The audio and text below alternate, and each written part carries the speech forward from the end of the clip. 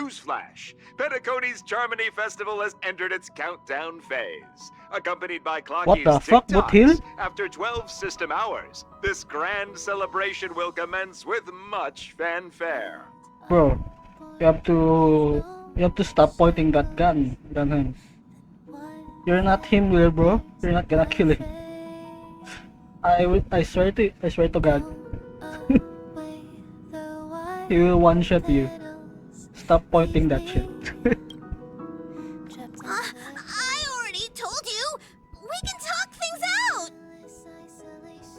I'm sorry, Fluffy. I really have something urgent to attend to, so I had no choice but to resort to asking this favor of you all. Since you already know what you're doing, I'll also have to remind you of its risks. Hey, partner, what's with the hostility? I thought pulling this thing out was just a way of saying hello. For the last time, state your identity and purpose. My name's Boot Hill, and I'm a Galaxy Ranger. A Galaxy Ranger?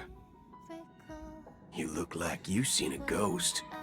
Did you think we all went extinct? Well, that's the price you pay for being off-grid for too long. The righteous heroes of the hunt would never hijack the Astral Express. I ain't hijacked anything. What, chatting with someone while holding the gun is considered a hijacking? Yeah. Is it not? It probably is! Pardon my frankness, but there are plenty of rumors in the cosmos regarding the Galaxy Ranger's current status. And none of them are pretty stories. I have a hard time believing you. Oh, this is hilarious. The tale that this bunch of fools spin is getting out of hand. There's even a bit about the Galaxy Rangers being turned into gibbons by Dr. Primitive, and they're in some valley screwing around on swings.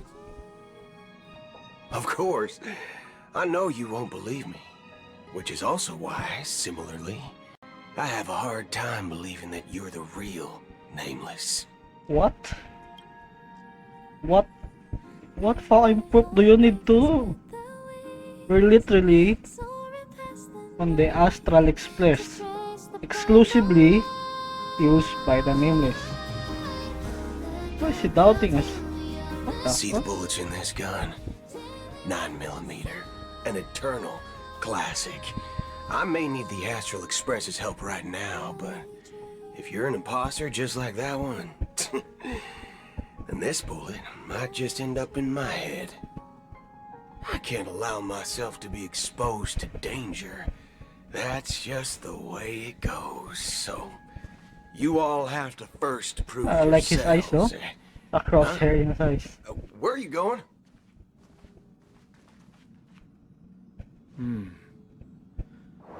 Recognize this?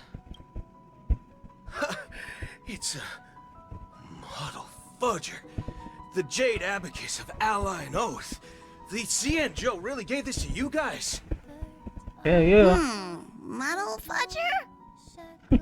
This is the Jade Abacus gifted to the Express by the Shenzhou Luofu's general, Jing Yuan.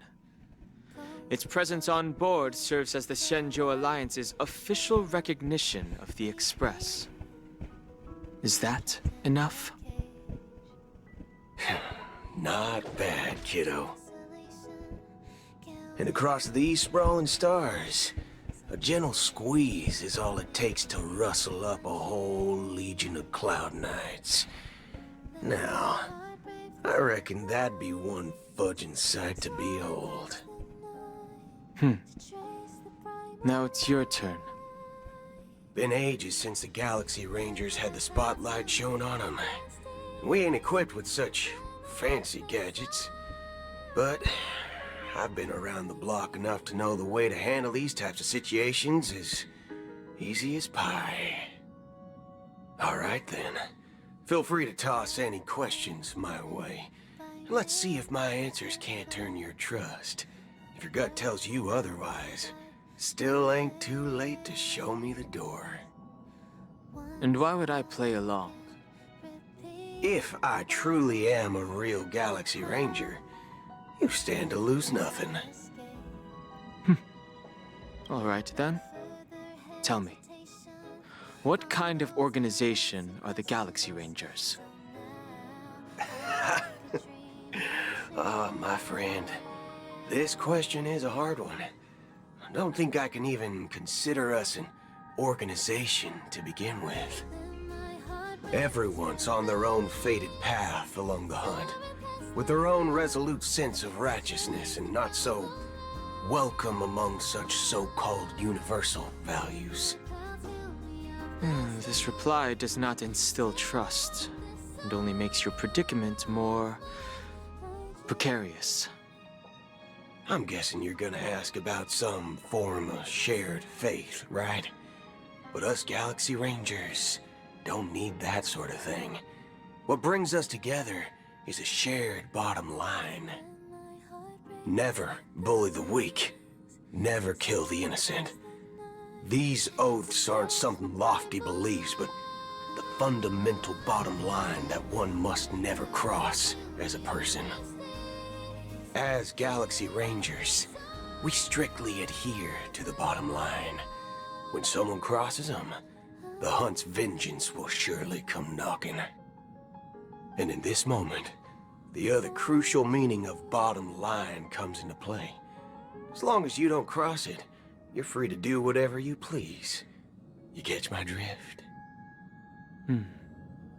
Second question.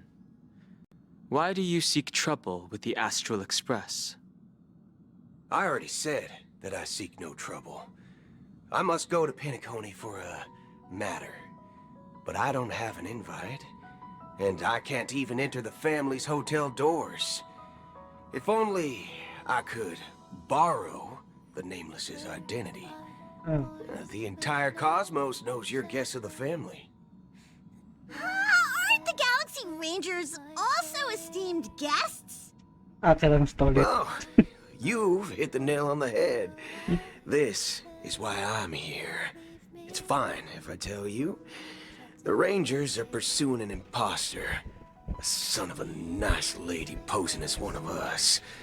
She's on Penacony right now. My informant is a memo keeper. She's the same as all mimetic organisms, appearing one moment and gone the next. Ugh, she scares the fudge out of me. Still, she gave me some Hell vital yeah, info. brother. That Galaxy Ranger imposter. Who is it? Acheron. Is that the third question? Is it a hard question? It isn't. Just that you might not believe me. That person calls herself Acheron. And according to our informant, she could be an emanator of nihility. That's impossible. That's what I said. Don't worry. When I first received the news, I had the exact same reaction as you. IX never gives anyone so much as a first glance, and that's perfectly normal. What reason would they have to bequeath strength unto mortals? Then you must know that emanators can also conceal their own identities, which, for many people, it's better that way. Otherwise, there'd be wanton bloodshed across the cosmos, or even, perhaps, turning their back on the path they're supposed to follow. I had the good fortune of running into an elation emanator. Its appearance was no different than that of those clowns. If it weren't through sheer luck that I got it drunk, I would have never known of its eminent status. Even in the purest hunt, you'll find the Xianzhou Alliance under the spotlight and Galaxy Rangers lurking in the shadows. Paths are inevitably concepts created by people and exist in planes beyond our understanding. To reckon that nihility emanators don't exist, well, maybe we just ain't nihilistic enough. So, do you understand now? Your companions are in danger, and it's pretty harrowing. If you don't want to believe me, you'd best send a message to them, but I'd advise you to move fast. We don't know what's happening in the dreamscape or how much of what the memo keeper said is true. And that Acheron, who knows what she intends to do.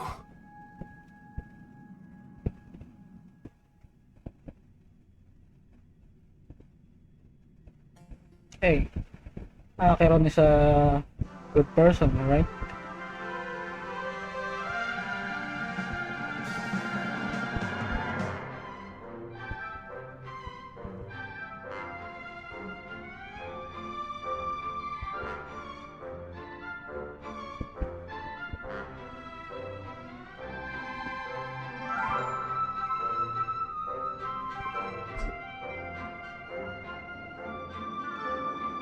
I don't intend to do anything. That's not up to you. Oh, Did you know? People who come to the land of dreams for the first time, they'll subconsciously stop to reaffirm that they're still walking on solid ground. And then they will unanimously raise their heads to gaze at the sky. Be it reality or dream, staring at the sky is instinctual for humanity. what the fuck are these Since the guys? day that the golden hour was completed, it's always been there, watching over every single night of decadence.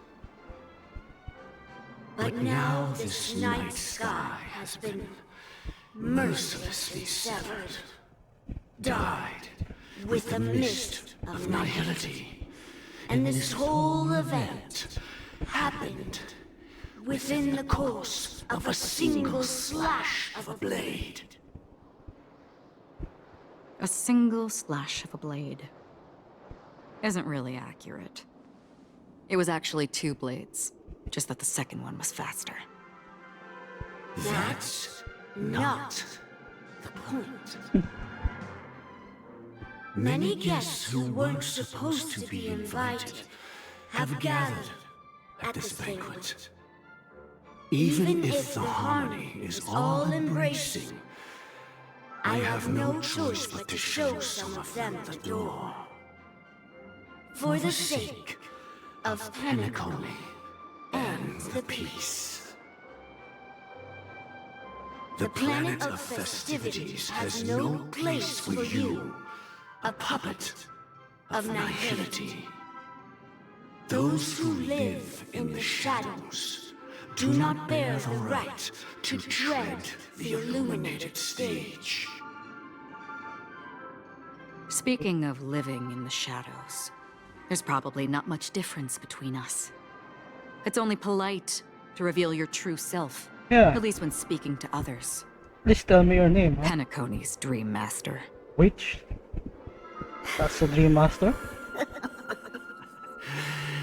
That's just another reason that you can't stay.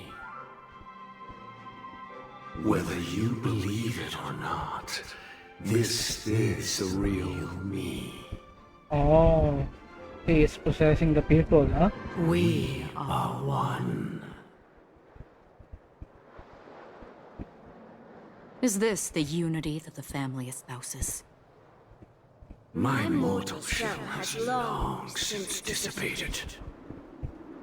The Oak family's 107,336 offspring are now my eyes, ears, and mouths, spreading joy across dreams when required. And in 107,336. times of essential need, exiling evil from this haven in my stead. From the sound of it, it seems like you're asking me to leave Penacony. I am glad that you're an understanding one. Alas, I'm not asking. They're demanding. If you think you can. Are you threatening me? I ended it with a period. It was a statement, not a threat. Knowing who I am and still showing such malice. You're not the first, nor will you be the last. This scene played out many times before. And usually, when faced with my questions, most people retort, "Why can't I?" The result has invariably been that they can't. You are confident. But be reminded, the family is forgiving, but not weak. The chords of the harmony extend across worlds. If you do not comply, when the blade is unsheathed for even a hair's breadth, you will never be able to escape the eternal Centurion's wrath in all of your lifetime. 137 individuals. That is how many heathens I have exiled since I became Dream Master. Among them were those who once severed my wings, and those who immolated my body. And here I stand again, about to add another mark to the tally. And you will die. I mean, all of you will. Damn. Don't mess with Akron. But that won't come to pass. I'll do as you ask. I'll leave.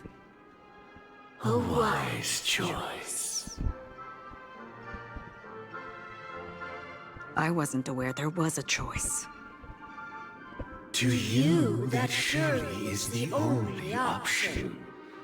Please bear in mind, you and Penacony are of different worlds. Those born on the far bank cannot seek solace across the river. Leave and never return. The radiance of the planet of festivities is overwhelmingly bright, luring in tricksters, wrongdoers, and criminals.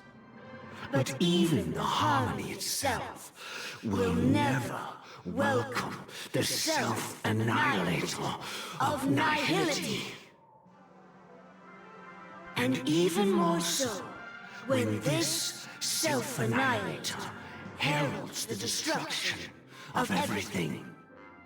Your strength is obviously a gift of the sleeping and shapeless, immeasurable and fathomless, like a tributary spawned from the abyss that brings death and sin to all. Acheron, a befitting name. Take it from someone on the other side of your so-called river. You know better than I do that Penacony has already deviated from the harmony. Whatever your intentions may be, I foresee only one outcome. Its future holds nothing but nihility. Just like all the worlds that have drowned in their shadow.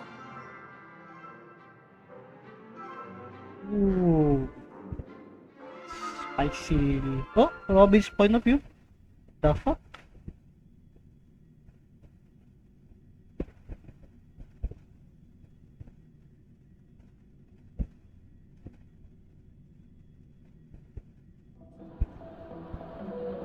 Attention, please.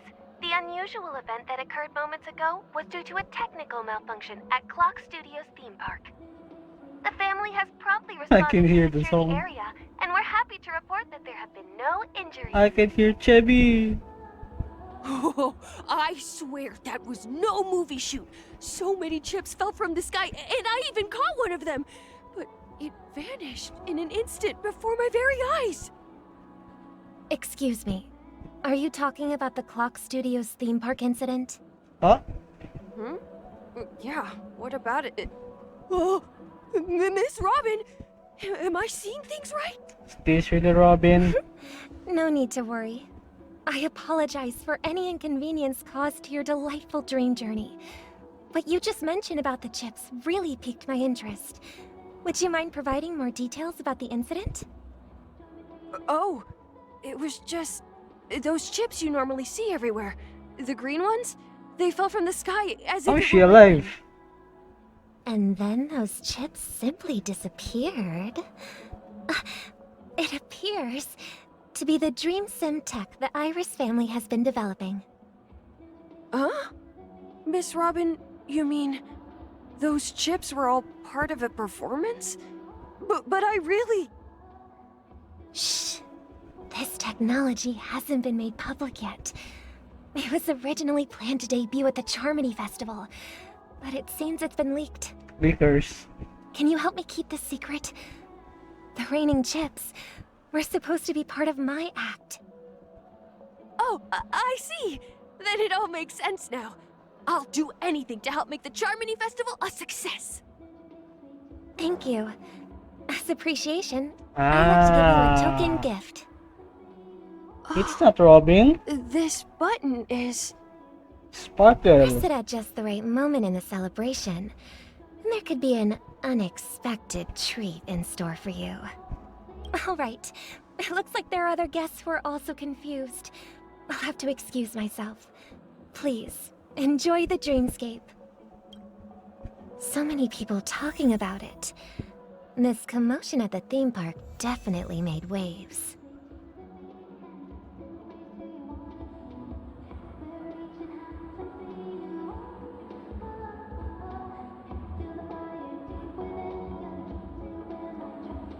Her body is so cute. But yeah. I knew this wasn't Robin. That's Robin's dead. Unfortunately.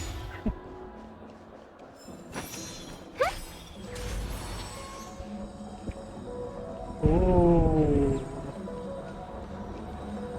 You've had quite a bit to drink. The family promised they would protect the guests within the dreamscape, but I witnessed a group of organic life forms making their way to the theme park.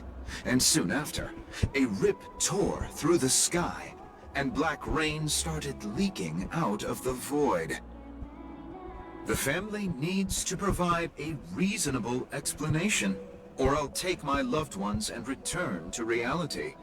I thought the dreamscape was supposed to be a paradise. If it's not, then there's no point staying here. It appears the good sir has seen many great events. And it's true that an uninvited guest has unexpectedly entered the dreamscape. However, their target is not the ordinary guests, but the ambassadors of the IPC. The family will certainly ensure that the safety of the guests is of the highest importance. Empty words. Miss Robin, I know the Bloodhound family has already sealed off the theme park and has control over the situation, but it won't resolve the problem. The family can try their best to protect their reputation, but as a guest, I don't wish to gamble with my life. But as you can see, sir, no innocent bystanders were affected in this incident. Yet. Perhaps the dreamscape is not as perfect as promised, but there's no place safer than dreams under the family's rule. I believe you know this better than I do. If this incident happened in real life, how many people would be able to walk away from it? I could stay here, but keep in mind, guests come to Penacony to enjoy the dreamscapes. They do not wish to be entangled in a conflict between the family and the IPC, so let's not have any more unnecessary incidents. Of course. With the Charmony Festival about to commence, we will spare no effort in our preparations. Rest assured. To express our apologies, the family has arranged this gift for the guests. Thank you for understanding. Yeah, she's giving away these buttons. It's gonna explode. Gonna make Dreamscape explode or what?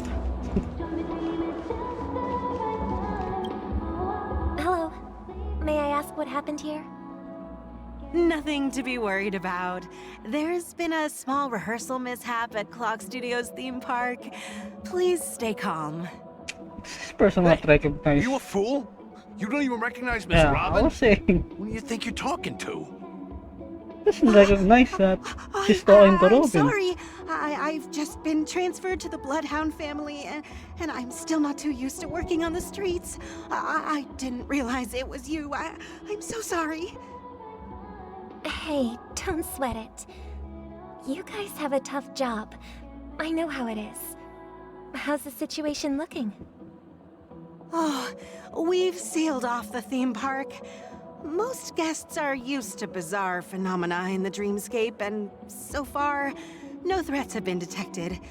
We can expect order to be restored soon. Rest assured, Miss Robin will intensify our patrols to ensure that no incidents occur. I trust you guys. But regarding what happened in the theme park, what do you hounds think about it? It's okay. Feel free to speak your mind. Well, Actually, I was there shortly after it happened. Is it true that the IPC's ambassadors came with ill intent? And that Galaxy Ranger who easily cut through the sky? Miss Robin, tell you the truth, everyone's been talking about it. The myriad factions on Penacony have already been causing unease for everyone. Thank you all for your loyalty towards the family. The planet of festivities has indeed run into some trouble. The representative from the IPC, he's trying to regain ownership of Penacony and is prepared for a hostile takeover. Of course, the family did not agree. The result of the failed negotiations is as you see it now. No wonder. So this is the main reason why the IPC staff are banned from entering the dreamscape. Did they apprehend the troublemaker in the end? Don't worry. Mr. Sunday is currently tracking his whereabouts, and I'll have something to show for it soon. Sunday's dead, Philip. However, given the situation, the IPC surely won't let this go easily. Therefore, we are relying on you hounds to maintain the order and stability of the dreamscape. Please be assured, Miss Robin, we take our orders seriously. We won't let those IPC cronies get away with this. Thank you for your hard work. If there are any other members who still feel uneasy, please tell them on my behalf that protecting the dreamscape requires everyone's help. This is a small gift prepared by the Iris family for the guests. There's one for you too. Please, open it at the Charmony Festival for an unexpected surprise. I can't believe I received a gift from Miss Robin. It feels like I'm dreaming. Wait, I am in a dream. If trouble comes knocking on our door, we're not afraid to go to war. Rest assured, the dreamscape's peace will be protected by the Bloodhound family.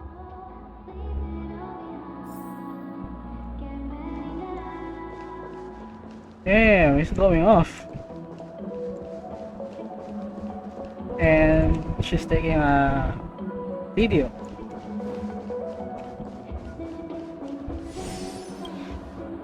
Miss Robin? That's the renowned cosmic superstar, Miss Robin! I didn't expect to meet a fan here. I'm honored. Welcome to Penacony, a world filled with wonderful dreams. I can't believe I'm actually meeting the real Robin! The Shouldn't real we be Robin. preparing for the Charmony Festival? Preparation is important, but the ceremony is fundamentally about sharing the Great One's harmony with everyone. If there's a chance to sing with everyone, I will not refuse. Regarding the recent mishap, I understand it negatively impacted some of our guests. As a member of the family, it's only right for me to come forward and offer my apologies to everyone. But, are you sure it was actually a mishap? Everyone saw those chips descending like rain and the red light tearing through the sky. Claiming it was merely special effects seems a bit far-fetched. Plus, I met that generous gentleman. He looked really out of it and kept talking to himself. Is this also part of the performance? Everyone, please do not panic. I believe that the family will give everyone a satisfactory answer in due time. Even if you say so, Miss Robin, it's hard to believe. Some people just never listen, do they? It's never ending. It just goes on and on. I'm getting really tired of this. Miss Robin? Still, I suppose I should keep on helping everyone. I am the epitome of joy, kindness, and goodness, after all. Huh? What was I just doing? And, who might you be, miss? What? Here, take this, little guest. This gift has been specially prepared for you by the family. Make sure to take good care of it until the opening of the Charmony Festival. Then, when the show reaches its climax, press the button together with the others around you. You never know. Something very exciting might happen.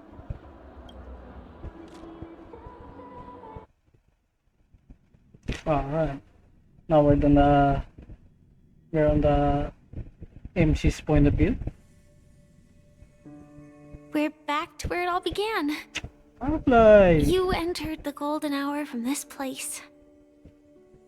And it is also from here where you will enter the true Penacony.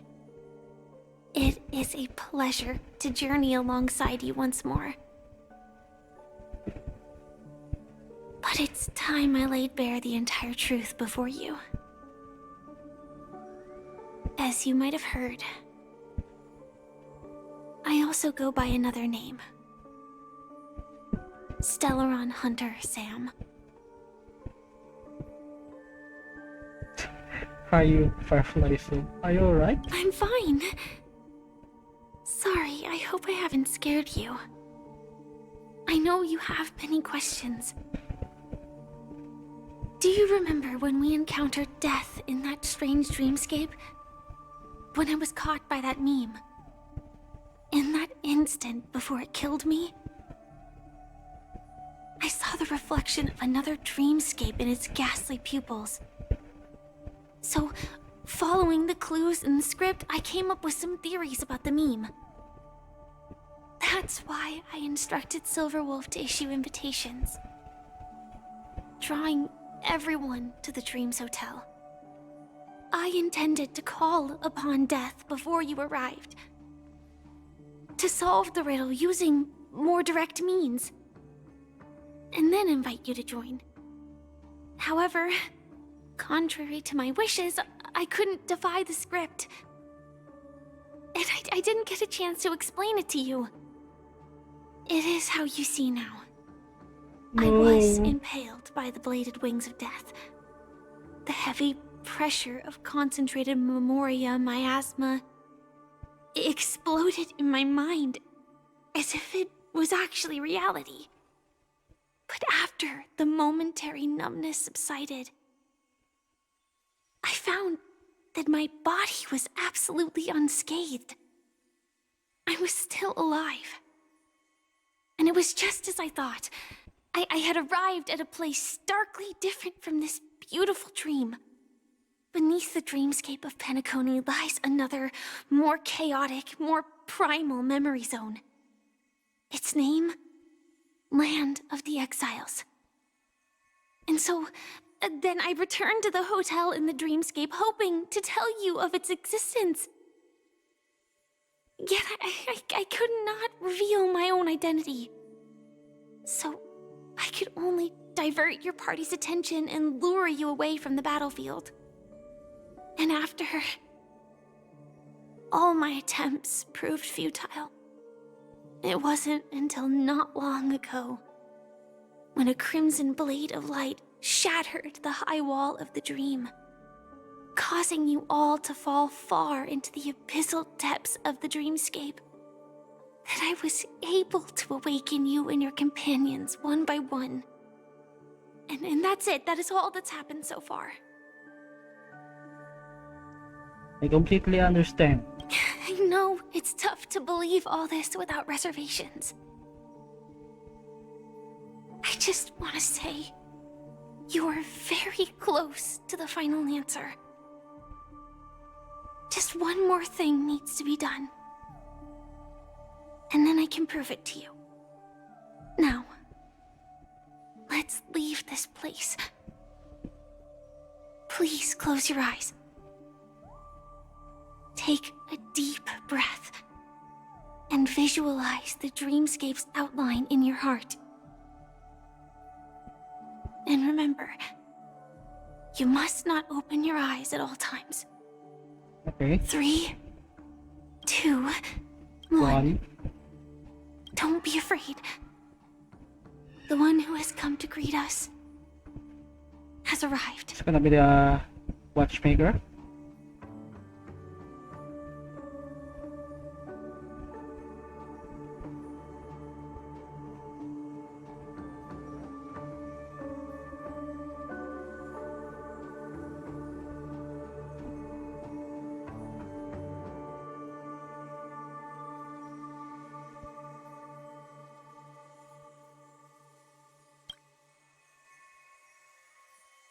I never knew you could do this.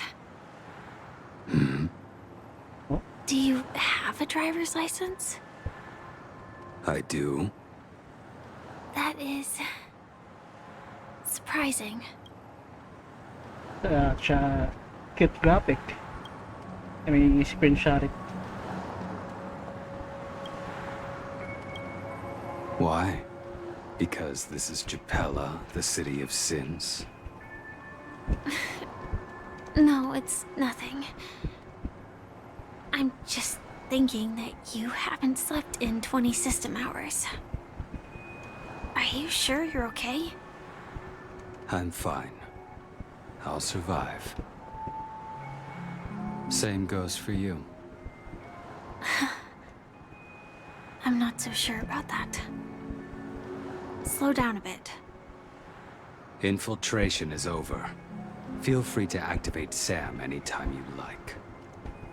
There's still some time before the next part of the script unfolds. Let me stay a little longer in this body.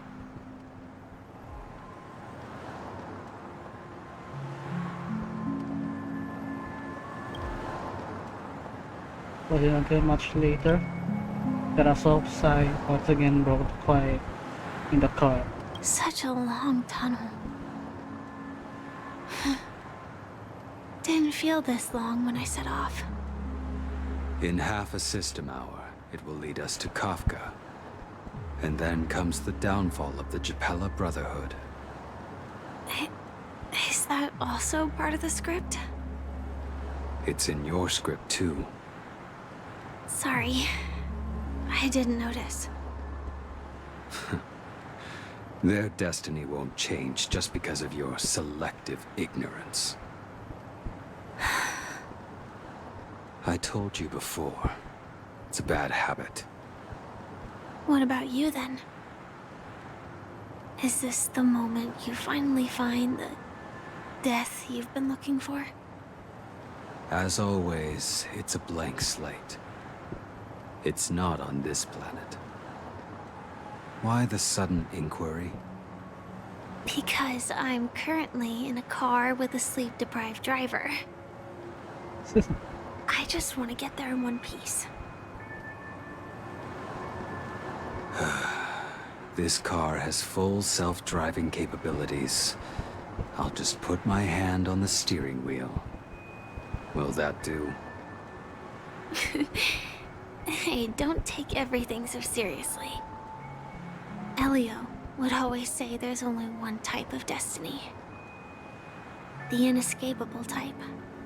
He can see the future, and we, likewise, are aware of our predetermined end. But before that moment arrives, we can still choose what we do. We all have this right, don't we? After today, Japella's name will disappear from cosmic history, and the Everflame Mansion will take its place. In the not-too-distant future. you'll receive an invitation. That's your next stop. Land of the Dreams. Penacony. Penacony.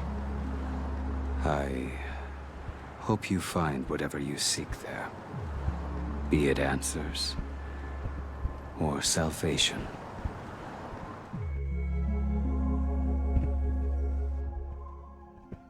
Here we go. It's getting spicy. Yeah. Glad to see you're safe and sound. Mr. Yang. Close your eyes. This is the answer. Isn't it incredible? The monster that we have always known as Death is actually the guardian of the land of the exiles. It abides by a certain rule. Abducting people from their dreams and bringing them here. Okay, so I mean, we all know that Robin and Sunday is alive because of the trailer. But I didn't expect it to be that way. That the meme is the guardian of the land of the exiles. And that guy brings people from their dreams into this place. Interesting. The question that has been perplexing us, does death really exist in the dreamscape, appears to be a cognitive trap. It was laid by those orchestrating events from the shadows to cover up the truth behind the disappearances and the existence of this fortress known as Dreamflux Reef. Every emergence of that meme is related to the Watchmaker. Since Dreamflux Reef is where it brings its captives, it's likely that many of our long-standing questions will be answered in this place. The atmosphere here is starkly different from the beautiful dream. There are no regulators here like the family. And they all look like they're mildly dazed. But from the whispers of the residents, I've heard a familiar name. Gallagher. It's that man again. Always in the right place at the right time. Though that does save us the trouble of looking for him. Himiko and March have already made a move. Get ready. We're about to set off. The real dreamscape. The land of the exiles. Before we go, should we speak to everyone first?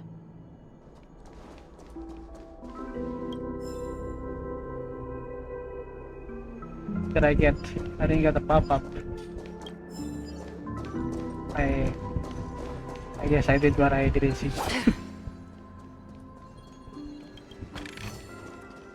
Okay, let's go. Let's speak to them.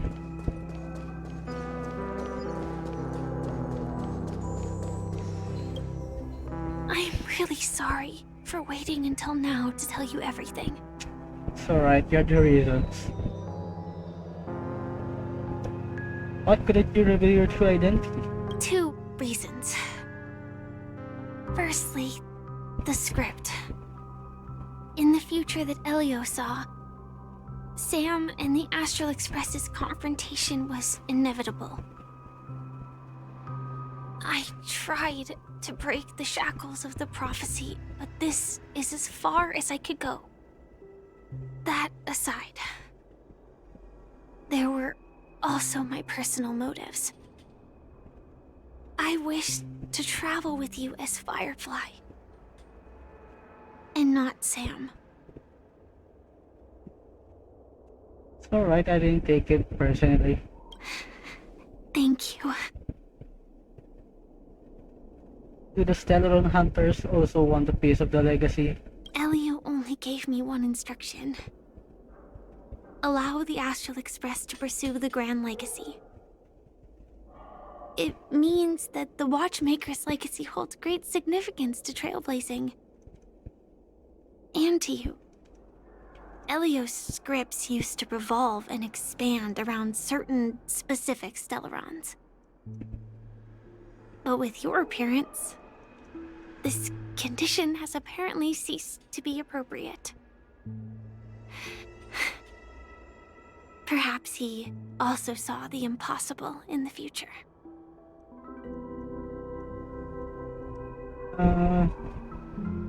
So, who exactly is Sam? Oh wait, you with press buttons now.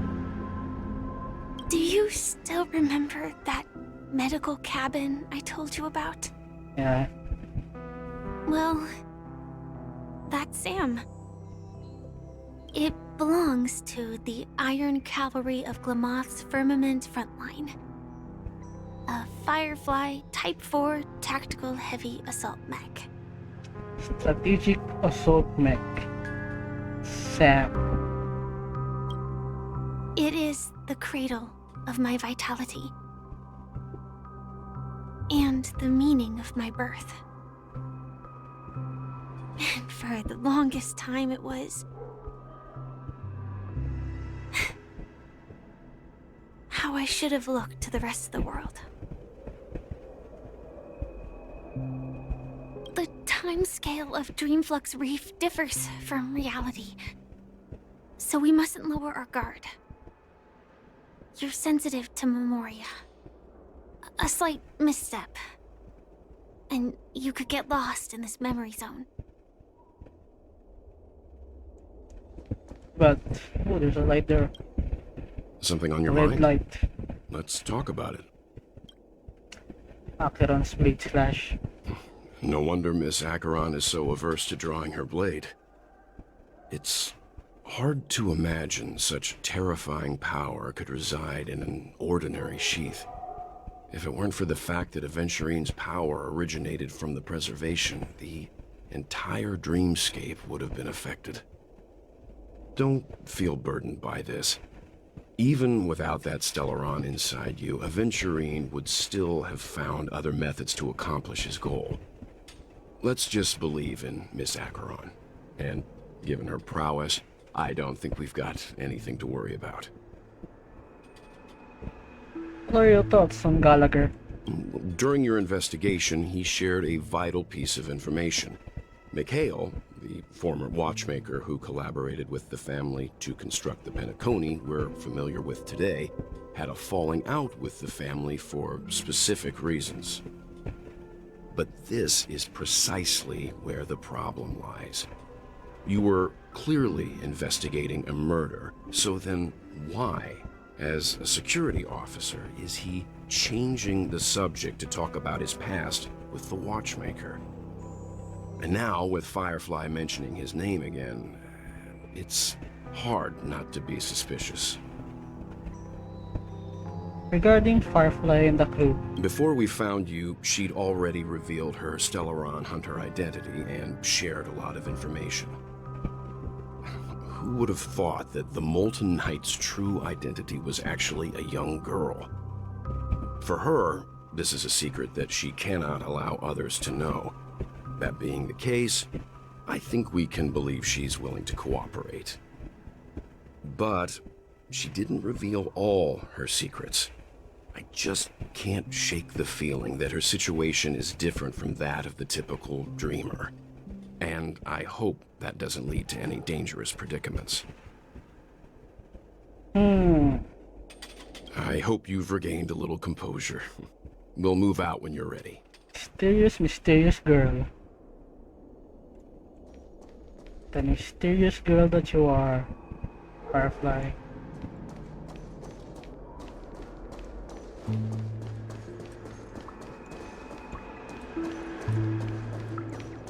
Keep going straight down this alley and it'll lead to an elevator. It'll take us to the center of the land of the exiles. Hold up, just gotta get this chest.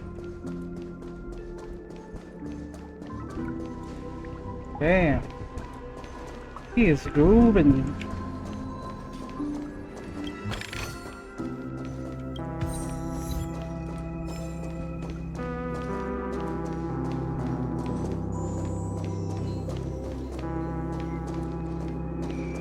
What a huge clocky. Looks like the watchmaker also left his mark on Dreamflux Reef. I didn't even see that. Shit's creepy. Whoa.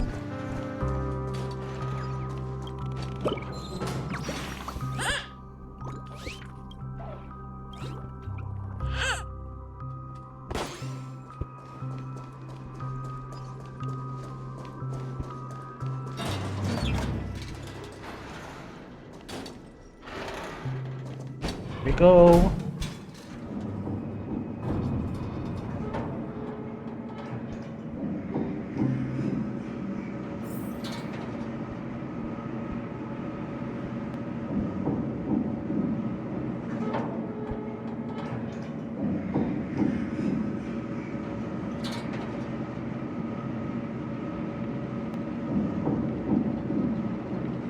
Unbelievable.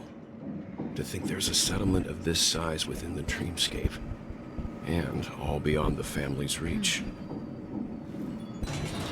Here we go. Hey, what the fuck? The atmosphere in this fortress is pretty different from that in the beautiful dream. When I first saw it, I was in awe too. The sky here, it's like a reflection of the 12 dreamscapes. What's even more bizarre is that this place is also separated into trade and residential areas. The layout may be simple, but the facilities are very comprehensive. It seems that there are quite a number of people living here. Though both dreamscapes have distinct styles, the architectural designs are quite similar. Works of the same hand, perhaps. Hard not to speculate on the connection. But there's no point in overthinking things. Let's meet up with Himiko and the others first. Take a right turn at the end of this road and you'll reach the trade district. There are more people there. And perhaps someone knows where she is. Not coming with us? The Astral Express likely needs room for some internal deliberation. In the meantime, I'll try and locate Gallagher. Okay, be careful. Sure. Let's reconnect later. Don't die again now. Letting her go was the right decision. Misha. Further observations are needed before we decide whether to trust her. But Misha first, in, there's someone I Lucky. need to talk to. Let's go. I'm sure you've already noticed him. Saw him right away. Right over there. Saw him The right Reverie away. Hotel's bellboy. How did he end up here? And right after Miss Acheron severed the beautiful dream. We'd better check, just to be sure. This can is perfect for me, and perfectly legal for me to stay in.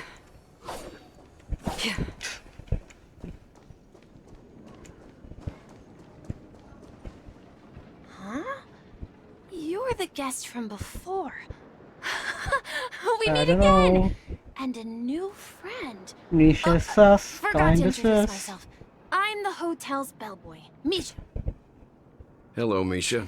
I'm Welt. We met in a dream. Something sus about him. And who might this be? It's lucky. Tick-tock! Old friend and new Wait. friend! Let's high-five!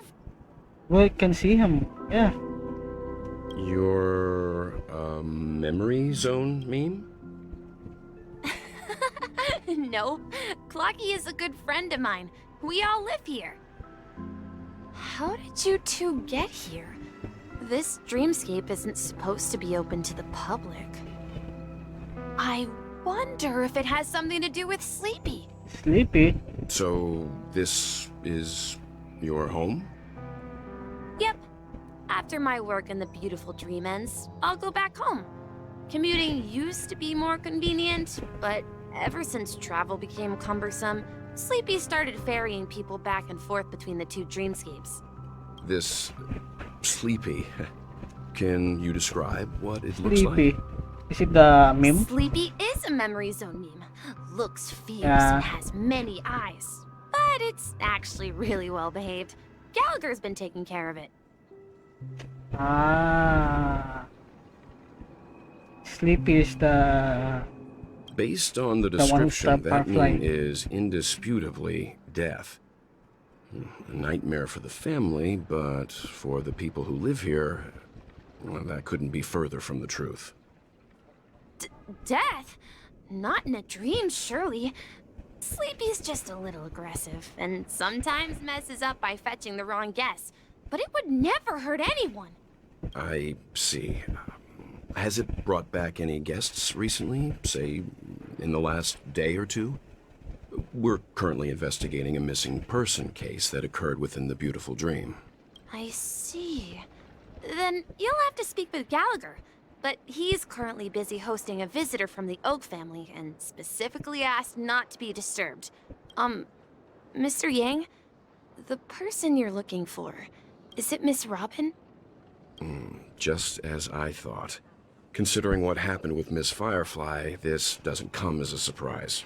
If you're looking for Miss Robin, I can lead the way. She told me that she'd be willing to meet with outside guests. If it's not too much trouble.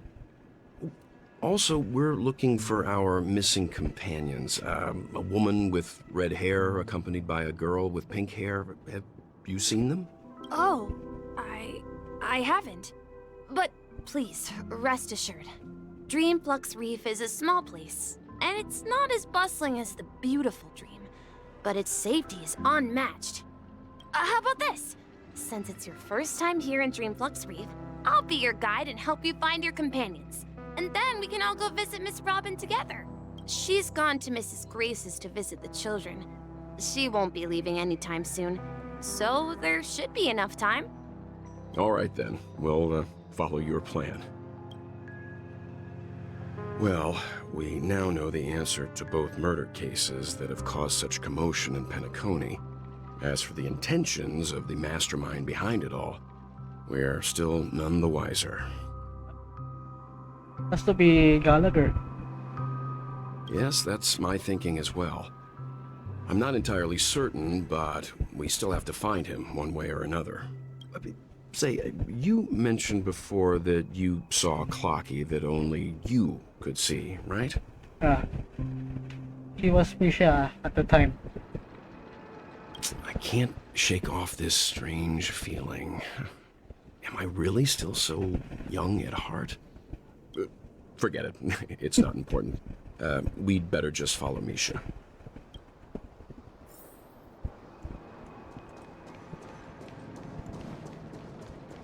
Have I unlocked this? Okay. I've unlocked the waypoint.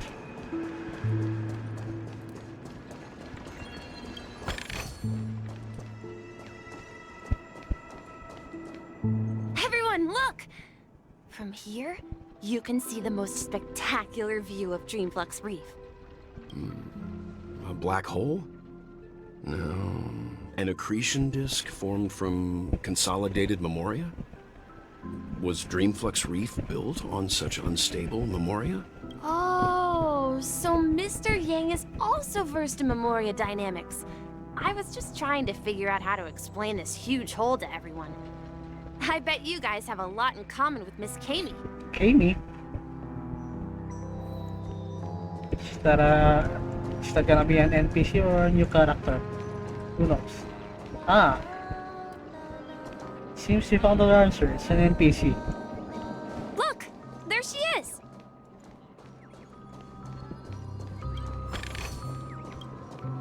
My calculations are finally done. In another 10 system hours, the above dream will swallow the dream below. My hypothesis was correct. This place will cease to exist as the dream devours everything. Damn. Who are you all, and why haven't you left yet? This place is about to disappear.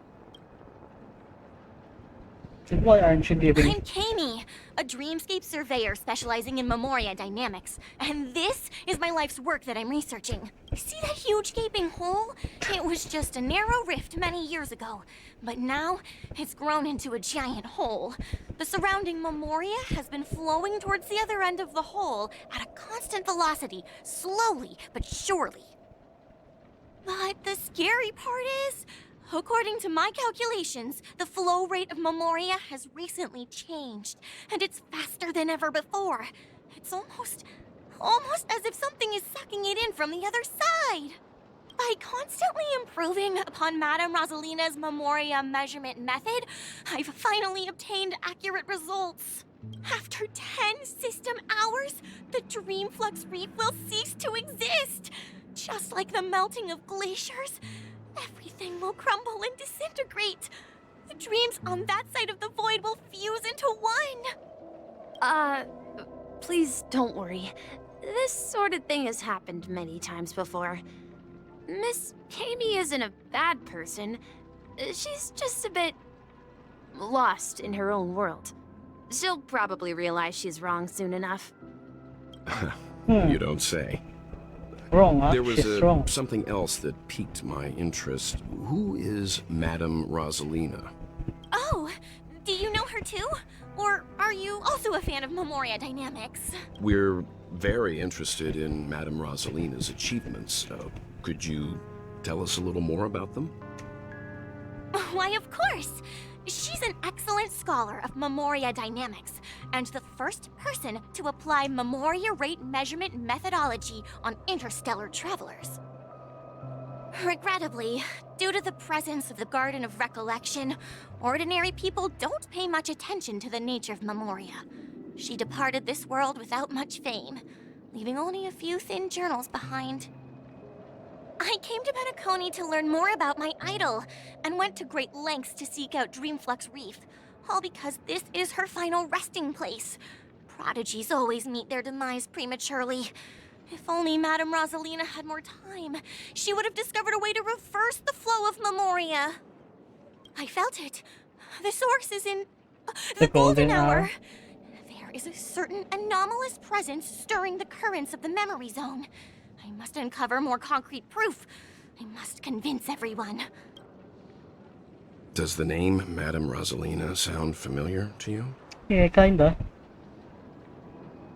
Yeah, it's one of the nameless. That's right. It seems like she did a great deal of research and calculations in Dreamflux Reef before abruptly passing away. Miss Katie regularly mentions her. I hear Madame Rosalina passed away during the prison war. She could see the Penacony of today. Its people building homes in the memory zone. I bet she'd be really happy.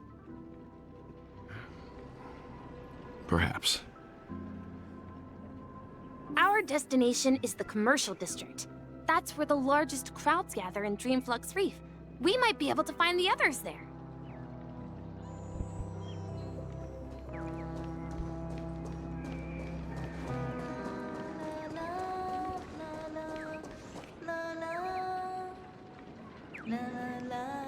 Oh, I see March there. There's March right there. We have a budget Robin here. Hey, if you're not pulling for Robin, well, this NPC is your Robin.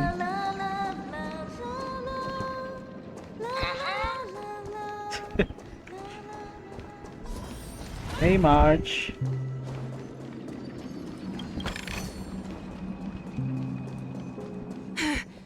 Let me go. Ghost! There's a ghost! Don't come near me! Oh my. I'm human and so are you. Can you get a grip? Mr. Yang and Miss Trailblazer, I've been waiting for you.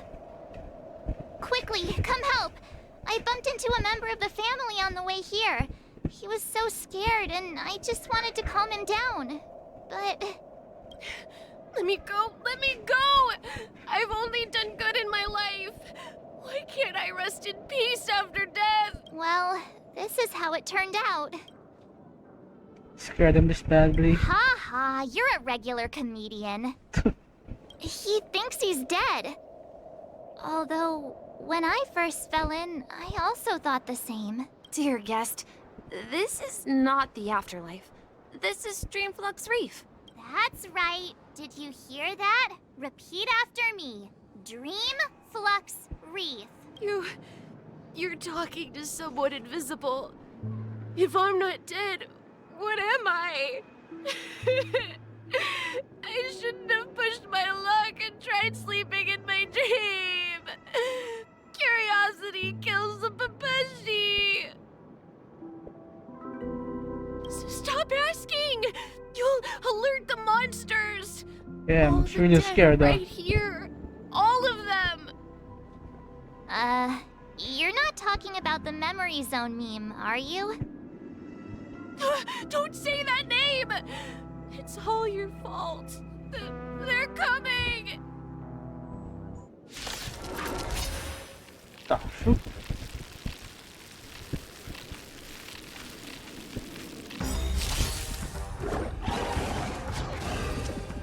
A quick divination.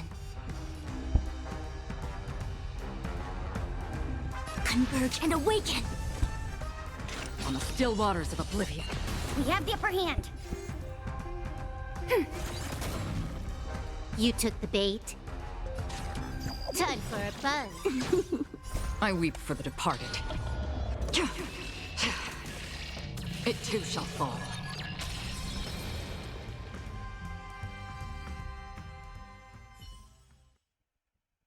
He passed out. His intense negative emotions attracted the nearby memory zone memes. I see. But why aren't the other people around here scared?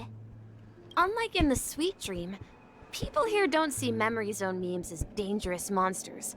And even if they pose a threat, people can easily escape by forcing a wake-up call. But we can't just leave this man here. Can we take him somewhere safe? We can ask Jessie for help. I've gotten to know many locals Jessie? while waiting for you guys. Everyone here is living a self-sufficient life. I don't know how to describe it, but this place feels like the real dreamscape.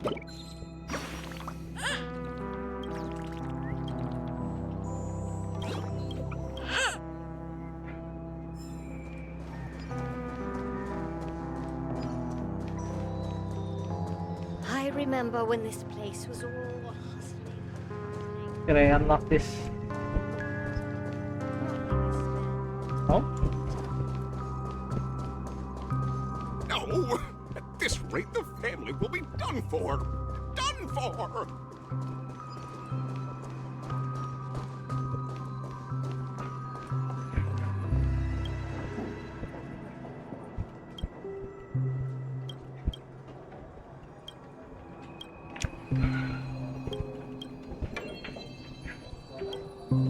Evening, Jessie.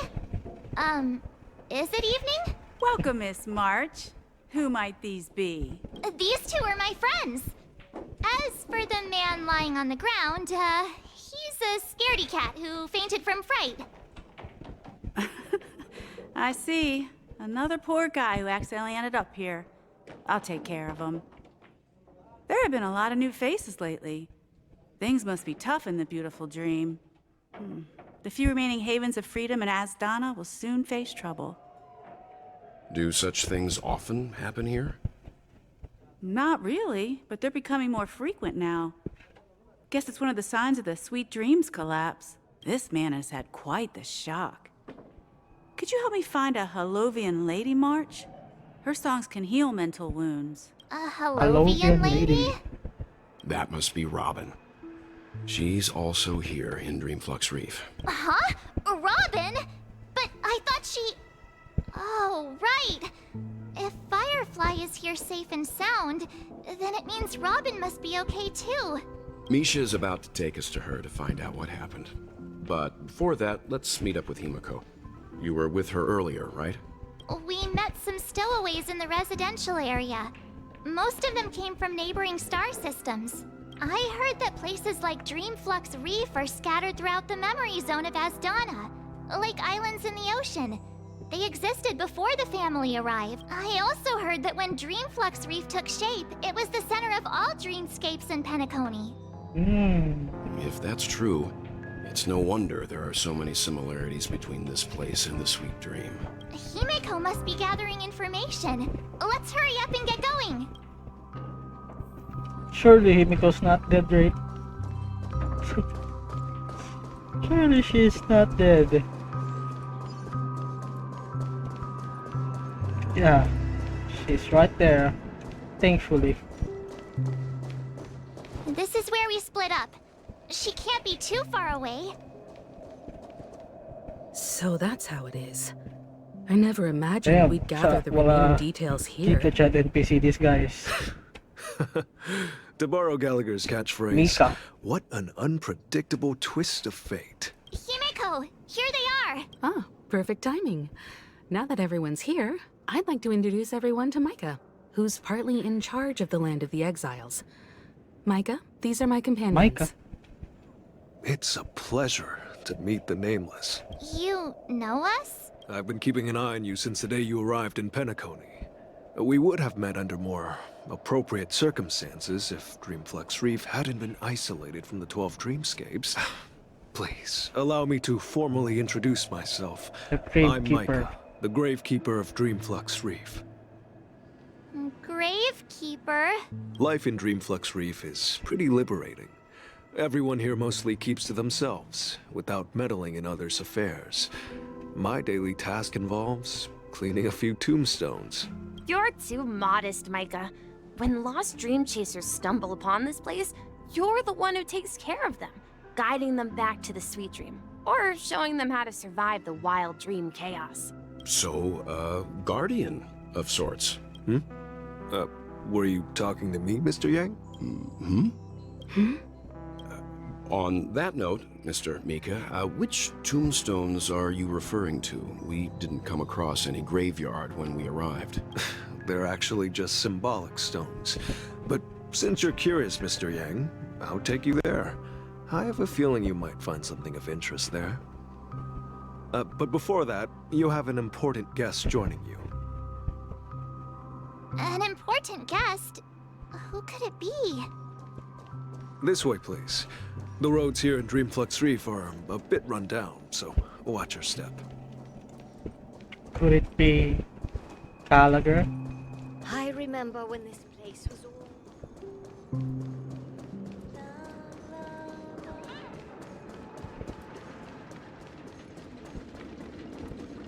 Ah, Robin. What the? Can I go down? Oh, I can. Anyway. There she is. Ah, I got Everyone Marcus' sings voice so down. wonderfully. It's not often that I tried this music style, but I've gained some valuable insights from it. Oh, I can't thank you enough, Robin. Well, these kids have made incredible progress in only a few days. It was nothing, Grace. I merely taught them how to sing. It was you who brought hope into their lives. The real Life must be Robin now. quite difficult for them in reality, I imagine. That's right. Whenever it's time to say goodbye to these kids, they're reluctant to leave. But I've explored every corner of Dreamflux Reef, talked to everyone I met, and they all told me the same thing. This shattered dream is not worth clinging to. It seems you truly are a child of the Harmony. Emma and Andy are orphans I took under my wing. Carol there, with her blind eyes, used to work at a nutrition center in the outer ring of Penacony. And as for Gary, he's been living with autism since he was a child. They're not old enough to enter the sweet dream managed by the family. If we compare people to birds, these kids are like fledglings with impaired wings. But in this dream, well, they can fly freely. Even if they stumble along the way, well, they're still relying on their own strength. And me, an old lady with no legs.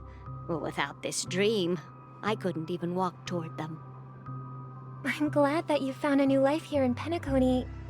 It's just... Don't worry, Robin. Dreams have their significance, but they aren't everything. Both the children and I understand this. No matter how long we fly through this dream, we will one day return to reality. But you know what? Emma and Gary aren't plagued by their insecurities anymore. No, and Carol is learning how to cope with her blindness. And Andy is livelier than ever. Well, even I've become more optimistic. You see, in dreams, we learn how to live. Once we return to reality, we learn how to survive. Yeah. And should our feathers be damaged, then we share our wings with one another. There's no need to covet an illusory sky in dreams, because we have the right and the ability to fly towards a broader horizon. It's a relief to see you safe and sound, Miss Robin. It's nice to see you all again, Astral Express crew. I heard my disappearance caused quite the commotion out there. I'm really sorry about that. Since you're here, can we assume that you're fully aware of the situation in Penacony? Ever since I returned to Penacony, my voice started to change, until it gradually faded away.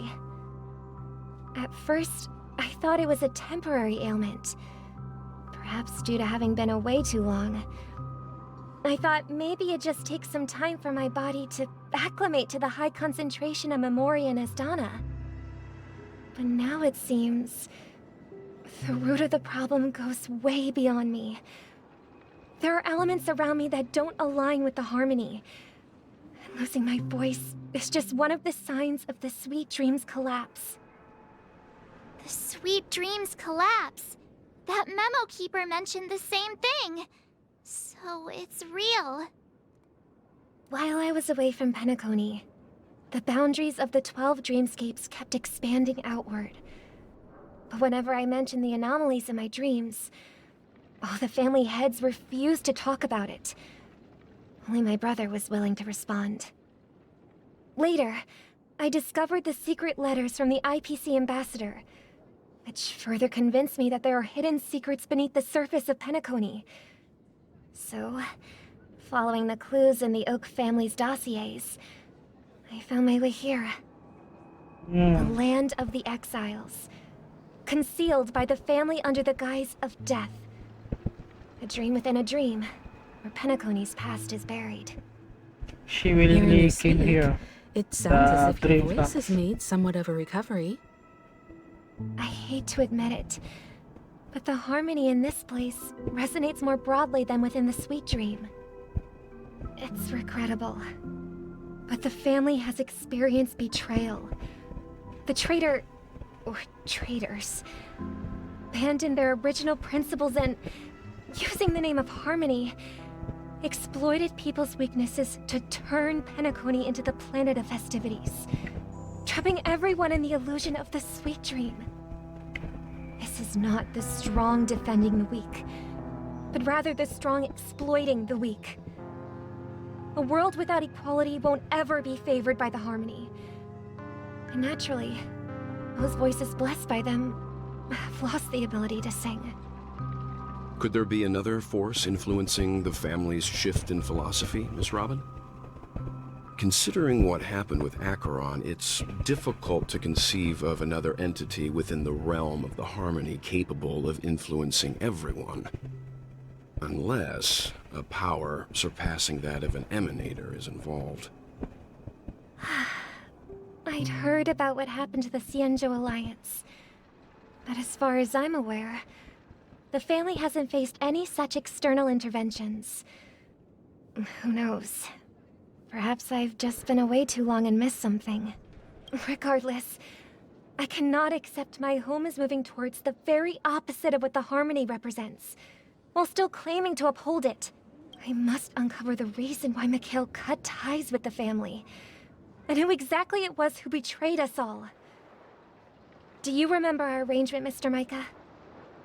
Well, here's my answer. I've decided to forgo my role, and never step foot on the Charmony Festival stage again. Hey. Look here, brother. A little bird. Looks like a fledgling Charmony dove. Charmony. But Charmony doves don't live here. So how did this little bird get here? Maybe its parents abandoned it? It looks weak and frail. Why don't we find something soft and make a nest for it? This place is too dangerous for a fledgling. Let's take it with us. We can put it on the wooden shelf in front of your window. Okay. A bird like that must have a beautiful singing voice. But where will it live? I'll ask the family head to build a cage for it. A cage?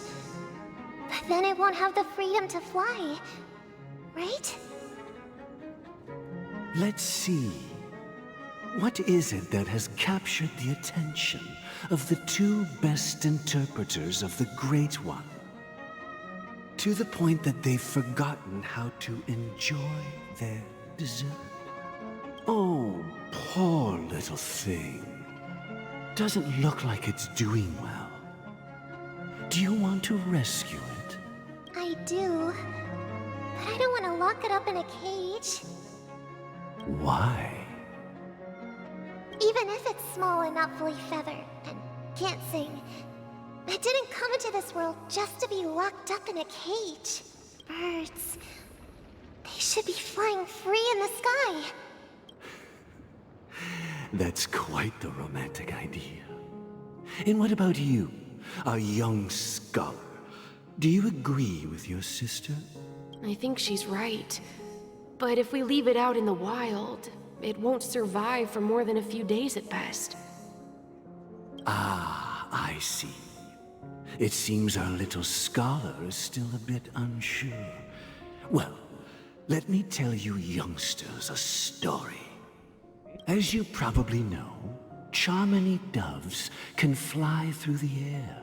When they fly really high, the friction caused by the flapping of their feathers against the atmosphere creates amazing lights, so that they look like shooting stars. We've seen this spectacle so many times that we think it's just something they can naturally do. But that's not the truth. Their radiant display is the result of countless struggles against nature over generations. Their ancestors were too weak to survive on the ground, so to escape predators, they started seeking new opportunities in the air. After countless attempts by many generations, one of them finally figured out how to fly. It soared into the sky and never looked back at the ground again. So, you mean birds aren't born to fly, but they find a way to do it through their determination, right? Well, that's an idealistic way of putting it. So, what are your thoughts, Sunday? I think people believe birds are meant to fly because they've never seen those birds crashing to their death. That's an interesting perspective. So, have you decided what to do with the bird now? For now, I'll keep it in a cage until it can take care of itself because I want it to live, no matter what. Well said, kids. It seems each of you has found your own answer. Your insights are truly remarkable. And I hope they come true in their own way. We will take good care of it, won't we, brother? Yeah, but Mr. Gopherwood, there's one thing I don't quite understand. And what might that be? My son? My son. What if this little Charmony dove never learns to fly in the end? I mean, if there are fledglings in this world that can never fly throughout their lives, should we let them go back to the sky? only to see them crash to the ground and die. Talking in your sleep, Birdie? Time to wake up. Birdie. Huh? Need a hand? I'm still alive? Yeah. Happy about that? Where is Robin? Tell me. Now. I knew that was going to be the first thing you'd ask. Don't worry, your sister is here, safe and sound. She's probably walking around the streets now. If I were you, I'd be more worried about myself. After all, right in front of you is the guy who just stabbed you in the chest with a dagger. If you wanted to kill me, you wouldn't give me the chance to speak. Just tell me your demands, lackey of the Watchmaker. So, you figured out who I am, huh? No wonder you had the guts to go against the Dream Master and the Four Families. Looks like I made the right choice. Choice? You are aware of my plan and see through my act. Time is running out, so let's drop the charades. Gallagher's not pretty even. I'm suggesting we cooperate. Cooperate? What So, makes you think I'd cooperate with you? Gallagher's master is the Watchmaker. But in Penacony, there's also the existence of the Dream Maker, right? The Dream Maker. And the Watchmaker wants to overthrow the Dream Maker, right? Now, Gallagher's planning to work with Sunday to overthrow Dream Maker, the one that Acheron was talking to. The fact that the famous Robin has chosen my Let's see. side. Let's see if I Plus, find. some clues about a traitor and a bright future for Penacony. Any of that catch your interest? I find it hard to believe a man who's full of deception. Fine. You don't have to trust me. What you should trust is the sense of justice inside of you. Show me Robin first. All right, as you wish. Here she is. Huh? What's your trick this time? Just kidding. I mean, this lady will lead us to Robin, right? And the crew, too. There are too many people who you owe an explanation. That'd be great. Please follow me, Honorable Oak Family Head. Now, all the actors are on the stage.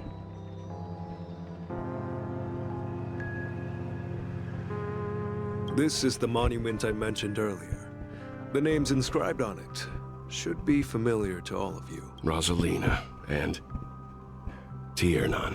When Penacony was known as a frontier prison, it was the Trailblazers who connected it with the stars.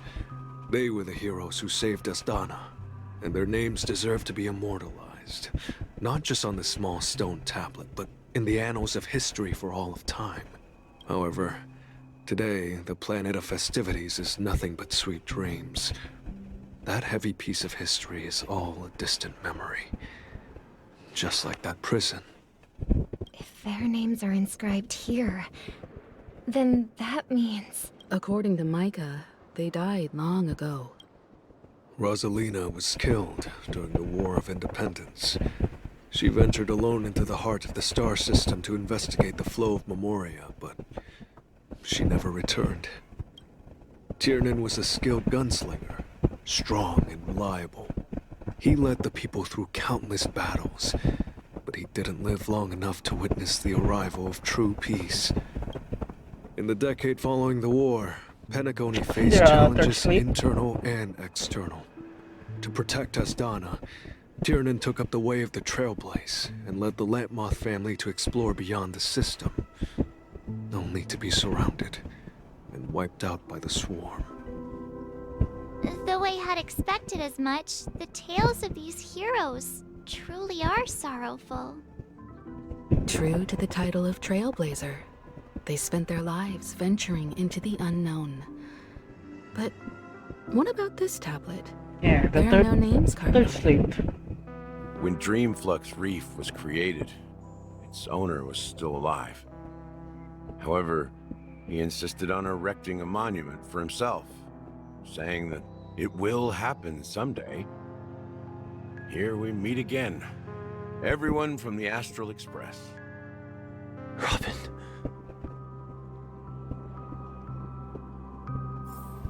Finally reunited, huh?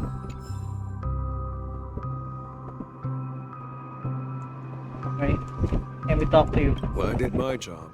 I gathered everyone here. Gallagher will explain the rest to you. Take care. And you? Sure. Huh. The atmosphere sure is livened up with all these people in here. Where are the rest of my crew? Hello, Himiko, Bird, Arch? Wait, guess not. Brother. There's no need for words. You're safe, and that's all that matters. Hi, Firefly, my beloved. I brought Gallagher here. It's time to face the truth.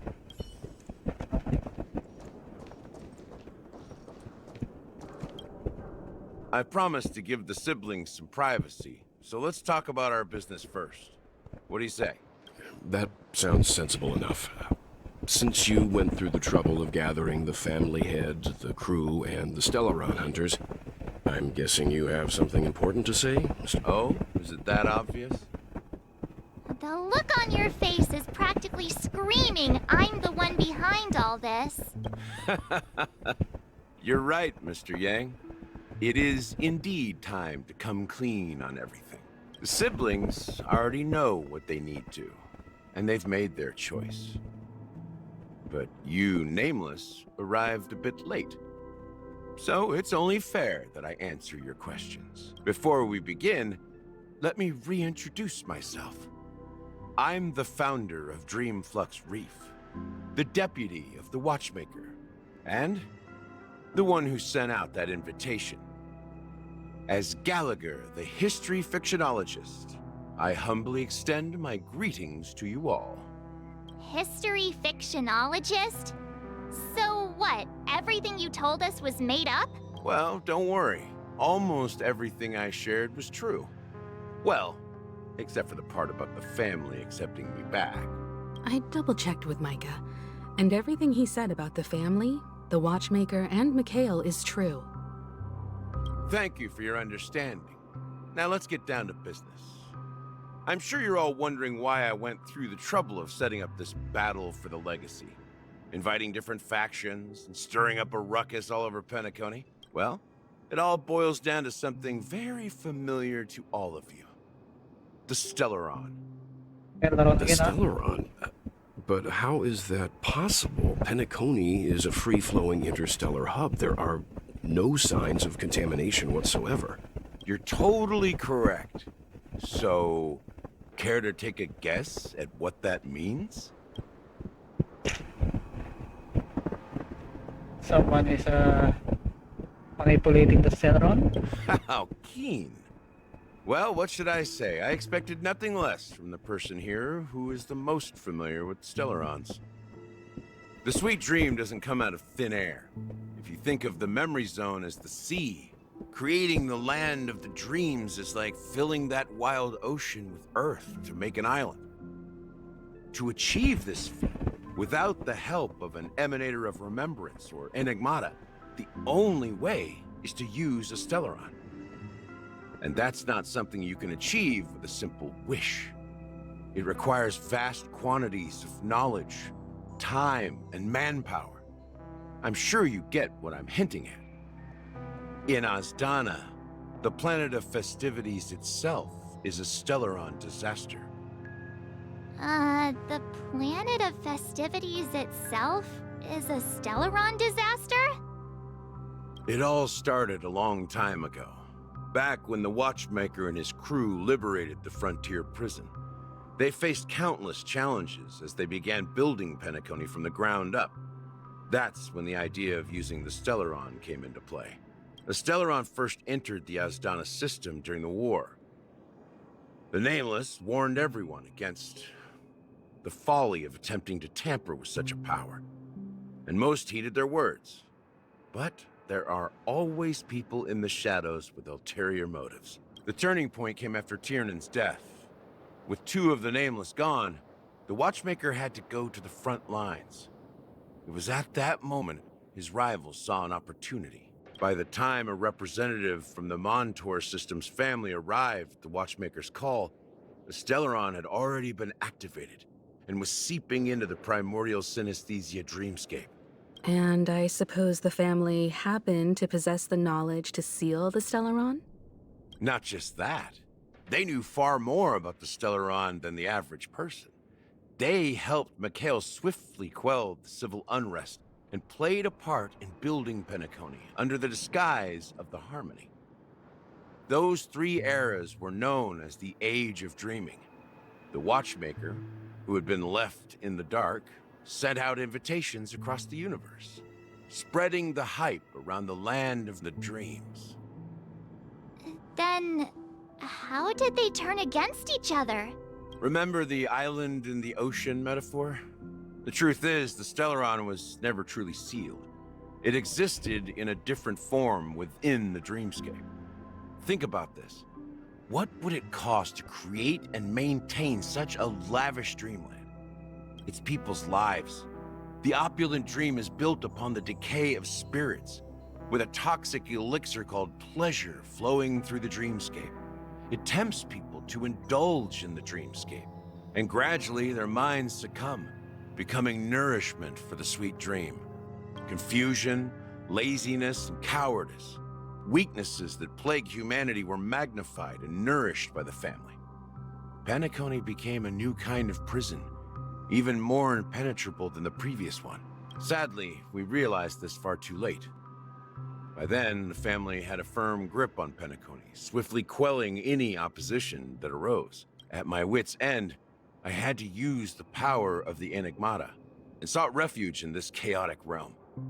Over the years, I created a meme within this dream for our use. Dormancy. That's its real name. We exploited a loophole.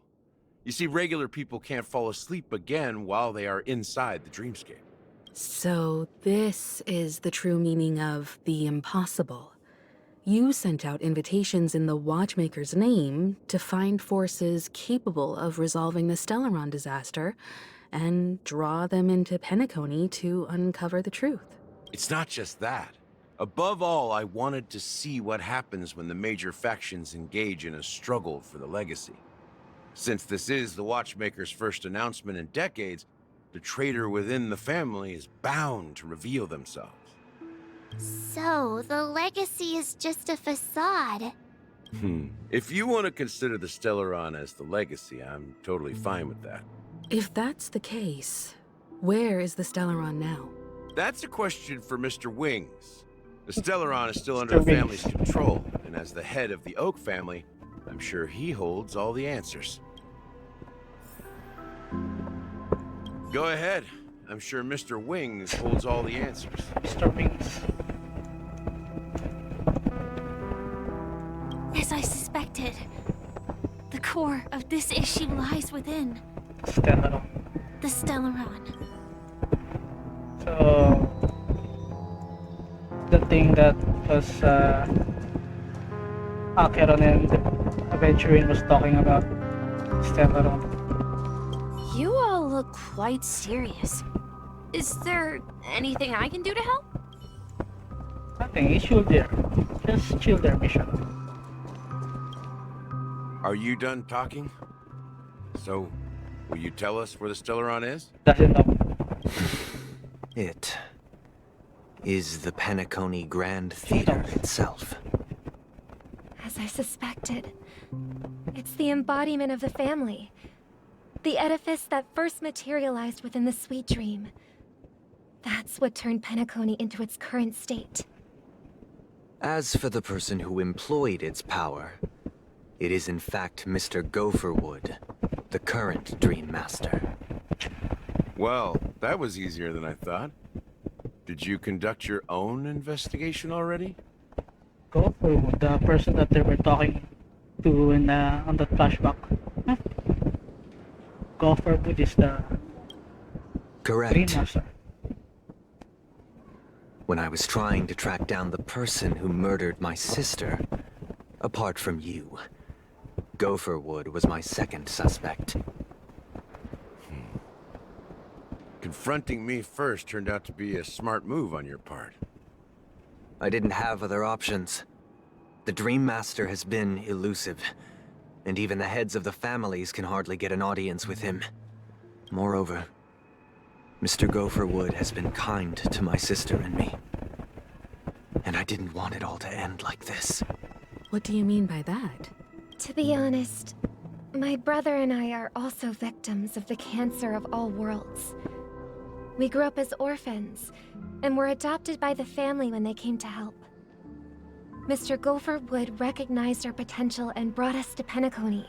But I can't just stand by and watch Mr. Gopherwood become an enemy of the Harmony. I won't use my voice to support an evil cause. I won't step on that stage and sing, no matter who the traitor is, or what orders they give me. I won't let the Charmony Festival become an event that destroys Harmony itself, or the paradise in our dreams. Indeed. For the paradise in our dreams. As the head of the Oak family, I'm responsible for ensuring Penacony's promising future. Robin and I will head into the sweet dream and confront the Dream Master. And if it turns out that the family has truly strayed from the Harmony, I'll fight alongside you. We'll put the Charmony Festival on hold and make sure Mr. Gopherwood pays for his blood debt. The enemies you are about to face aren't like this old dog here, who can barely even bark. Since our interests are aligned, why don't we team up? Maybe, just maybe, we'll have a shot at success. And we also We have always been following in the footsteps of our nameless predecessors, and there's no reason to stop now. So the help of Akira, if we need to, right? Surely she didn't leave yet. Yeah, we Nameless won't back down from a challenge. Isn't that right, Miss Trailblazer? May I interfere with more? I don't know why I said that with an accent, but That line actually makes me a bit nervous. Rest assured, sitting on the sidelines isn't in our nature. Mr. Sunday, Miss Robin, I'm willing to accompany you on behalf of the Astral Express. Having a third party present should help with negotiations. And could make all the difference if things get ugly. Thank you, Mr. Yang. Thank you all very much. The Charmony Festival is about to start, and time is against us. We must hasten. Everyone, let's gather over here. We still need to make some preparations. I'm not gonna lie. That chest right there is distracting me.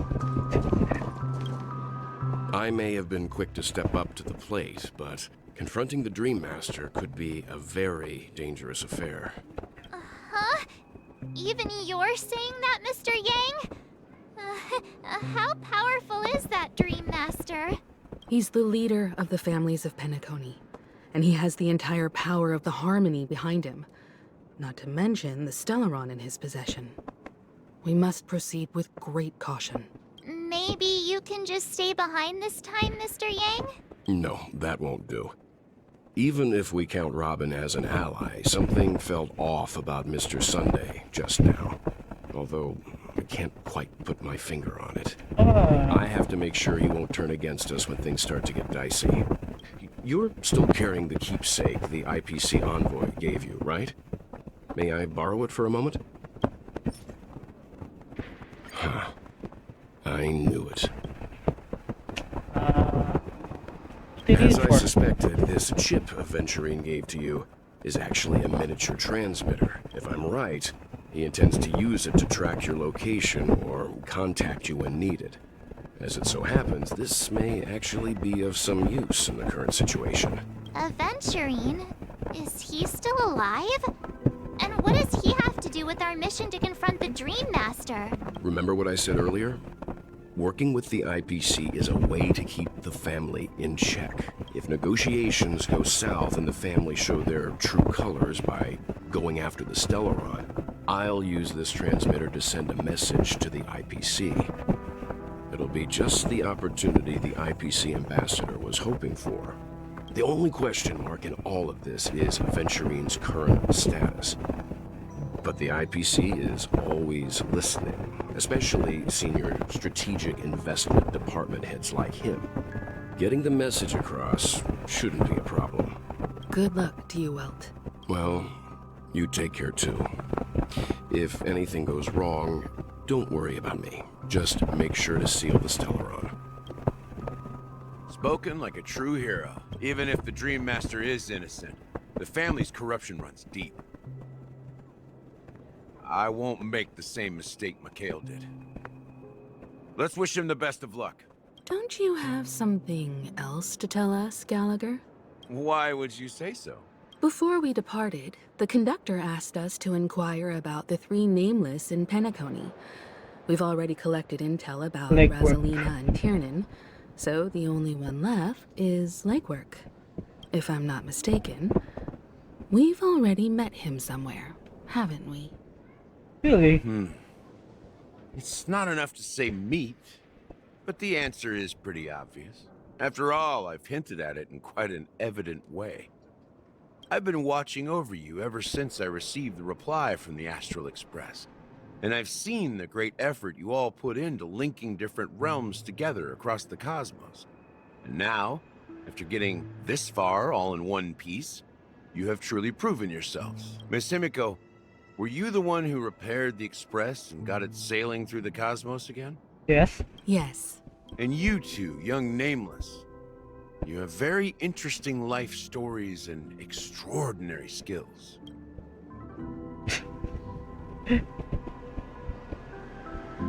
Galactic baseballer. What? Hey, you can't just make up titles like that. You're full of energy. Please send my regards to the conductor, Pom Pom. Please let them know that their friend had fond memories from his time aboard the Express, which he reminisced on every time he had a good drink. So your legwork? As for the last Nameless, Okay. he embarked, disembarked, and embarked again, traveling in a great circle, ending up back where he started. On his deathbed, he told me to find the Astral Express and deliver an invitation to the future Nameless. He left behind a special gift, a true legacy. Something that belongs only to the successors of the Trailblaze. Okay, so legwork legwork is dead? Now is the time to reveal it.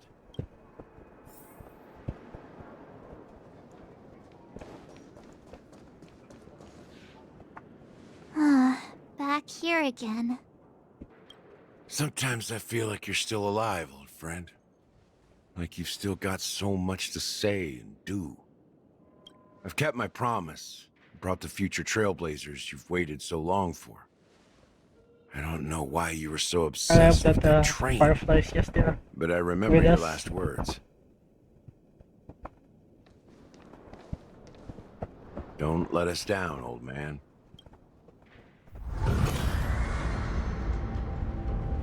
Huh? Cutscene time? What's happening?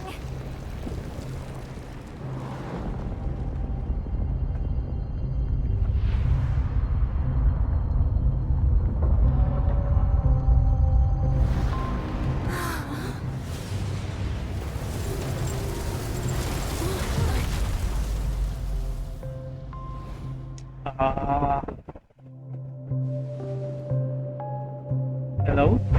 Go ahead. His resting place lies in the garden up ahead. Oh, I see. The first and last Nameless of Penacony.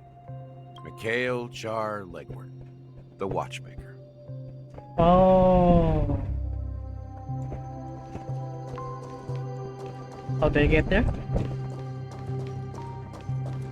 There are stairs. So, legwork, which is also nameless, is the watchmaker.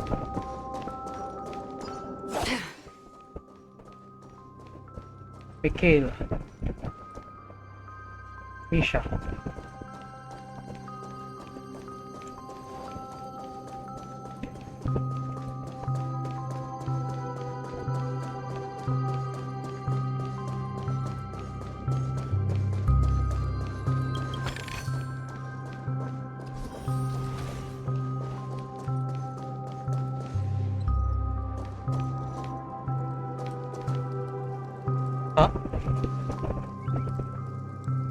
Beneath the sea surface, memories only running.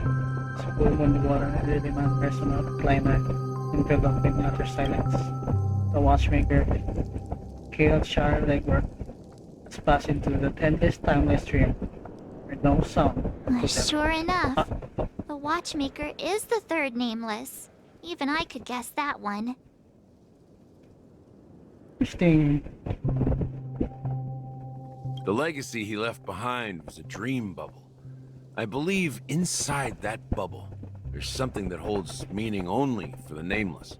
After all, when I checked its contents, I found nothing inside. Maybe some trailblaze runes? Even more mysterious than me. Well, let's have a look. The word sees chemical knots over, so slightly in your direction. Take a deep breath to steady your mind. Turn your gaze towards the watchmaker. Press your hands against the dream bubble. Feel the thick, vicious memorial converges to the stream, then stretches outward from your fingertips. Wearing a delicate web, gently cradles your palm.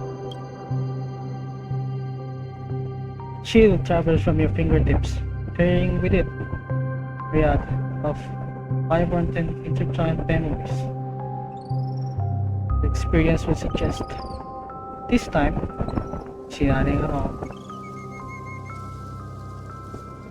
Try to focus on the captured memories. The dream bubble is clearly extraordinary. Perhaps the approach was wrong. You think, holding your breath and closing your eyes, with one knee on the ground, press your forehead against a thin film coated in memorial. Yet, before you, 3 remains an abyss of darkness. 3. There remains an abyss of darkness. Crimson sun descending upon snow-capped mountains. Gentle laughter, twinkling stars. Echoes of swords slashing. Most of all, no traces of trailblaze. There is nothing and nothing there. But how to read that? Indubitably, it's but an empty dream bubble. Wait, what's going on? Seriously? There's nothing inside this dream bubble? How could a dream bubble be empty? Just as I suspected. That old man always had this strange belief in the nameless and the trailblaze. And I never understood where he got that confidence from. Especially since he never managed to get in touch with the Express while he was alive. I could never figure out what was going on in that old man's head. But this empty dream bubble is so typical of him. He was always full of weird fantasies and incomprehensible romanticism.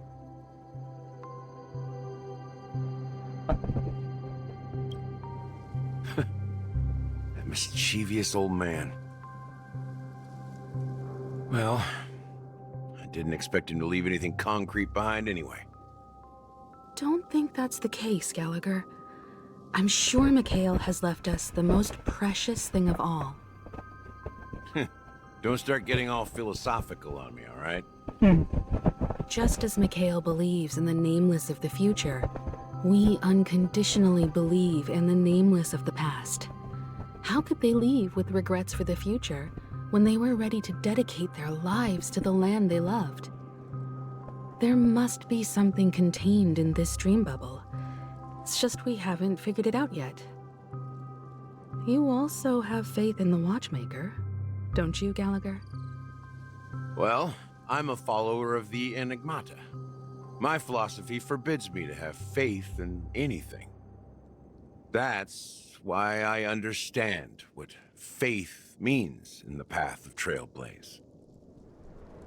And I also want to know what he left behind. I'll leave it to you guys then. Can I borrow your pet? I need to make a trip back to Golden Hour and check something at the Dreamscape sales store. It's for Mikhail, and for the future of Penacony. Are you going alone, Miss Himiko? Welcome to the Reverie Hotel. How may I help you? Greetings. We're the Nameless from the Astral Express, and we'd like to check in. The Astral Express? But I thought... Yes, my companion's already checked in. My name is Dan Hung, and I believe my personal information is recorded in your system. I see, but your companion said you wouldn't be coming due to a change of plans. Now the plans have changed again. And you are... Me? I'm Pom Pom. A new Nameless who's also with the Astral Express. He's my fellow trailblazer.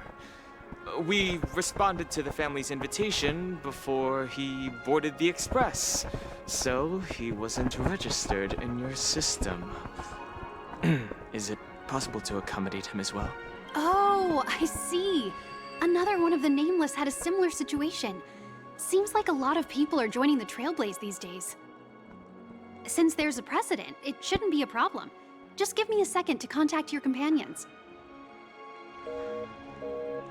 I'm sorry, dear guests, but it seems I'm unable to reach the other members of the Astral Express. What do you mean by unable to reach them? My apologies. This is the first time I've encountered a situation like this. However, the system indicates that those guests are still in the dreamscape. How about this? Give me their room number, and we'll go check on them ourselves. I believe that's not I'm possible. afraid that's not possible. I need to verify both of your identities before I can share any guest information. How about you just wake up someone? Let's say, Welt? I'm sorry, but there are strict rules regarding forced awakening. It cannot be done without the proper clearance. So nothing works, huh? What's your solution then? Are you saying we sleep here? At the reception? Please be patient. We need to contact your companions in order to confirm your identities. And now it seems you need to confirm our identities before you can contact our companions. It seems so. Oh, fudge. Look, nothing personal, but if you can't handle this, go find someone else who can, okay? Please calm down, dear guests. I do recall that Mr. Sunday, the Oak family head, personally handled this issue earlier. Oh, please wait a moment while I You won't be able contact to contact him. I don't think she's trying to give us a hard time. She really just doesn't know what to do. I have a bad feeling about this. You tried to contact them on the Express earlier, but they didn't respond. Something doesn't seem right. I need to leave for a moment. You can stay here with the receptionist. Sure thing. Just don't keep me waiting forever. Don Hung seems pretty worried about his companions. I should give him some space. Stressing out about it won't help anything.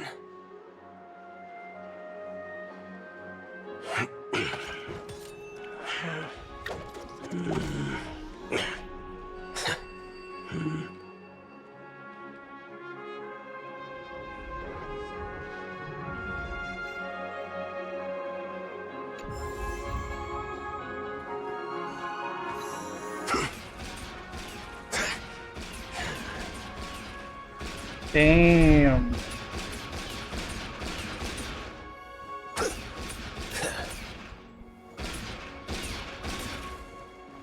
What's your skill? Locked and loaded.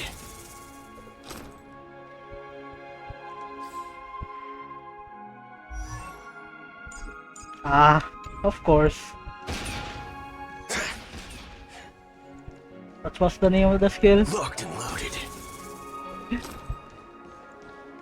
Okay.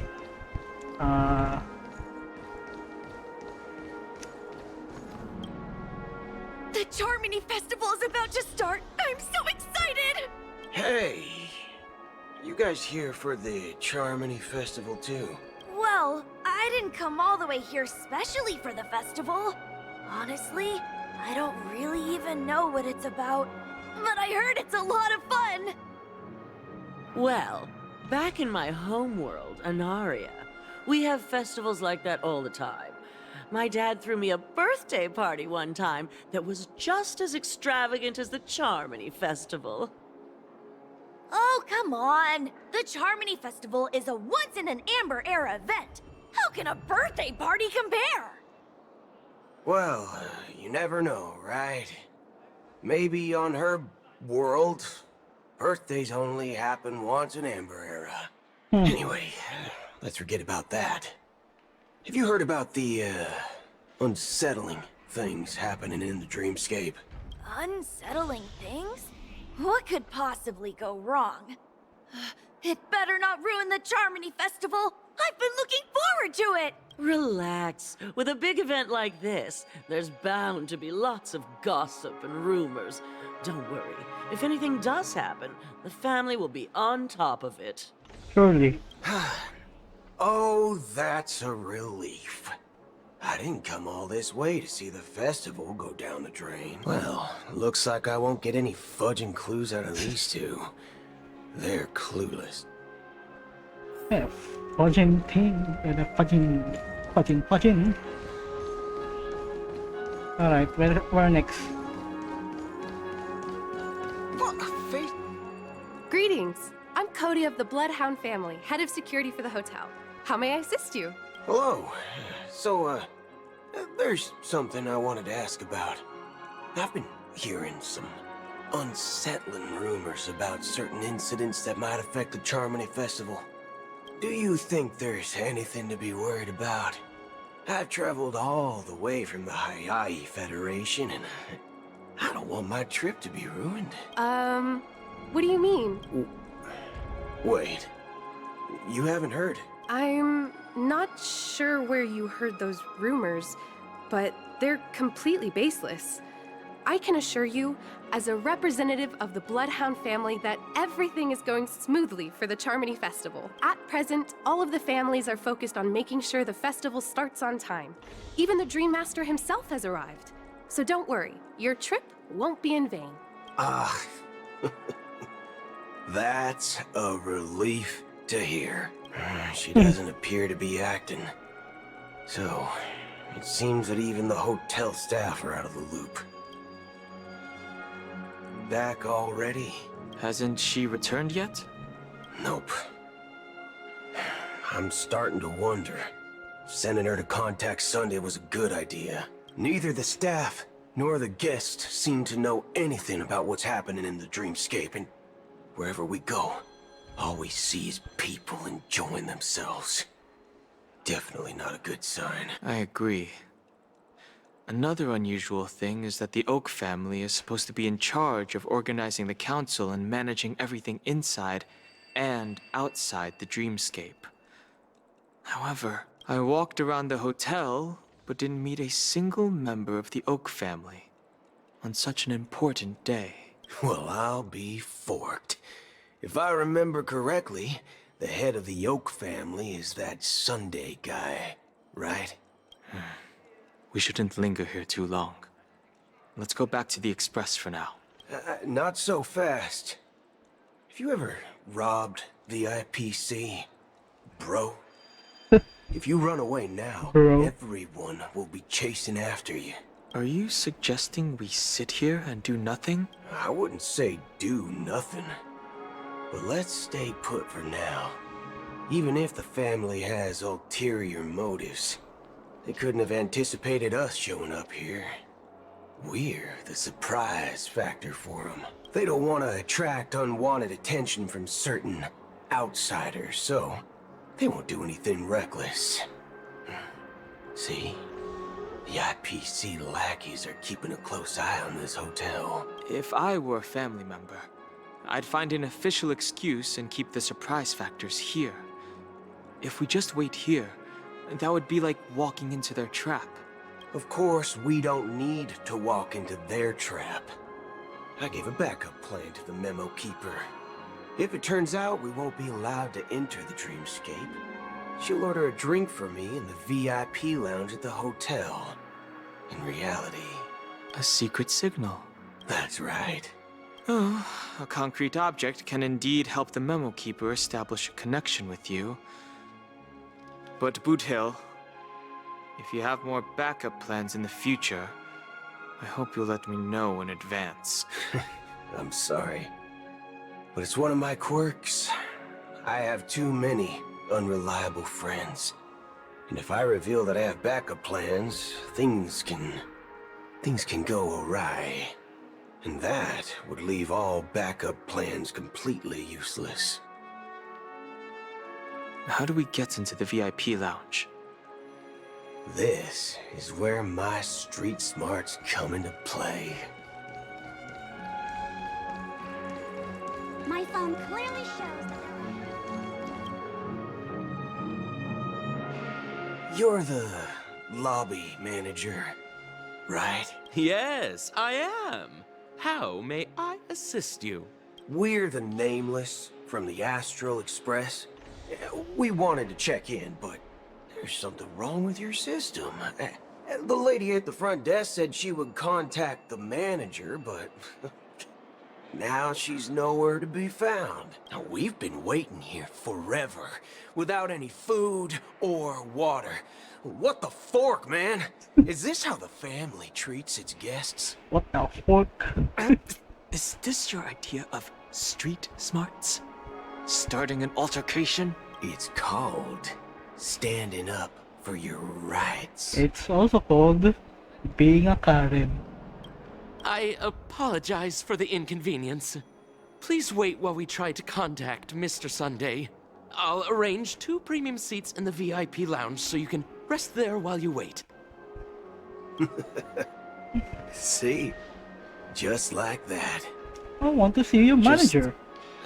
Just don't call yourself Nameless next time. Wow, this bar's something else.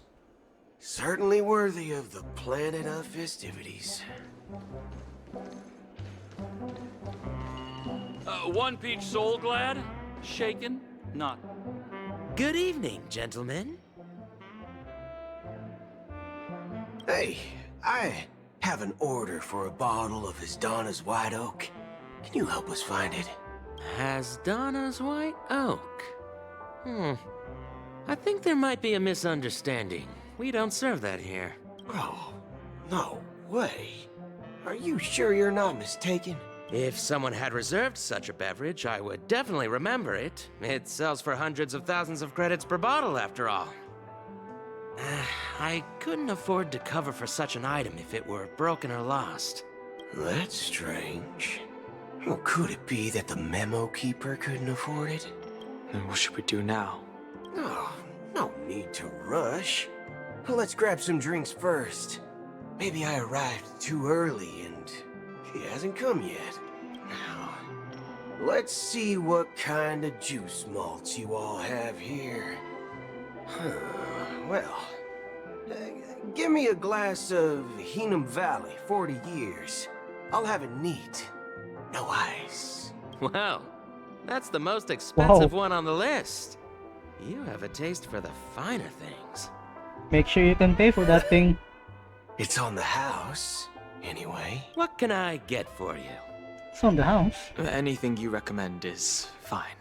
Then I would recommend today's special, Glass Village. It's classic Soul Glad mixed with Laboom juice. It's refreshing and suits your cool demeanor. Just 1 minute.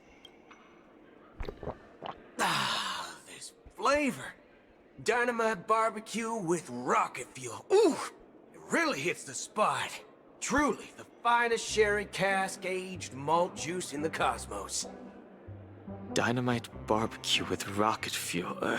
Is that really something that humans enjoy?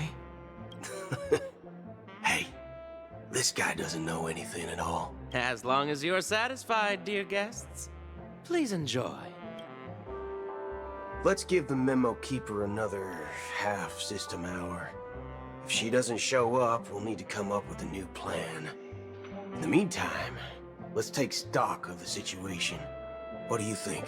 The situation is unclear. Something must have happened on the planet of festivities, but the public is unaware of it.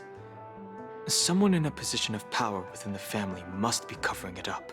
It's unusual for the followers of the Harmony to invite other factions, let alone the IPC and the Masked Fools.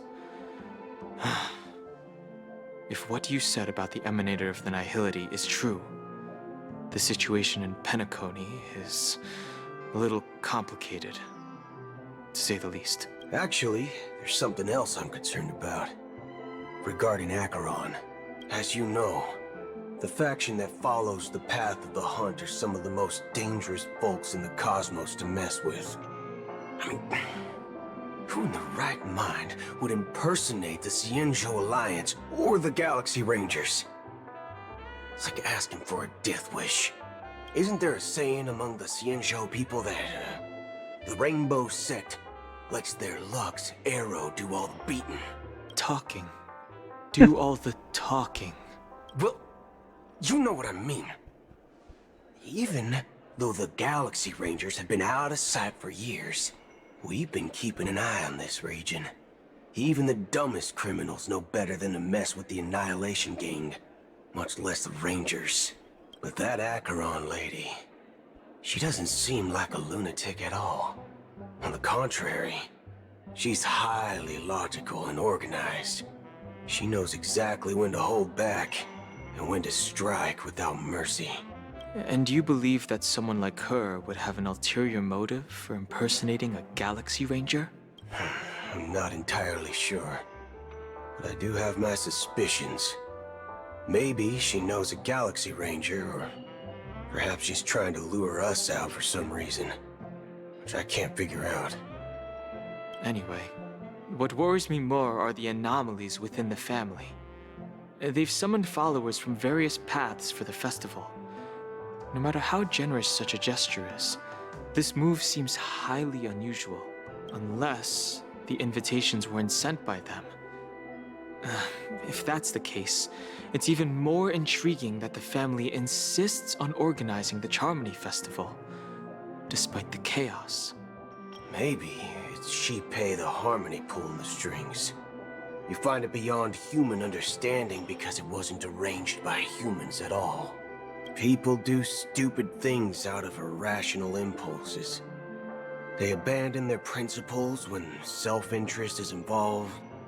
They believe in things they know they shouldn't, and fudge, they even break their own rules. But Eons don't. They stick to their determined path and never turn back, even if they reach a dead end. You think Shipei's will is behind all this? It may not necessarily be Shipei, but there's definitely some higher entity involved. I know it may sound pessimistic, but if human free will were reliable, why would we even need Galaxy Rangers? It's much simpler when you boil it down to the eons and paths. Like how Lon always follows the path of the Hunt, or how the Express stays true to the Trailblaze despite Akavili's disappearance. But in my opinion, Akavili's fall holds significance for the Nameless. Oh, so you're saying the Nameless now have to take responsibility for their own choices because their absolutely right leader is gone? Exactly. I believe the purpose of the journey isn't just about following a path that's always considered absolutely right. It's more about doing your best to choose the right path for yourself among countless possibilities, even with limited insight and judgment. I don't know what you've been through, But I agree that people must take responsibility for their choices. Because no one else can do it for them.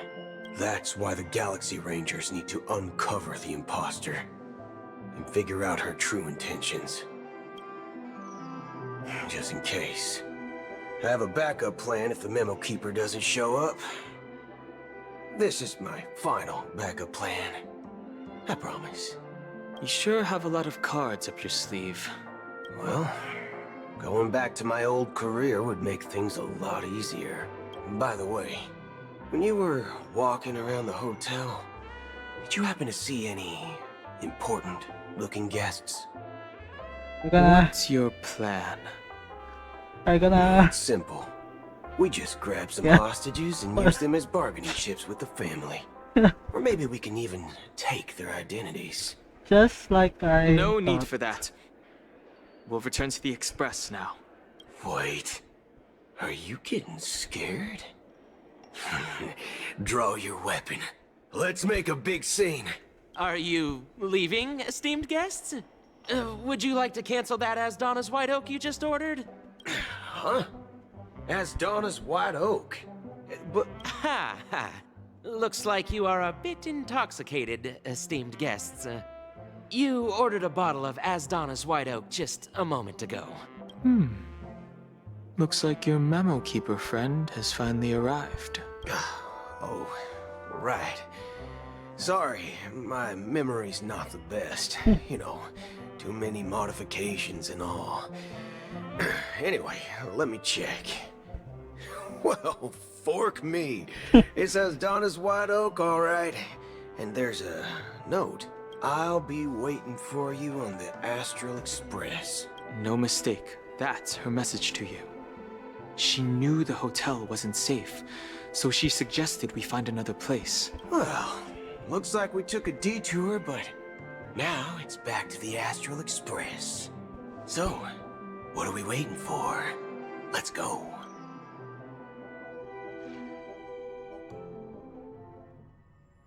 You're back? Two guests just boarded saying they were looking for Boot Hill, so I told them to wait in the parlor car. Oh, just in time. Two guests. Two guests? Yeah, or two. Look, we welcome all passengers on the Astral Express, but sneaking in like that, you have no regard for etiquette. My apologies, conductor. It was an oversight on my part. I assumed you were already acquainted with the garden. Given the chaotic situation in Penacony, the Nameless are the only ones we can truly trust right now. You are the Memo Keeper. Pleased to meet you, Dan Hung. I've seen you in others' memories. And as for Boot Hill, this is our first face-to-face meeting. I hope you enjoyed that bottle of Astana's White Oak. You sure have a refined taste. Finally, Memo Keeper. Well, let's cut to the chase. Spill everything you know. That's precisely what I intend to do. But before that, please allow me to introduce myself. My name is Black Swan, and I serve the Garden of Recollection as a Memo Keeper. As for Acheron's story, I'm sure she knows it better than I do. Greetings. I'm Acheron. What? You Garden of Recollection shirtbag! You betrayed me! I apologize, but she did that at my request. Due to certain reasons, I have been exiled by the family. Thankfully, this Memo Keeper came to my aid and helped me escape their surveillance unnoticed. To be honest, it was more like stalking than helping. And the process was far from unnoticed. But we did escape. I asked her to guide me to a place beyond the family's reach and to contact a few trustworthy individuals. Namely, all of you. Trustworthy? Son of a nice lady. You think I'm dumb or something? How about this? I'll put a few bullet holes in your head and see what secrets spill out. Then, we can talk about trust. It doesn't have to be like that. I'm willing to answer all your questions, but not right now. If my cover hadn't been blown, we might have had more time, but at the moment, we don't have any other options. No other options? What do you mean? This is the only way I can ensure everyone's safety. I kindly request an immediate warp jump out of the Astana star system.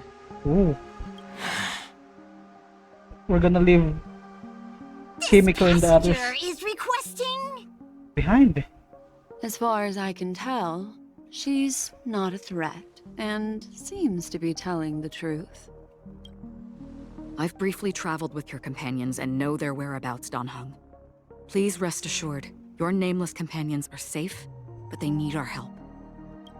As for Boot Hill, you may have guessed. I've been waiting for you.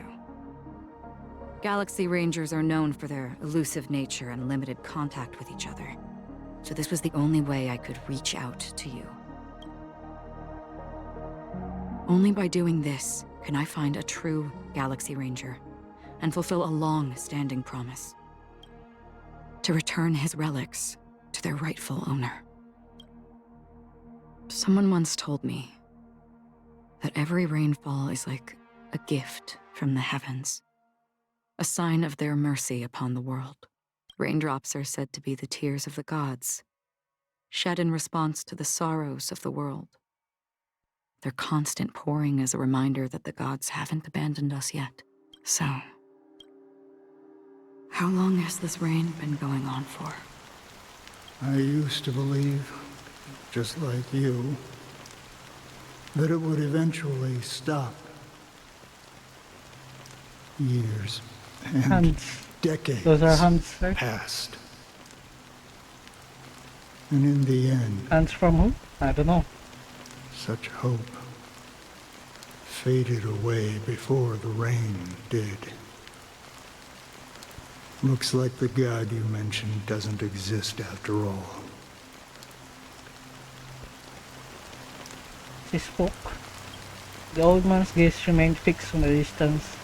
Amidst the fine drizzle of black rain, countless shadowy hands emerged from the sea, shrouded in an ethereal mist, reaching out toward the sky, one by one.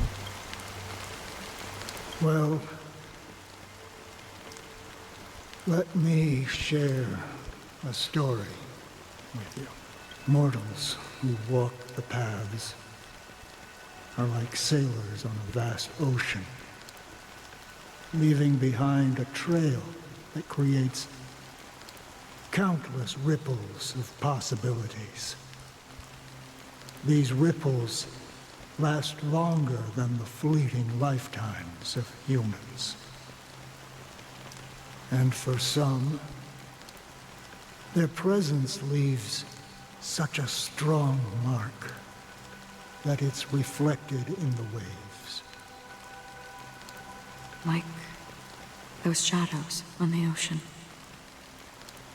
Sin-thirsters, the obsessions of the Pathstriders, they emerge from the depths of IX, seeing themselves as masters of their own destiny, unknowingly repeating the actions of their past lives. They emerge from the nihility and head toward it, leading purposeless lives. However, these hollow phantoms, they were once my dear companions. A group of Galaxy Rangers. I see. Are you watching over them? Watching over them? No. I'm guiding them toward transcendence. It was a brutal war. A crusade that shook the universe. The universe witnessed the fall of Zulo, the Lord Ravager, but it came at a price. A price so hefty that only those who were there still remember. The unwavering determination of the Hunt followers persists even in death. So someone must guide these lost souls to their life beyond. They were heroes in their time, and they shouldn't be reduced to mere puppets of nihility. As for me, I've suffered too many losses on that battlefield to advance any further.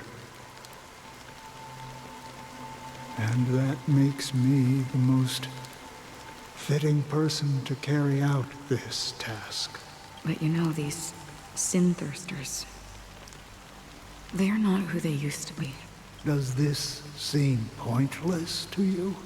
Well, some tasks have to be done, even if they are pointless. I can help you. For what? For the meaning of the nihility. That's what I've been seeking. I see. After all, this realm is off limits to ordinary souls, right? Thank you, stranger. I wish that you find what you seek. Before we part ways, I have one more question. It is true that their actions and even their entire lives may seem pointless from our perspective. But if, and it's just an if this is what the departed ones expected, should we try to change it? A good question. And a profound one. I don't know the answer. What I do know is that one day I too will pass away.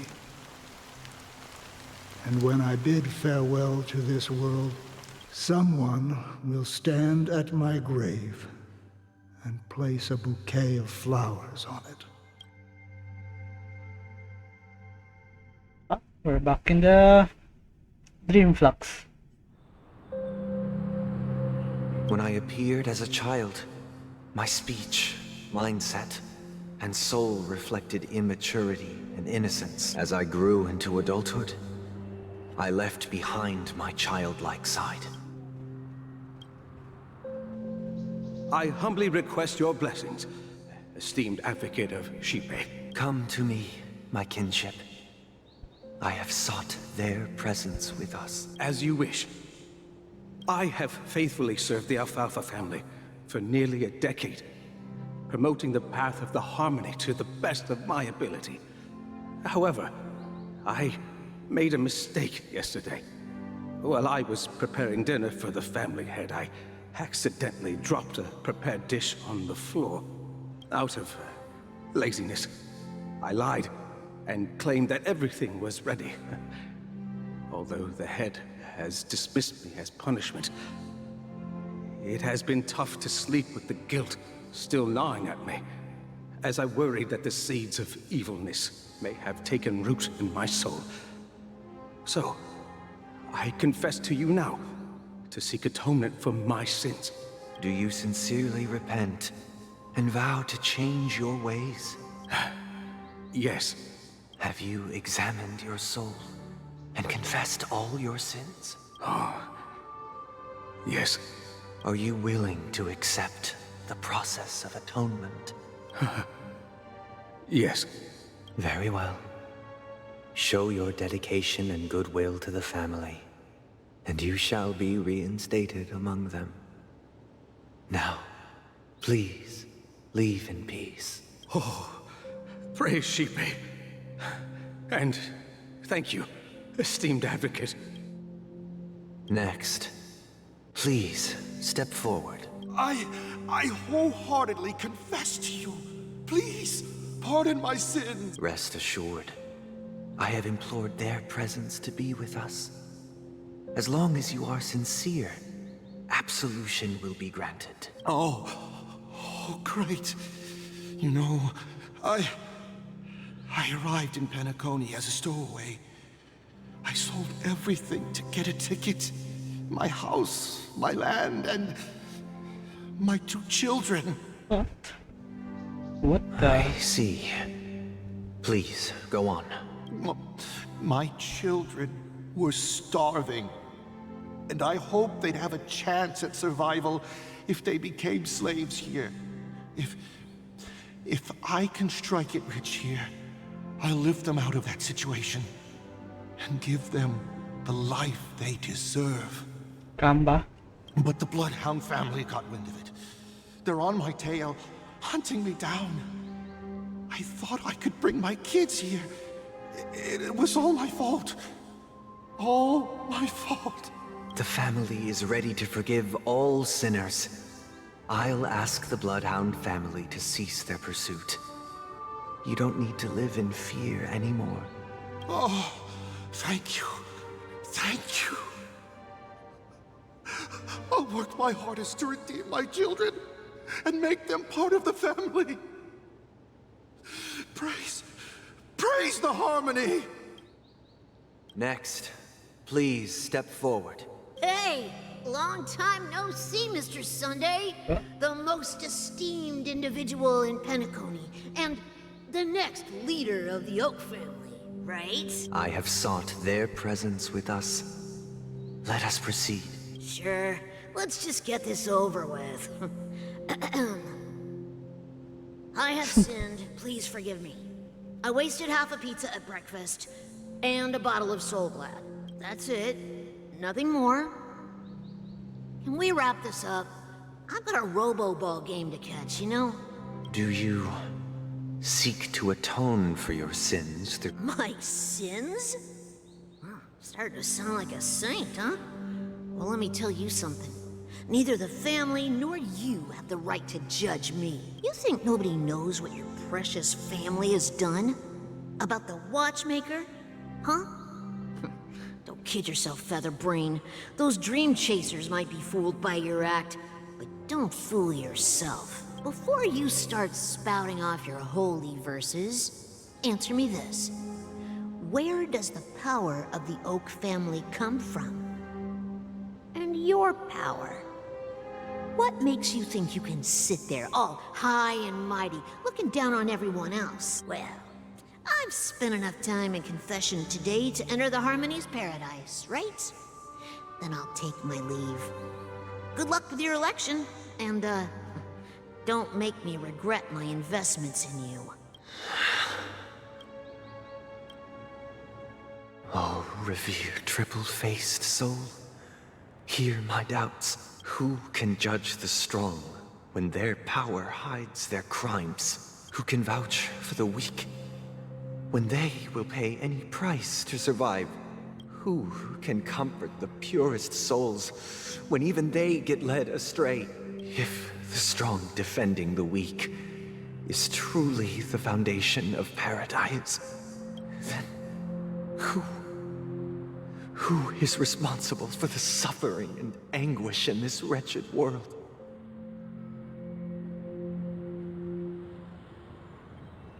Brother?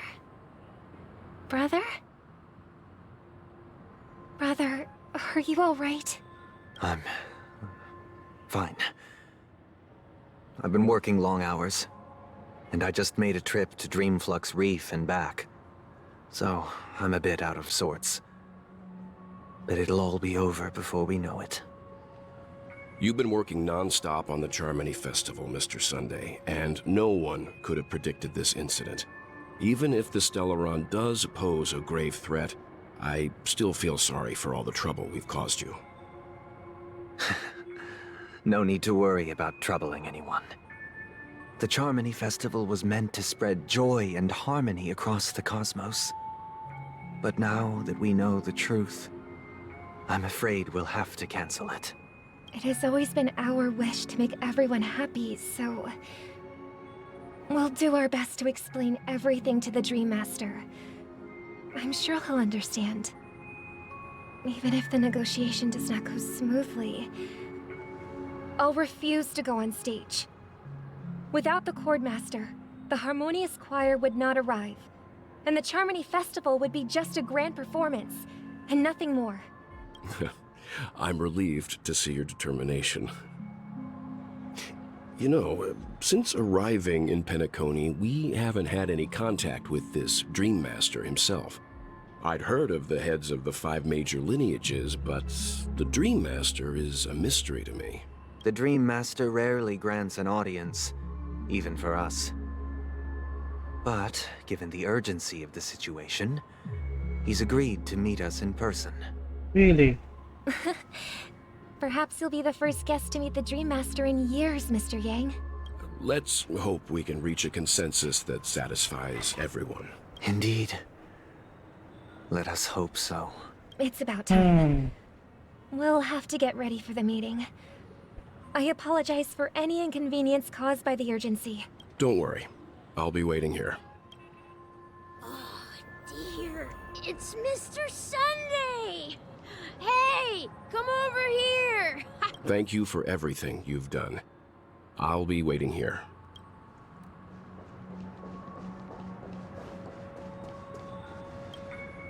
Oh, Mr. Sunday.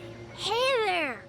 Okay, see the moon in the sky? It's about the size of the cap on my Soul Glad bottle.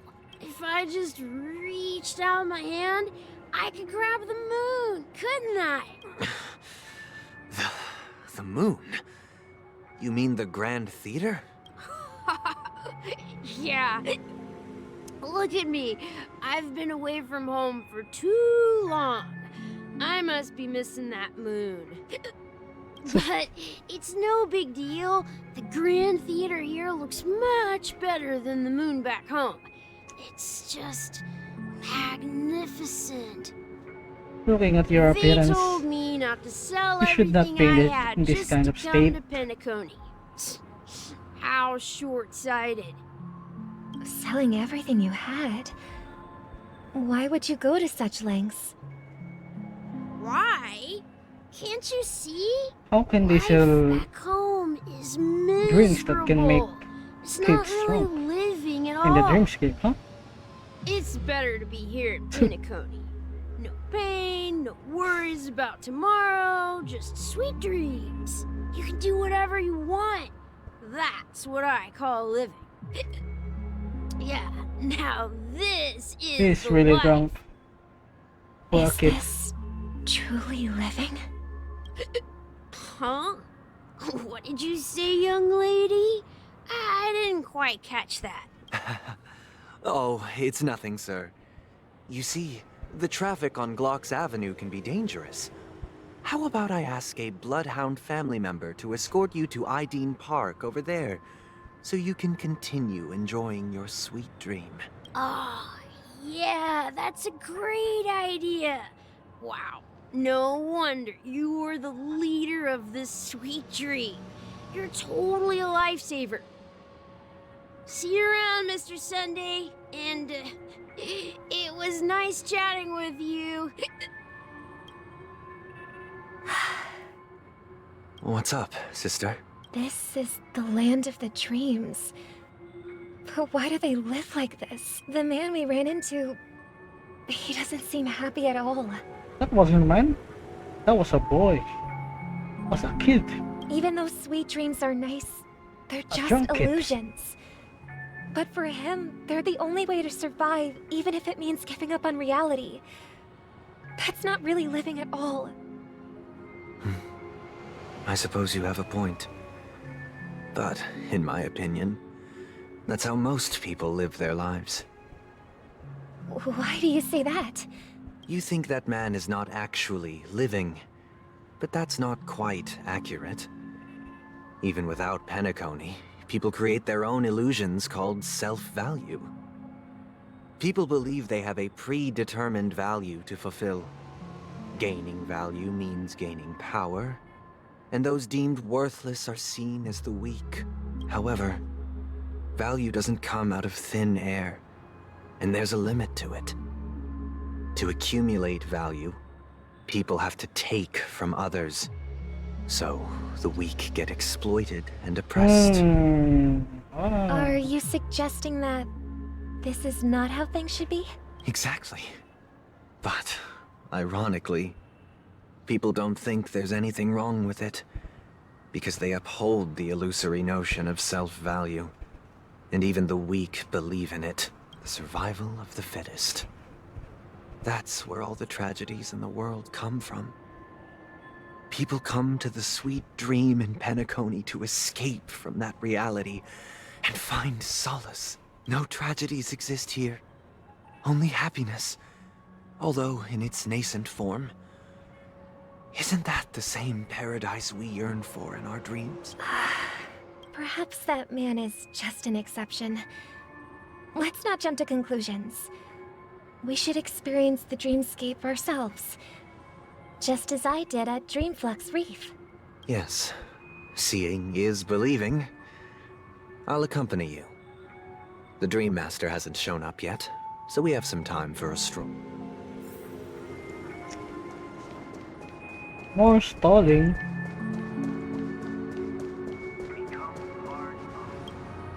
Glad to meet you again, Robin. How are the preparations for the Charmony Festival coming along? We're all so excited about it. It's going smoothly. Thanks for making the trip to join the festival. You're too kind, Robin. It's a pleasure to have guests from all over the universe celebrating Day, and I can't stand being lonely or bored, so this jubilant dreamscape is perfect. But if this went on forever, would it get boring too? Nah, not at all. Who would get tired of having so much fun? Every day, you get to wear fancy clothes, explore all sorts of dream bubbles, indulge in delicious food without gaining weight, and you never get old or sick. As long as you can afford a room, this place is the ultimate paradise. But you know that only a few things can be brought back from the dreamscape to reality, right? That's exactly why I don't plan on bringing anything back. Just enjoying the dream itself is good enough for me. I mean, I'm not one of those long-living species. I only have around 60 or 70 years in this lifetime, and there's so much to worry about.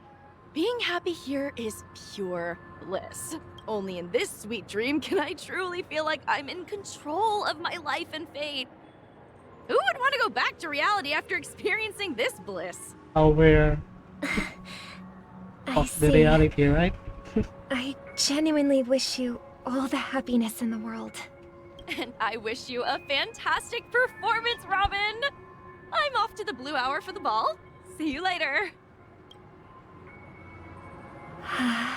Seems like that guest's perspective didn't resonate with you either. She had a valid point. I could sense her genuine happiness. It's just that... What you're trying to say is, she thinks she's in control of her life. But in reality, she's just escaping from reality and seeking solace in this sweet dream. Once she steps out of this sanctuary, everything will be lost. Well, she did make mention of being able to afford a room. Didn't she? However, the paradise in our dreams, it doesn't have to end. No. And the paradise we yearn for shouldn't be just a fleeting dream either.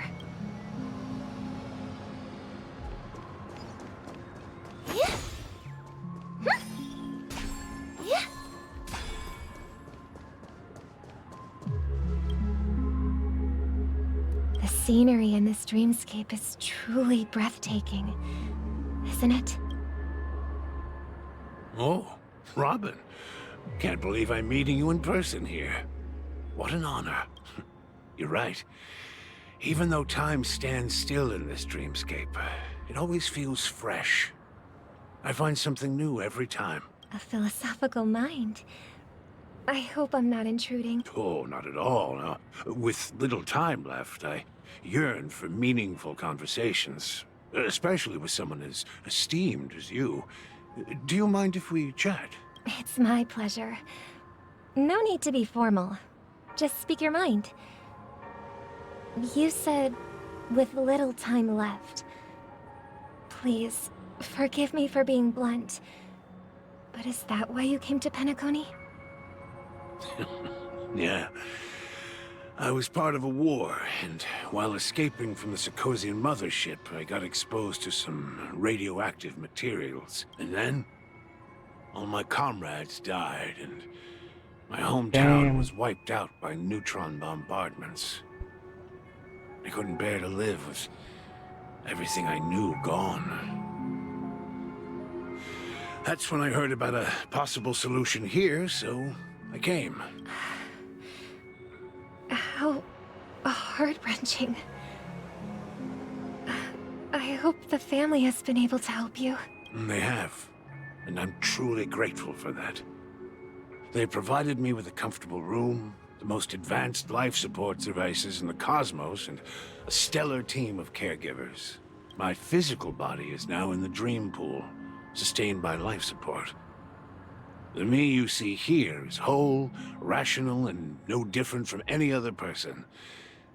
But I can't say the same for the me in the hotel room. Damn. My true appearance. Yeah. I hope you never have to witness it, Robin.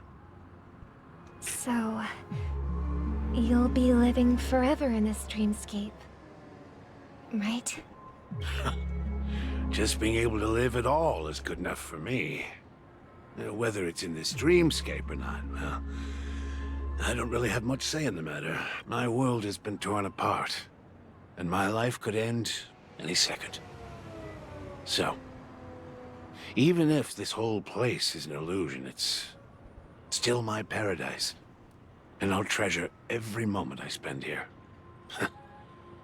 How I envy those everlasting things. That old man's story. It's so tragic.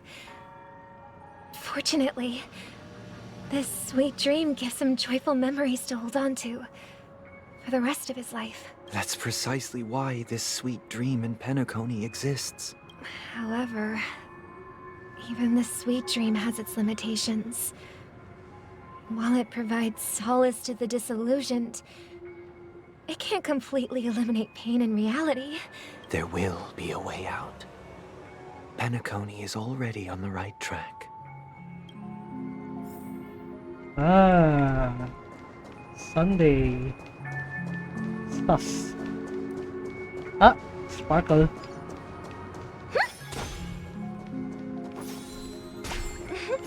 Look what we have here. A lovely young lady. Wait, is that me?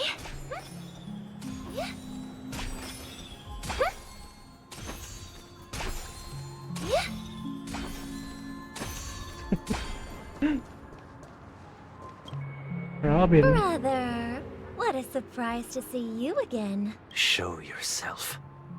Your trick won't work on us. I've heard that a skilled mass fool received an invitation too. That must be you, right? Did you enjoy yourself? Barely.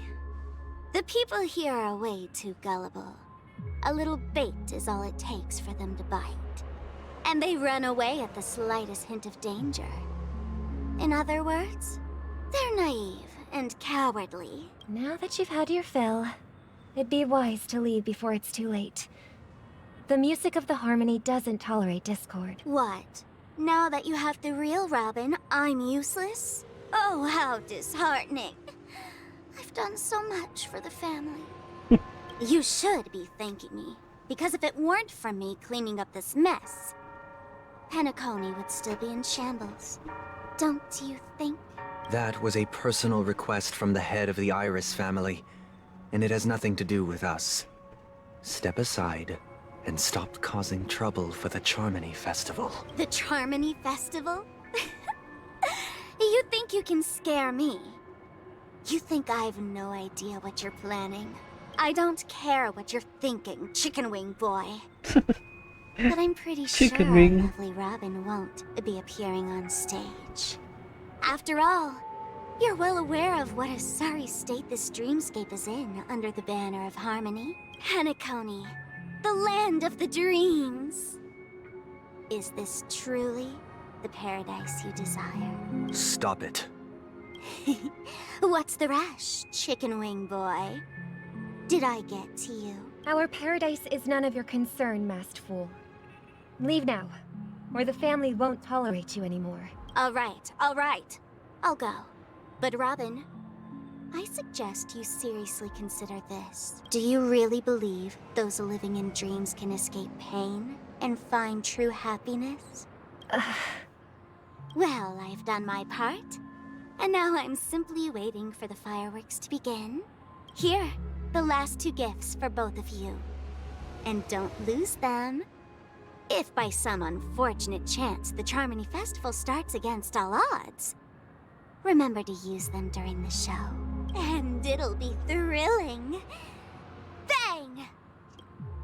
Even give a button to them. It seems the Dream Master will arrive soon.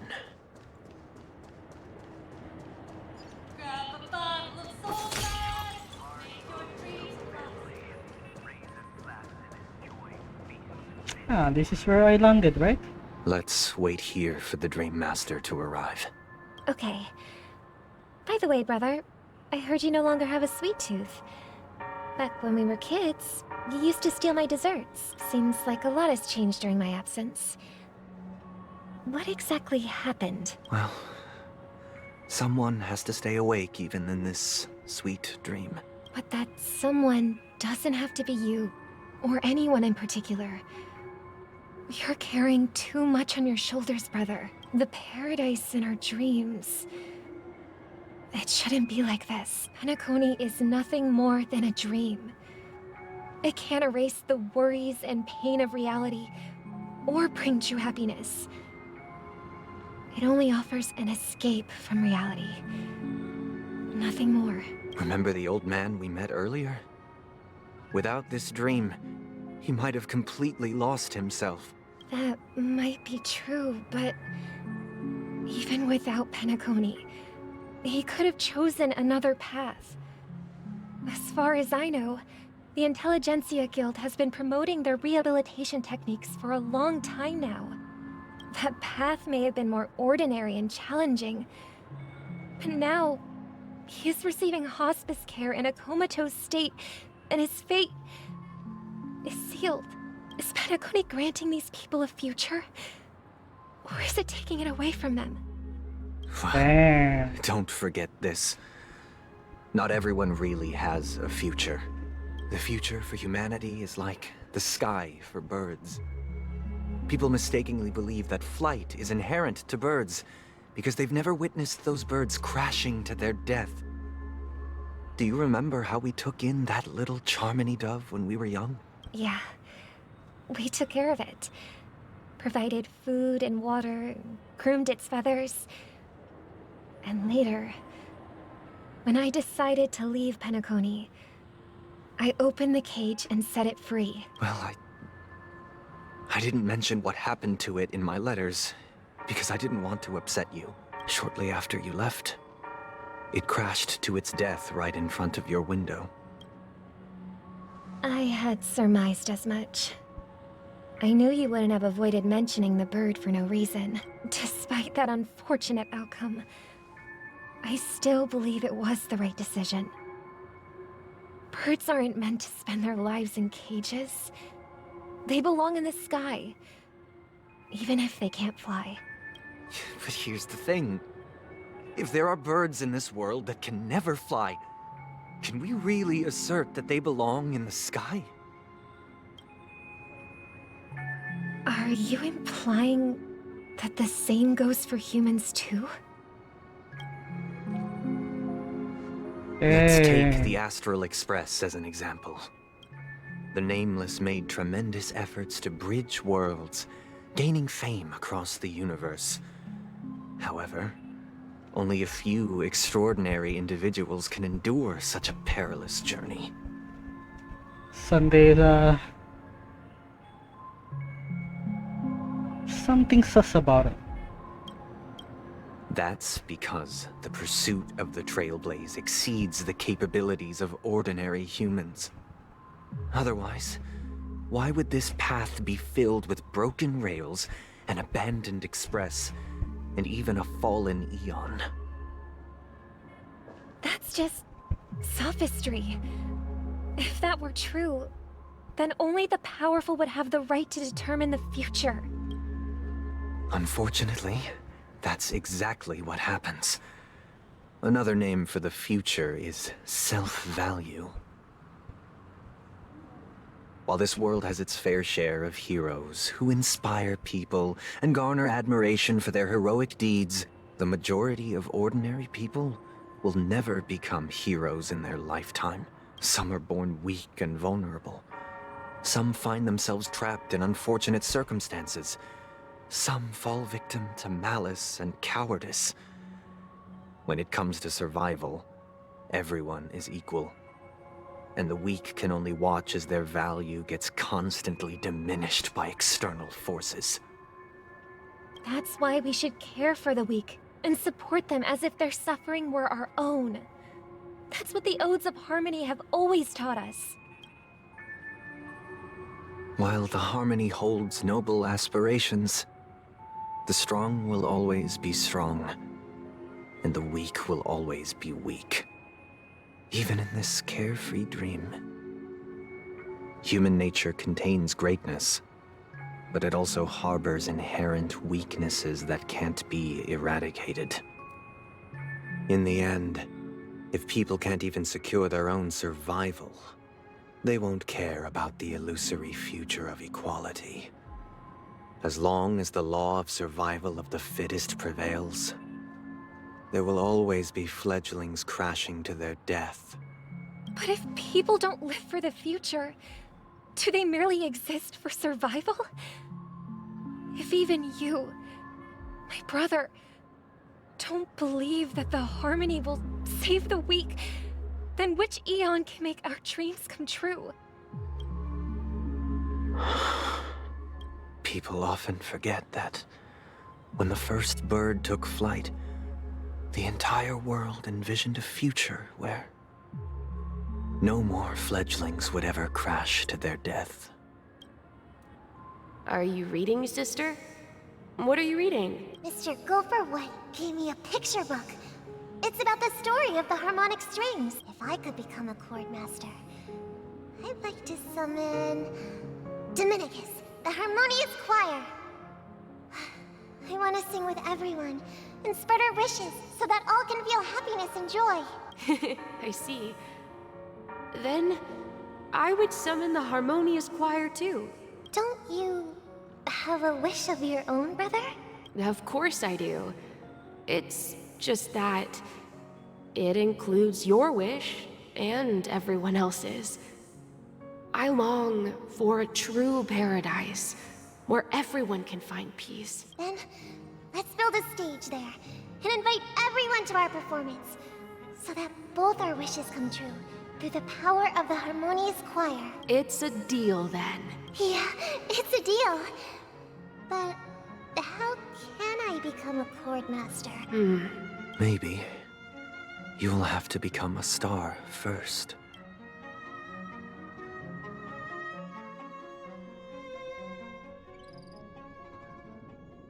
You're back sooner than I thought. Any results? Yes. And now, it's up to us to forge ahead. Since he's already carried out his last wish, my final mission is complete. But pardon me if I sound curt. It's good to have determination. The path Mikhail left for you is not an easy one to tread. Why else would he have chosen to sleep in solitude, staking everything on some nameless in the future? But you have the numbers. And in numbers comes strength. So that might just delay your inevitable a little more. Got any more encouraging words? As I see it, relying on Welt's negotiations alone is far from enough.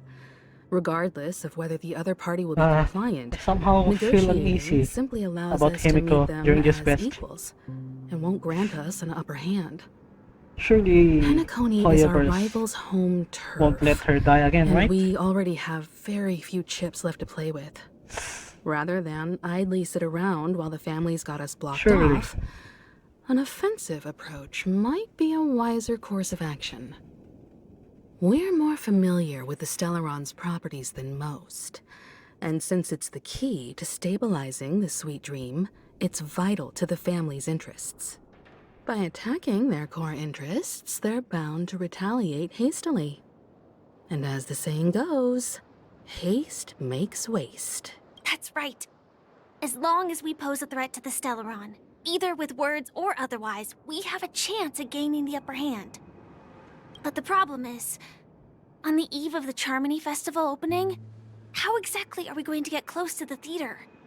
Family security will be airtight, and if we brute force it, even if we succeed, it's too risky. So, no one's gonna say anything?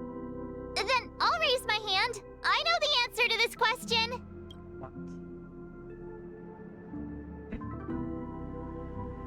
Of course you do. I never doubted you for a second. The Express crew would have been disbanded long ago if it weren't for me. So, I heard that before the Charmony Festival begins, there'll be a pageant to kick off the festival. It's called the Soul Glad TM Festivity Auditions. Yeah. Or something. And it's going to be held in the moment of scorched sand. As long as we clinch the top spot, we'll be able to attain the title of Festive Superstar. And be able to personally bask in the graces of Miss Robin. Not that that's important. What's crucial is that we can enter the Grand Theater before the audience arrives. So, how do we go about participating in these festivity auditions? I've already procured special invite tickets from Miss Robin's fan club. To tell you the truth, I had been preparing to join the auditions all along. But now it looks like even if I scrape through, I probably still won't have the chance to shake Miss Robin's hand. So they're still running this thing, huh? It was originally just a publicity stunt, set up by Mikhail to drum up attention. But it looks like it might be worth a shot. We'll follow Marge's plan. Mr. Gallagher, will you be joining us? No. I'm afraid I won't have the time. As a virtual character, I've already completed my final mission. Whether Penacony can awaken from this dream is all down to you. Aww. Should we ever cross paths again? I'd love for you to visit the Express. All right. I'll have to add to that data bank of yours you've got on the Express. And Miss Firefly, we thank you for all your support. We're faced with a formidable enemy. As long as the Astral Express and Stellaron Hunter's objectives are aligned, we're willing to cooperate with you. We've already come this far together. I'd like to join you for the rest of your journey on Penacony. I'm pleased that we can finally fight shoulder to shoulder. I couldn't ask for a better ending. This is also the spirit of the Trailblaze. Now, everyone, let's prepare to move out. Here we go. Ladies and gentlemen, welcome to Scorched Sand Hall. This is where challengers thrive and dream chasers shine, all under the watchful eye of the entire universe. If you have ambition, dreams, and the drive, dear friend, the next superstar of Penacony's Charmony Festival could be you! Oh, wow! They've really outdone themselves! Oh, I'm starting to get excited! Behold! Here come four friends with spirit high and full of steel. Are you aspiring to be the superstars of the festival? Is he talking about us? Yes, you! There's no doubt about it. I see you have all the potential of a superstar in you. Excuse me, you four. What are you hoping to get out of all this? As the last group of contestants, how confident are you in overcoming all of the challenges? Would you be open to a brief exclusive interview with us? It'll be quick. Your journey is long and fraught with peril, yet under a sky blanketed by banners, you vie for the crown. The sword and rose! Protect the beauty! The beauty, the beauty! Magnificent and majestic! A knight's head is hard as steel. Brother Lance's focus is stubborn as a heel. We don't all have to be winners, but if we don't have fun, we'd all be sinners. People are pouring in. It kinda feels like all sorts of baddies are showing up. Let's get in there quickly and enter the competition. Ladies and gentlemen, please make way. Make way. Coming towards us now is one of Penacony's top 10 wealthiest tycoons and the soul-glad business empire's founder. Allow me to introduce myself. I'm the director of Soulglad's factory, Ideen Lida. My four friends, introduce yourselves to the audience across the cosmos. Hello, everybody. I'm Himiko, a nameless from the Astral Express, and these are my companions. Don't you guys need to hide your identities? Can't hide it anyways. Penacony is plastered with our posters. And because the Astral Express is so well known, the family won't dare to make any rash moves.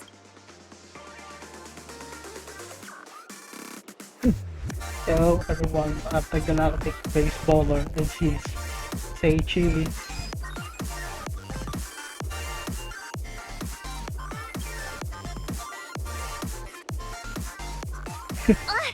Don't expose my net handle to everyone! Hello everyone, I'm March 7th. I'm an ordinary girl who loves adventures. Hello, everyone. I'm Firefly. I am also an ordinary girl who enjoys adventures. So it's a bunch of nameless guests. This final face-off is bound to be spectacular. Time is precious. My four friends, come with me. Grab a bottle of Soul Glad and make your dreams a blast.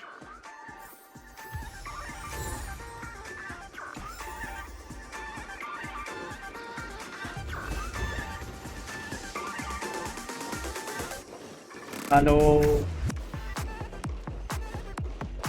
Hello, I'm on TV.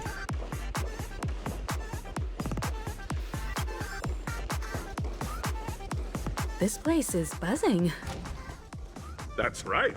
This venue is a miniature representation of that time known as the era filled with boundless possibilities.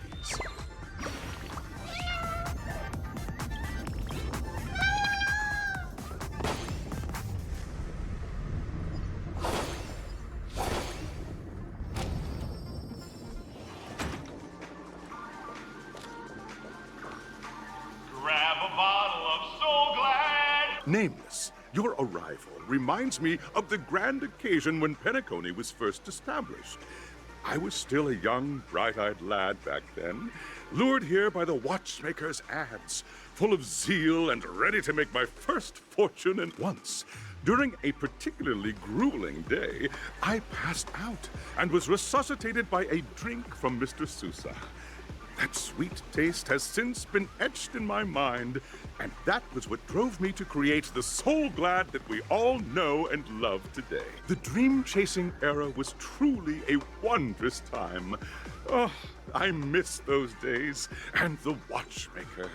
Scorched Sand Hall is my homage to that time of boundless possibilities. I wholeheartedly hope you make it to the finish and emerge as the next superstars of Penacony. Now then, is there anything you'd like to say before the competition officially begins?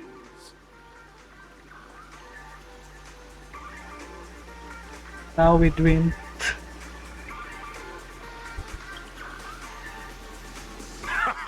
That's the trailblazing spirit. How about you, Miss March?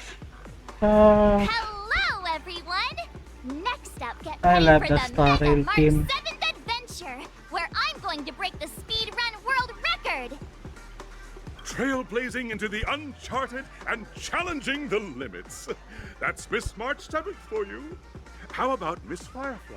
I hope that by the end of this journey, everyone will have achieved the outcome that they hoped for. Ah, a wonderful wish. Miss Himiko, what are you expecting from your team? Safety first, everyone. Simple words, but full of warmth. Waiting for you are 3 stages, each connected to that era. The first 2 stages offer 2 distinct paths to choose from, with unique challenges on each route. And in the last stage, you will face off against a champion who has defended the title to this very day. A beloved contender whose noble virtues are unrivaled. Those are the rules. simple. Everyone clear? Now then, I hereby announce that the 33rd Scorched Sand Festival of the 20th season, sponsored by So Glad Enterprises, has started. Okay. Everyone, as the Charmony Festival is drawing closer, we must reach the end as quickly as possible. Factoring in efficiency and safety, splitting up into 2 groups is the best choice. March and I haven't known Miss Firefly for too long and aren't overly familiar with her. It'd probably be better if the 2 of you paired up. Say less. Fine by me. Say less. Let's do it. All right. I don't have a problem with that. Say what now? I get to pair up with me with Firefly and there's no catch. We'll split into the assigned groups then. Let's not waste time.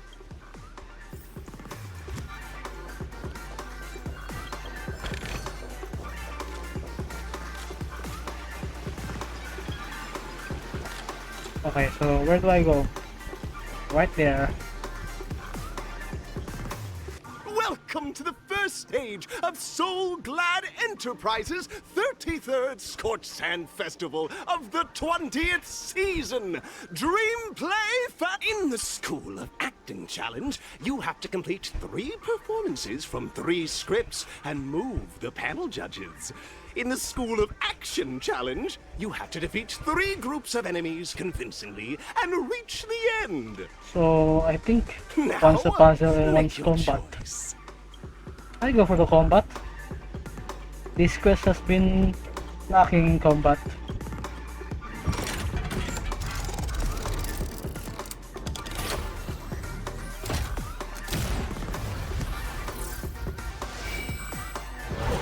Wait, are these scripted? Maybe it's scripted. Click the button on the trucks and select the challenge arena. Okay. I can choose.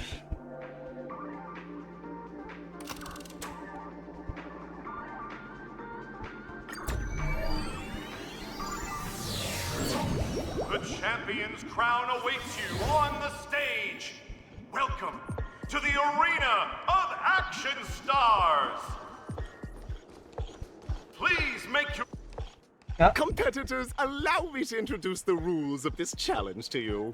There are a total of 3 stages up ahead, each with their own challenges. The enemies you will contend against are antagonists from the film Once Upon a Time in Dreams. Defeat them swiftly and decisively to set a new record. It's worth mentioning that the fastest time for this stage was achieved by a contestant with fiery red hair. Astoundingly, he overcame all enemies across the 3 stages in only 5 minutes. Time is of the essence. Let's make this quick.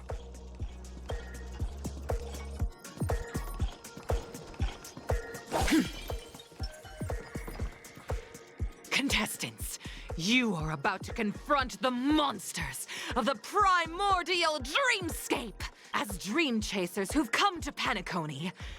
All the Soul Glad is ours! Don't even think about plundering the Soul Glad from us! Okay. Okay, bro.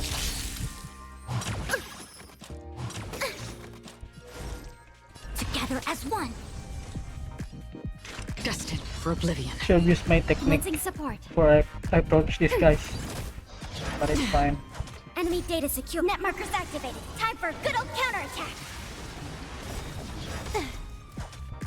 I weep for the departed. It too shall fall.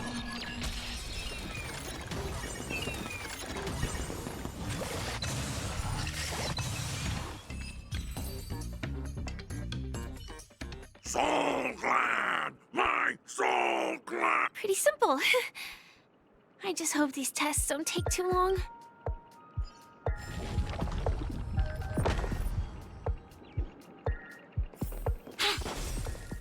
Infallible.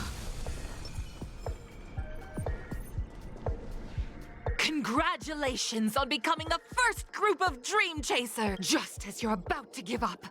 A downpour. Why is our opponent so glad? Because this is Soul. Isn't this just to safeguard the integrity of Soul Glad. Yeah. No matter. All things human creations. Our fortune is clouded. The fuck happened to my skill? It ran out? Converge and awaken. Another While I journey was begins. talking to the NPCs. On the still waters of oblivion. This combat needs a... This is double speed. No matter. Enemy data signet markers activated. Time for a good old counterattack. I weep for the departed. It too shall fall.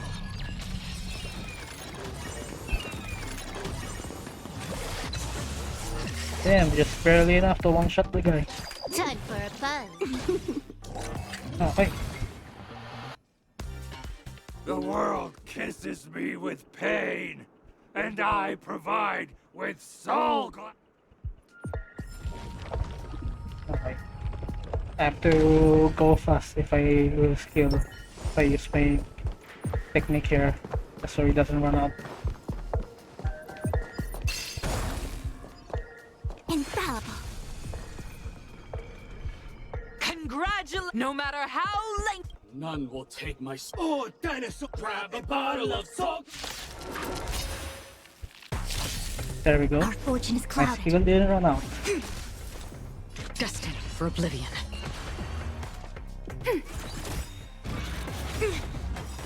Enemy data signet markers activated. Time for a good old counterattack. I weep for the departed. It too shall fall. Again. Can I have fun this time for a buzz? On the still waters of oblivion.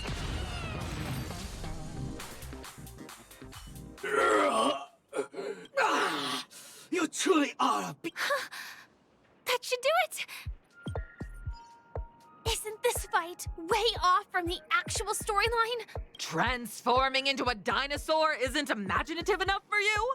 This is the sort of magic only seen on Penacony. Anyway, let's get back on track. Where were we?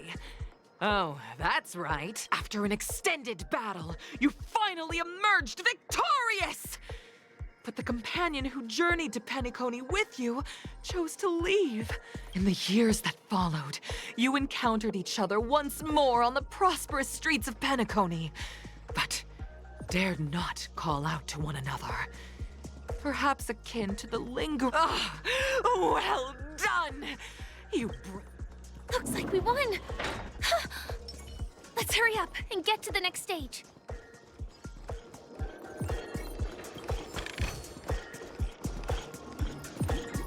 Congrats to both of you for clearing the stage, but look at the time! You finished much faster than that. That red-hair contestant. Who is that exactly?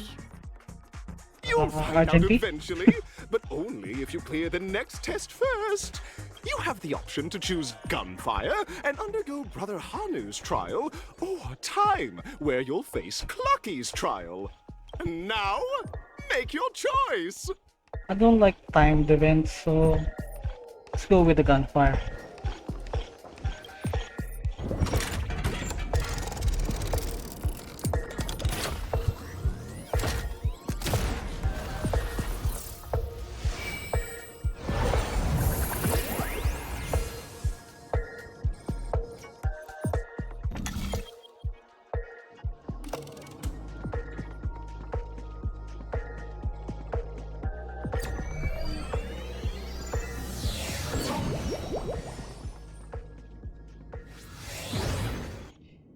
Dear friends, welcome to the It is said that these cartoon characters were inspired by the enter into the world of Hanu via the TV. If it's a gunfire trial, we should be able to settle this with a fight, right?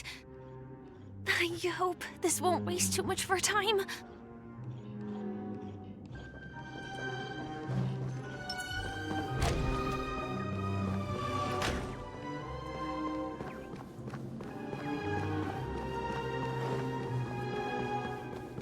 Ready? 1, 2, 3. Are we both in control of this Hanu character? Very good! In this Hanu's Adventure episode, Boss Stone has gathered his battleships for an assault on Dreamville. Alas, Hanu presently is ill-equipped to fend off the malevolent mischief makers, which is why he is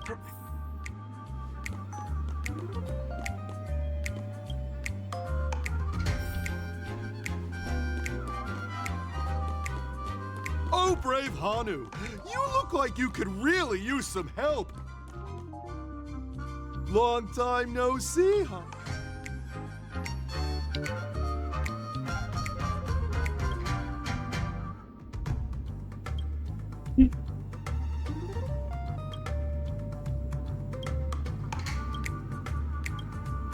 Oh my! Listen closely, Hanu. But you know what? You'll have to play an auxiliary.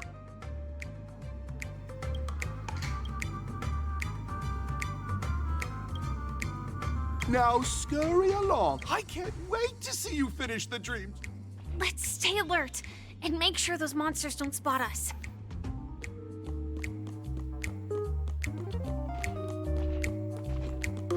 Look up there. If we can push that thing down, do you think that would do the trick?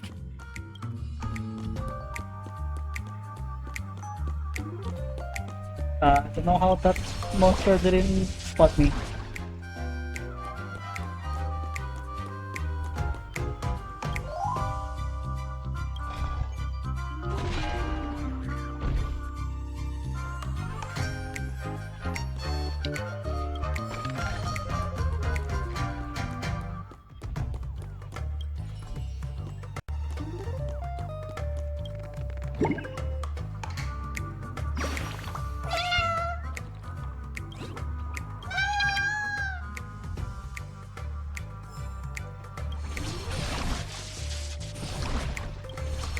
Oh my god.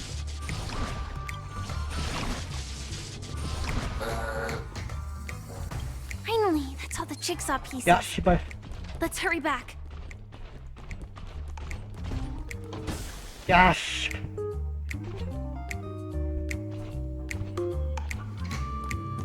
Do we have to do it again? No? Okay.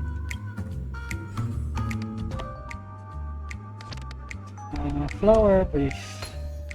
And a box. No? No, that doesn't fit. Ah, it's on this one. TV? It's a TV, right? What's this? It's like a corner of something.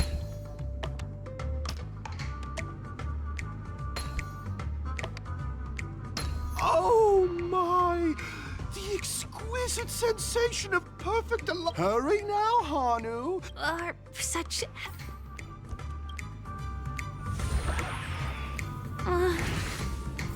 disconnecting from that thing so suddenly has left me feeling slightly disoriented.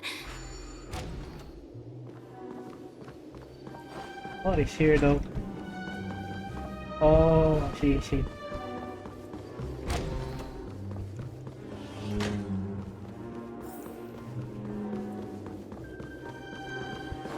Is that Hanu? Oh, that is Hanu.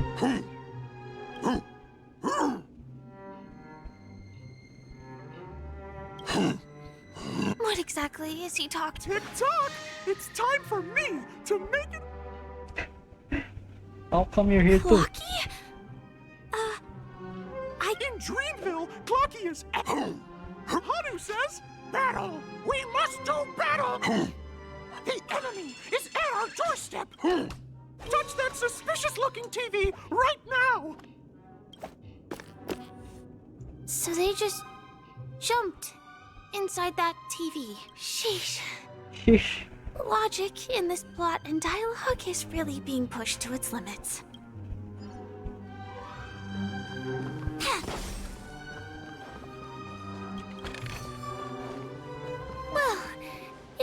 again. Ready? Already. I am gradually getting used to this. Huh. Who knows? I might even be able to perform some high-level moves with Hanu. Oh, did someone say high-level movies just now? That's right. Last we saw, but brave Hanu won't go down without. But we still don't have any weapons in hand. Guess what? Hanu's favorite bazooka. What a coincidentally convenient plot twist. It'd be even more awesome if the organizers allowed me to wear armor.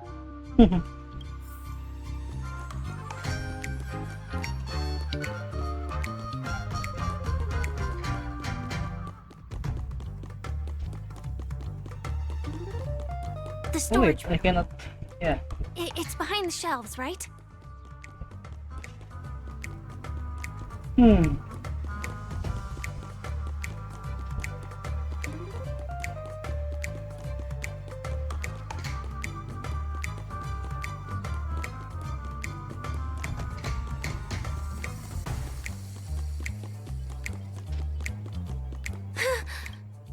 He wasn't lying.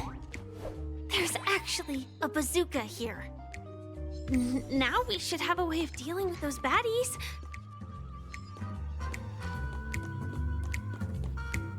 This thing feels just like the soaring locust too.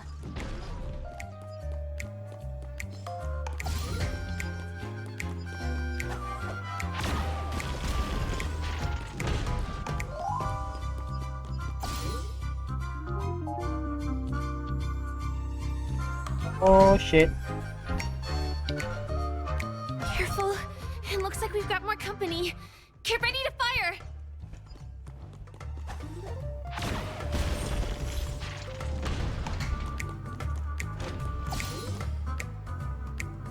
More? Of course, there's more. Huh? There's 4 of them now. Here we go again. But no big deal. We're pretty handy with this bazooka now. Oh, there's not 4 of them, there's 6 of them.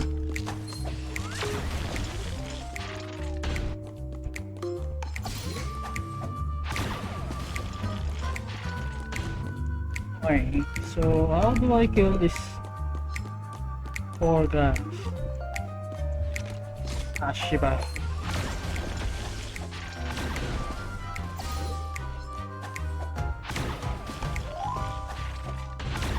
Just like that, I guess. Grab the bullets. That should be all of them, right? Oh my! Hanu is on a streak! Everyone! The stage is complete! Quickly! Head through the TV to the next stage!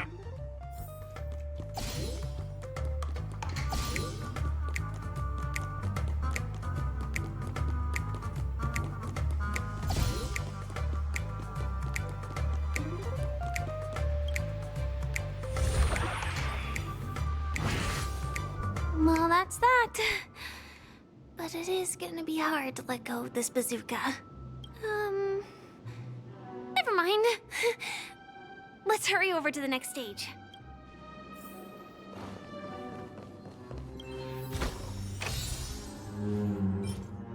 Crash.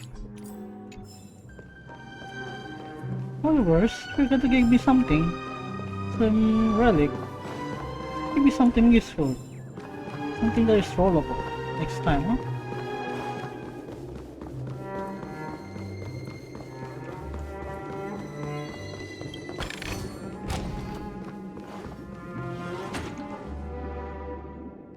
Congratulations to both of you! Oh, you've overcome all obstacles, and in the final stage, you will face the defending champ. Welcome to the 33rd Scorched Sand Festival's 3rd stage.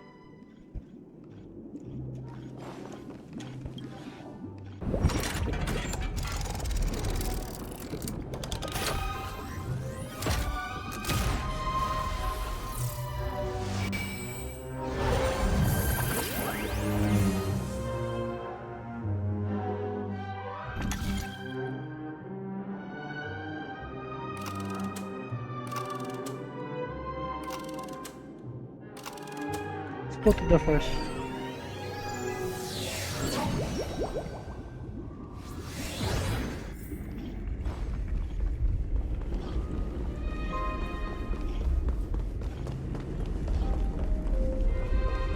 No way. I think I just saw someone. Someone extraordinary. I knew it was Argenti. Infallible.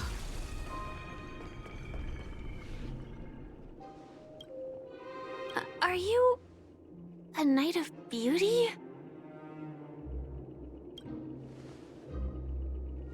My technique is running out.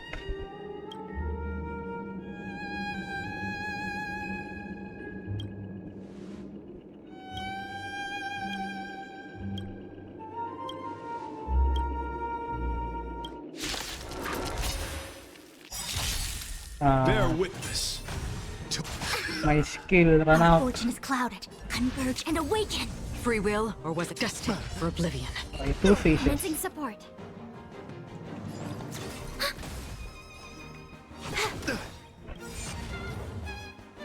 I weep for the departed. Should have used my ult on Silver Wolf first. Confess! Put forth all your might! Another journey on the still waters of oblivion. Pledge thine loyalty! A quick divination. You have the skill? No.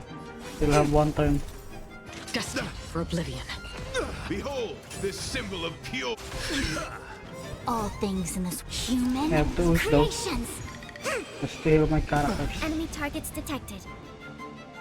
Ready for another? Can I have fun? Time for a buzz. Rise to the challenge. This is double speed. Rise to the challenge. Enemy data net markers activated. Time for a good old counterattack. I weep for the departed. It too shall fall.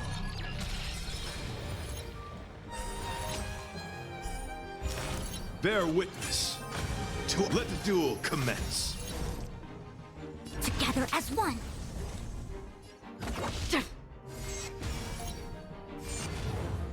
Commencing support. Confess! Yin and yang. Put forth all your might! Again. Yin and yang.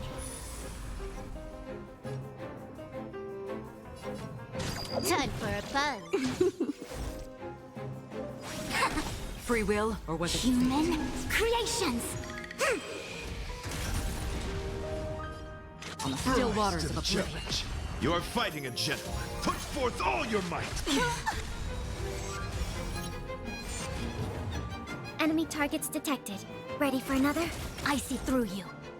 Have to skill. Nope, I do not. Yin and yang. This combat needs optimizing. This is double Oh, speed. this is enough damage. Enemy data net markers activated. Time for a good old counterattack. I weep for the departed. It too shall fall.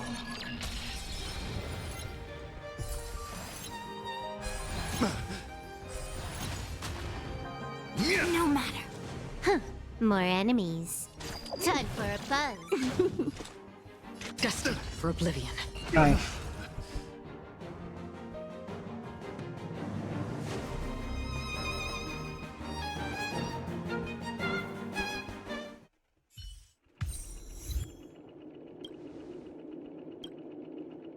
We don't have much time. May fate allow us to meet again, Knight of Beauty. In that case, let's make our way to the end. Penacony's really thronging with talent. Can you heal me? I hope we make it in time. I guess there's a teleporter here.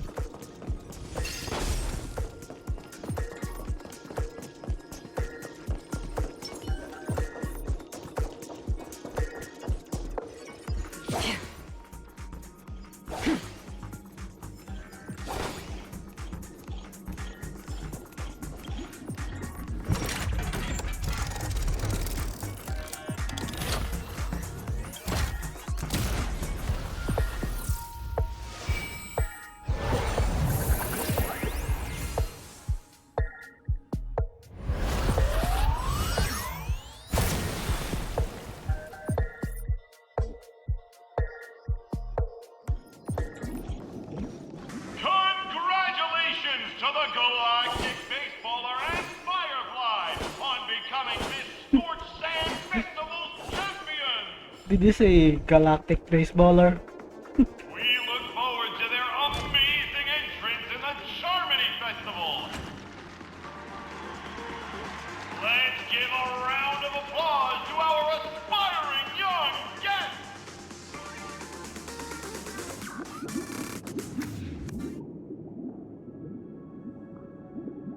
Congratulations to the both of you on becoming the festive superstars of this year's Charmony Festival. Before I, on behalf of the organizers, extend my sincere congratulations to you, wishing you joy under their radiance.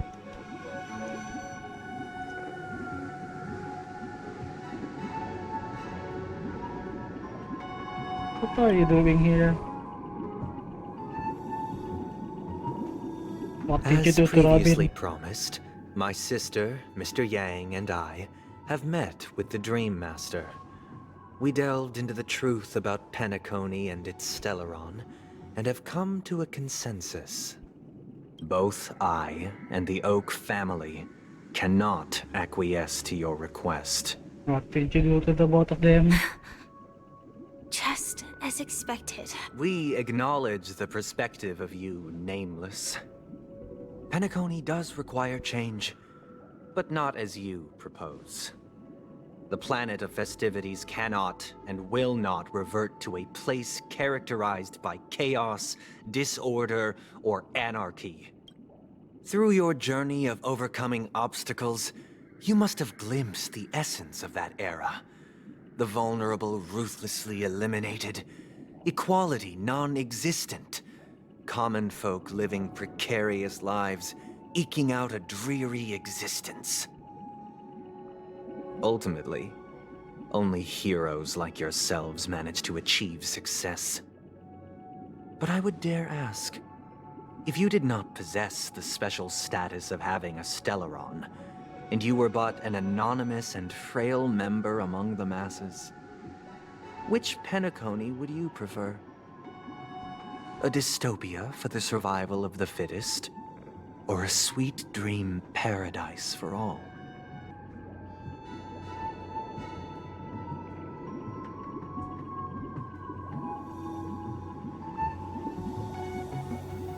Don't know.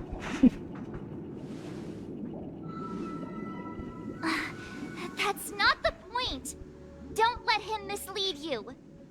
Mr. Sunday, even if the members of the Oak family can't fully agree on what to do about the Stellaron, now's not exactly the time to be holding an extensive discourse about Penacony's past and future, is it? The Stellaron issue concerns the life and death of everyone on Penacony. If anyone has a better suggestion, the crew is more than willing to listen.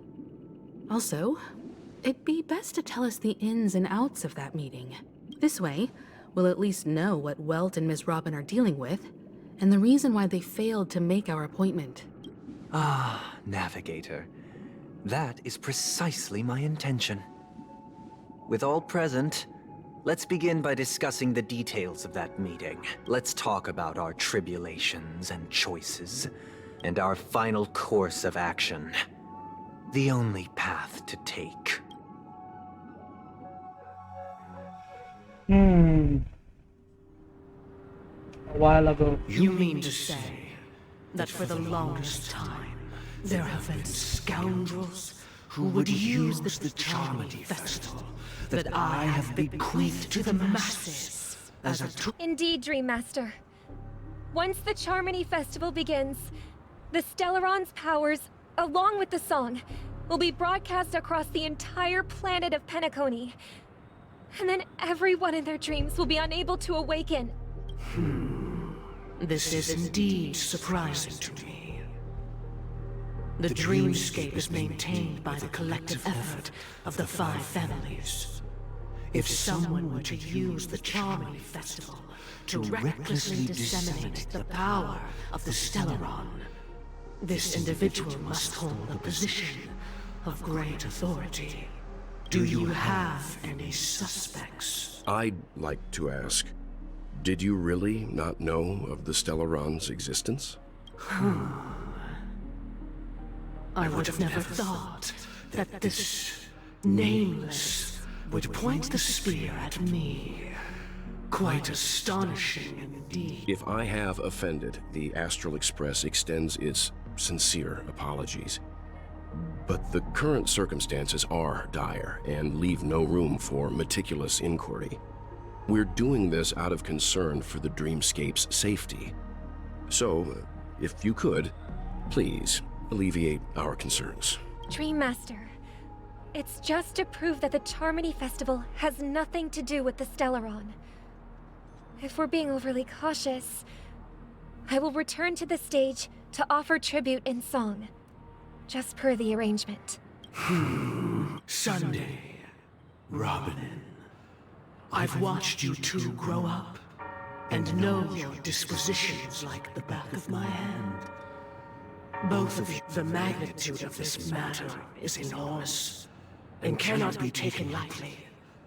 Since Mr. Yang has asked with such earnestness, I will personally respond in kind. Sunday, might I ask you to beseech them to cast their light unto me, and question me in their stead, so that no lies may be concealed?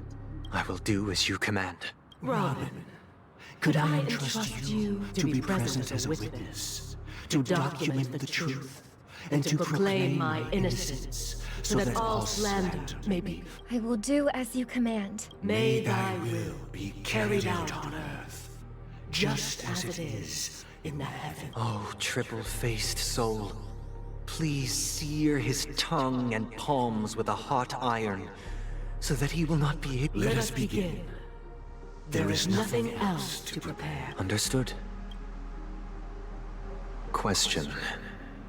Have you devoted your life to your god, never worshipping other gods? Naturally. Do you love your god as you do yourself?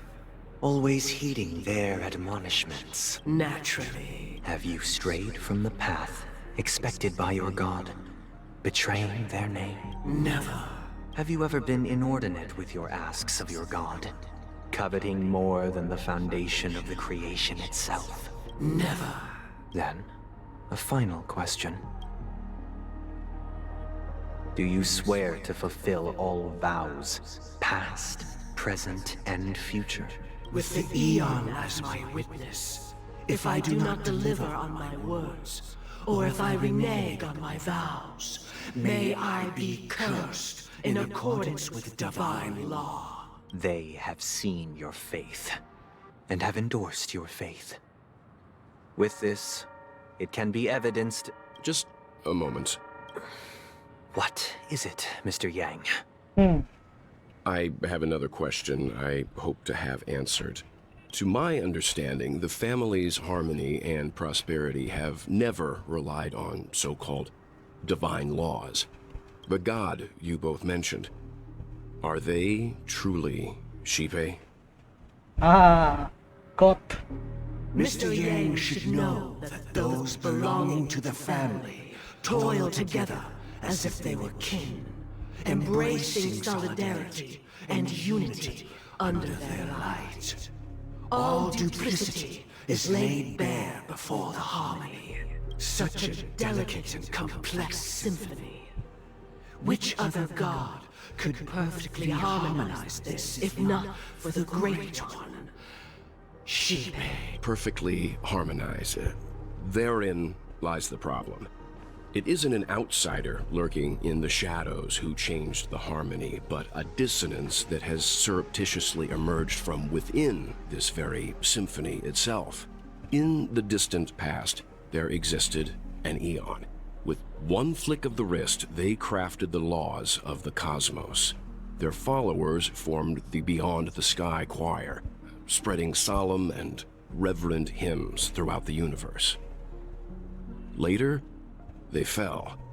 The route traversed by this Eon clashed with the harmony, ultimately being absorbed and fused into it. The chorus that once reverberated across worlds fell silent, and when it echoed anew, it was transformed into the hymn of harmony. Though an Eon may perish, paths with no masters still linger. In the all-forgiving harmony, Echoes of bygone dissonance may subtly arise. Mr. Yang, being overly astute can be a detriment. Especially when you find yourself alone and without allies. So this is how it is. For the sake of our grand cause, Sunday, please afford these two an opportunity to rest. What?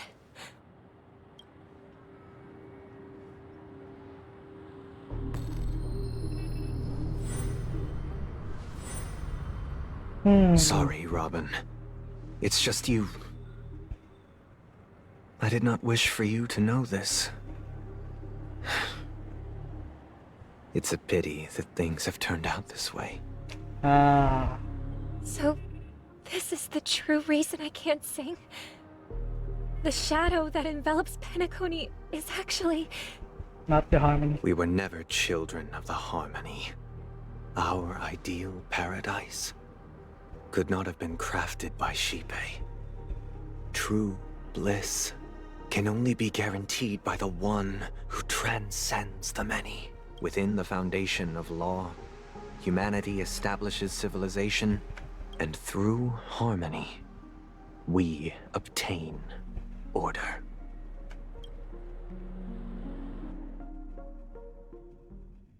Unbelievable. To think that there would be remnants of the Order on Penacony. What have you done with Mr. Yang and Miss Robin? Don't worry. I just gave them some time alone to ponder their fates. You should know that these actions make you an enemy of the Astral Express. Should we need to stand against the Nameless, it would only be myself and the Oak family involved. But we haven't reached that point yet, have we? Your efforts for the justice of Penacony are evident to everyone, and have been widely observed.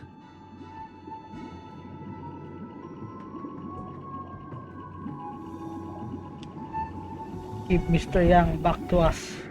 Oh, I intend to. But that hinges on the outcome of this negotiation. If it is the Order that drove you to imprison Welt and Robin, and you're using them to coerce our compliance, then there'll be no point in entertaining any type of discussion. You're mistaken, Miss Himiko. They are in very safe hands, and just as the family has always proclaimed, no one can be harmed in the dreamscape, least of all in the beautiful new world belonging to the Order. Penacony and the entire universe have witnessed far too much innocent bloodshed. The strong wield their blades against the weak, and the victors push the vanquished to the brink of life. Natural selection. The world abides by this principle, establishing the well-being of humanity atop the corpses of the downtrodden. Only we, or rather, I, possess the power to put an end to this farce. So you've decided to resurrect a dead Eon? No one's ever done such a thing. If Miss Himiko is interested, let's draw back the veil and speak candidly. I've always firmly believed that people can understand one another through peaceful means. I'm willing to divulge the unembellished truth as to the intentions of the Order's Pathstriders, so that you will make better judgment for the Astral Express, for Penacony, and for this stretch of the universe. Words can hardly do justice to the beauty of that ideal. So, come with me, everyone. Let us retrace our steps and see once again where this road leads. Huh? Where'd he go? Welcome. This isn't any location in Penacony's dreamscape. It's my inner world. The reason the scenery before you remains unchanged is because your consciousness has drawn on similar concepts to fill in the gaps. You've imprisoned us. Did you do the same to Welt? It's a tuning process. Stronger in effect and more draining on the mind. The gray-haired guest has experienced it before, so she should understand what it entails. Tuning allows you to intuitively grasp my feelings, which also... Now, everyone, please look at the From this point on, you will witness the numerous decisions I've faced. I've selected a portion of these to share with you, I believe after going through similar predicaments. Let's begin. The first decision. This story happened when Robin and I were very young. We were victims of the Stellaron disaster, and the family's Mr. Gopher Wood, who would later become the Dream Master of Penacony, saw that we siblings had no one to turn to and took us in later on. Robin and I lived a time with nary a care in the world. One day, after dinner, while my younger sister and I were lounging about in Mr. Gopher Wood's yard, we spotted a fledgling Charmony dove all on its own. That baby bird was tiny. It didn't even have all of its feathers, and it couldn't sing. When we found it, it was already on its last breath, having fallen into a shrub, probably abandoned by its parents. We decided to build a nest for it right there and then. However, thinking back, that winter was unusually cold, with fierce winds at night in the yard, not to mention the many poisonous. It was clear that if we left the fledgling in the yard, it stood no chance of surviving until spring. So, I suggested we take it inside, place it on the shelf by the window, and asked the adults to fashion a... We decided that when it regained its strength enough to spread its wings, we would release it back into the wild. The tragic part, something that we'd never considered. Its destiny was determined by our momentary whim. Now, I pass the power of choice to you all. Stick to the original plan, and build a nest with soft net where the Charmony dove fell. Or build a cage for it, and feed it, giving it the utmost care from within the warmth of a home. I eagerly await your answer.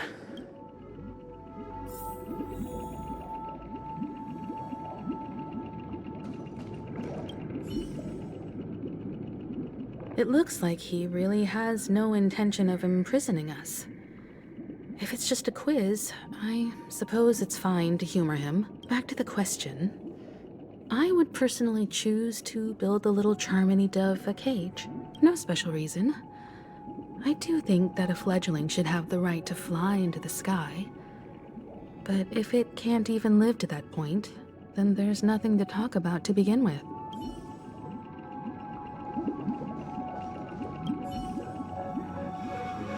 That guy just casually throws this kind of question at us? What exactly is his deal? But fine, I'll answer, I guess. If it were me, I guess I'd choose to build a cage for the little Charmony dove.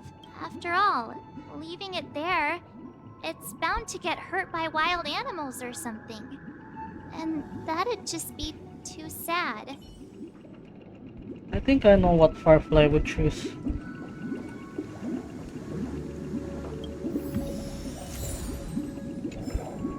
Firefly would choose the first option.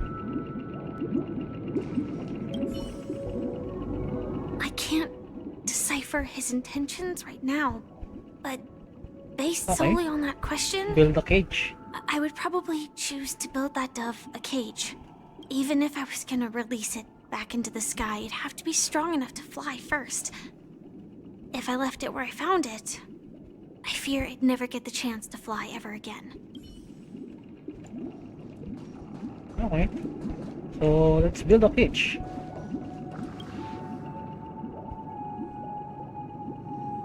I'm happy to see that you made a choice similar to ours. If your mind is made up, let me reveal the outcome of this choice.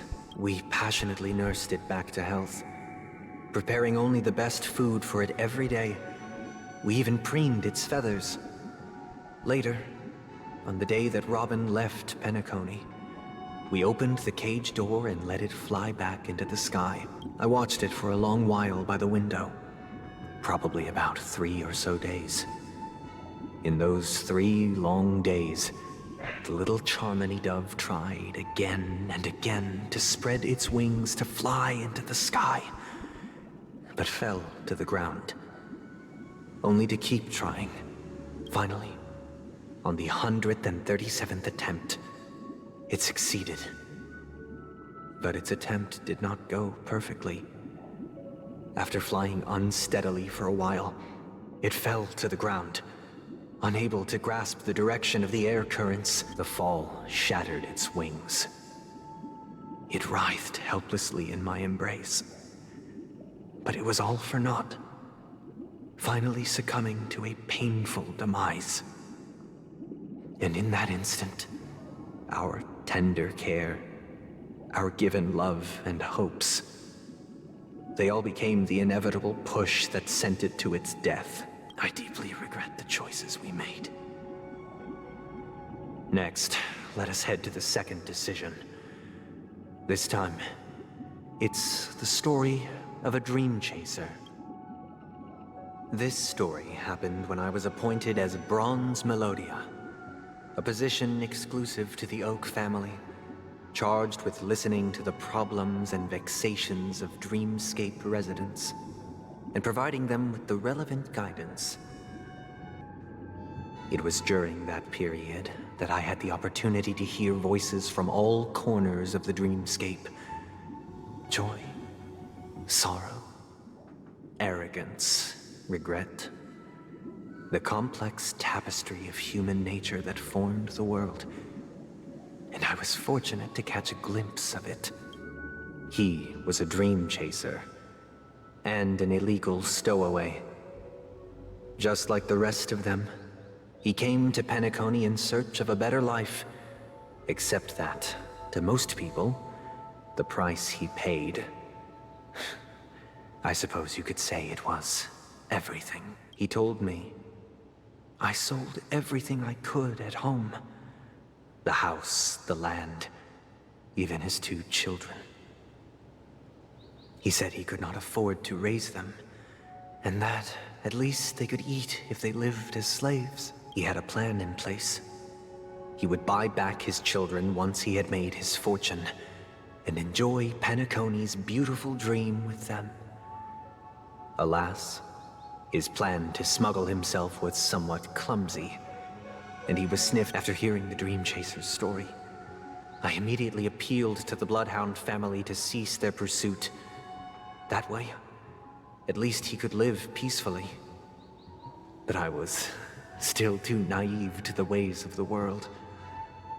I did not anticipate that what I thought was a kind gesture would later lead to dire consequences. What happened? I'll tell you the outcome soon.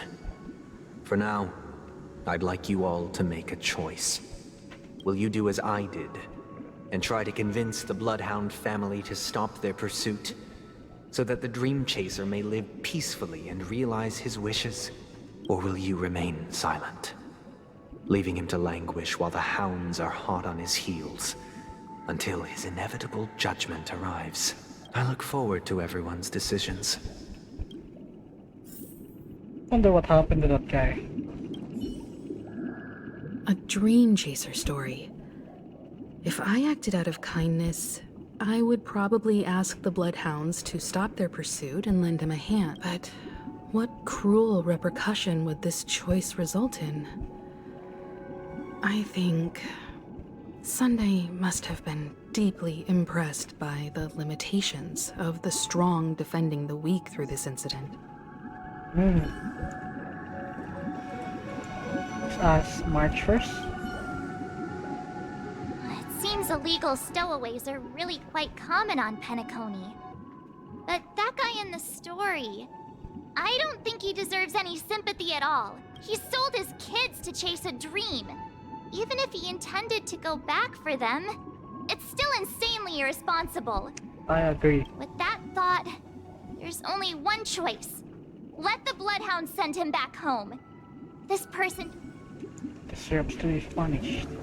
What does Firefly think? This question... Surely it has some connection to the baby bird story. And this connection is precisely the breakthrough Sunday aims to use to persuade us. I'd probably choose to ask the Bloodhounds to cease their pursuit. Okay, so March chooses this outcome. Himiko and Firefly chose this outcome. If it were for me,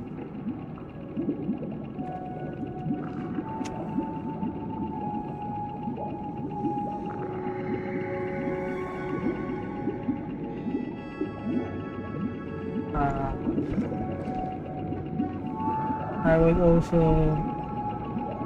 choose this outcome.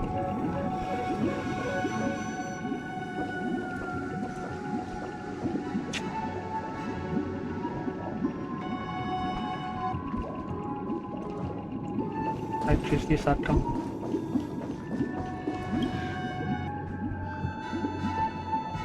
I'm honored to witness you arriving at the same decision. Out of respect, first, the outcome. He attained major success. After avoiding capture, he ran a business for a few years, very quickly making a name for himself, elevating his status. He might not have become a tycoon like old Audie, but he was considered a character of excellent repute. Now then, did he realize the wish he set out to achieve? No. The last time I saw him was in the real world, where the Hounds were going to permanently exile him, and I was the accompanying Bronze Melodia. The mission was simple. Listen to the criminal's repentance. He told me the reason he was in this predicament was because he conspired to usurp the head of the Alfalfa family. When I asked him about his 2 children, he instead responded with a question. What children? In the end, my heart aligned with the harmony, and the good deed I dared to undertake held no value, turning instead into a wrongdoing. It created a lamentable oppressor and countless oppressed individuals. As to your choice, I once again offer my heartfelt apologies. Next comes the third and final decision. Oh fuck, what is it? And the story this time is my own. Okay. This story happened the day I was appointed the Oak family head. At that time, Mr. Gopherwood was the current Dream Master. And as per his wish, we had a private conversation. What surprised me was that the Dream Master had only come to deliver a letter to me. He let me read its contents, and it was a letter from my sister. The letter contained the usual pleasantries, anecdotes from her travels, nothing out of the ordinary. Just as I started wondering how this letter related to our discussion, the Dream Master began to speak. Do you know who wrote this letter? My sister, of course.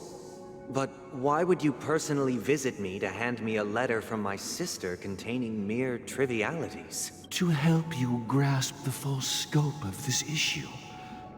Do you know where Robin is at this moment? From what the letter indicates, she must be in Caspelina 8, correct? She's touring there right now. Correct. Has she mentioned anything about a stray bullet? A stray bullet?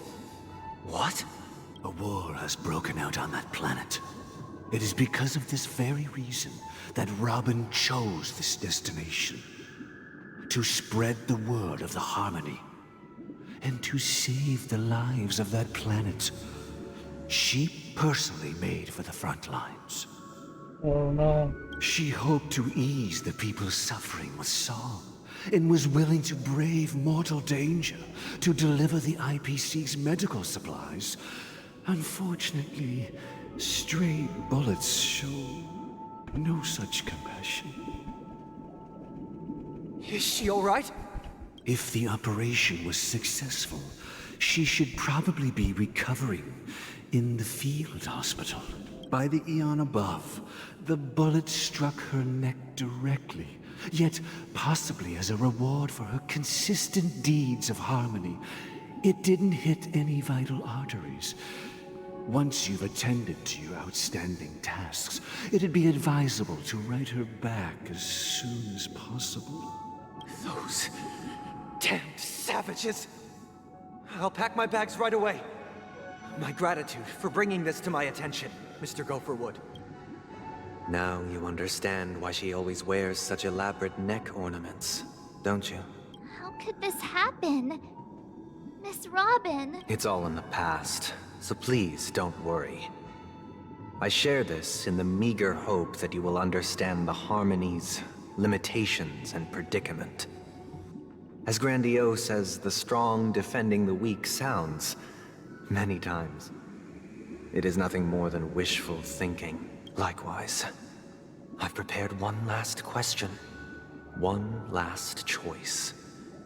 But rest assured, this choice will not have any grave consequences, because this is merely a figment of imagination, a nightmare that has haunted me through countless nights. If you ever had the opportunity to make a choice like I did, would you still support Robin's journey on the path of harmony? I can't believe that happened to Miss Robin. The strong defending the weak is a great mantra, but if I had to pay such a price, I don't know what I'd do.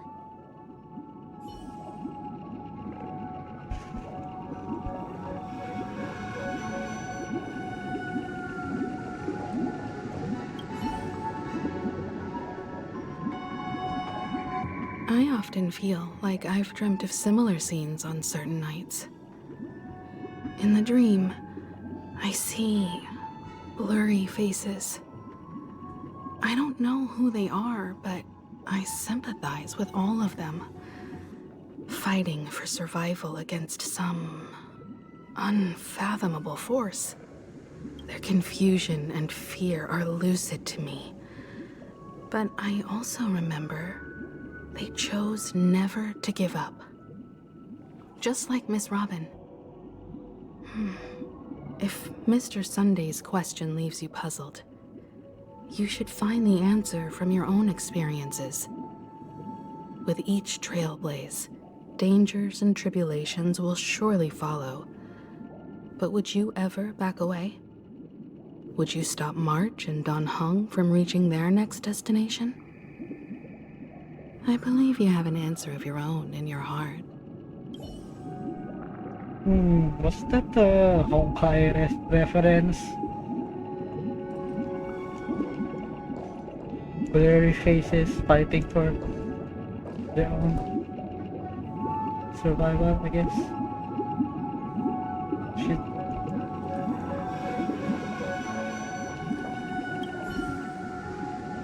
Miss Robin's courage is admirable. And here I was thinking she was just another superstar celebrity. But the fact that she is also Mr. Sunday's younger sister? No, I doubt he'd wish harm on his own flesh and blood, no matter how grand the ambition. So, Half-Life chose to stop Robin. Himiko. March doesn't know what to do. Himiko. I don't remember what Himiko chose. But for myself, just because of the question that Himiko asked me, that would I ever stop Dan Heng and March in trailblazing to the next destination? I would not. So, with that in mind, I will choose to support Robin.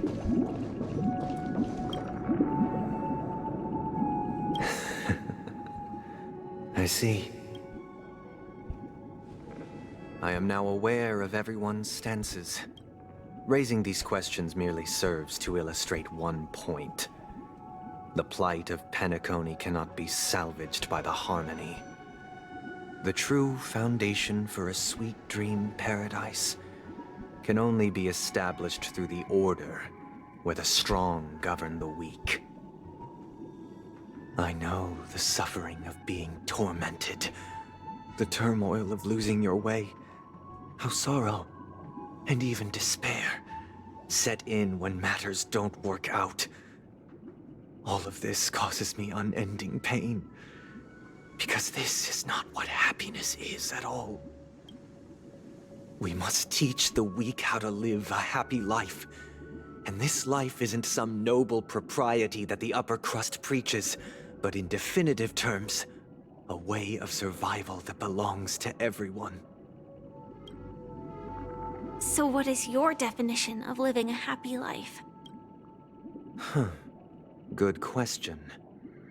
Human consciousness is fundamentally an illusion, a cage known as self-worth.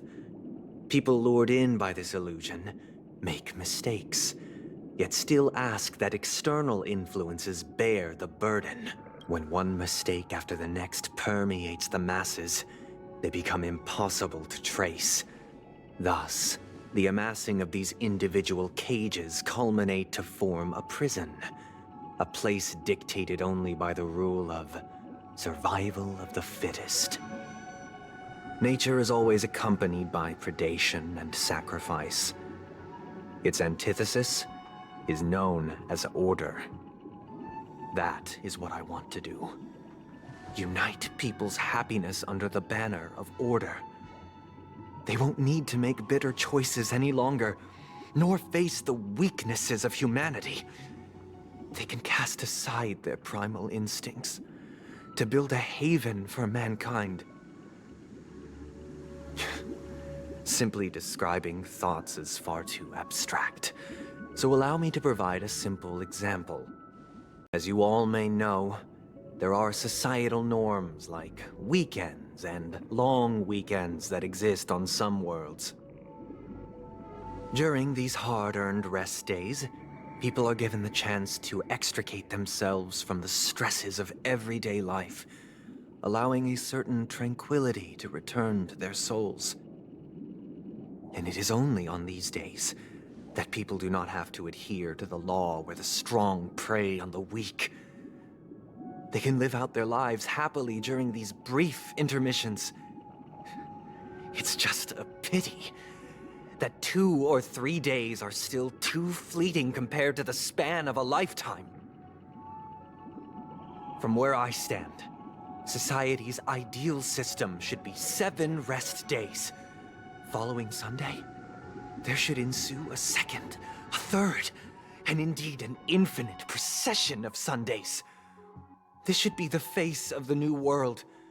Idyllic, eternal, peaceful days. Wouldn't that sound great? And thus, every person can return to their base selves in this utopia.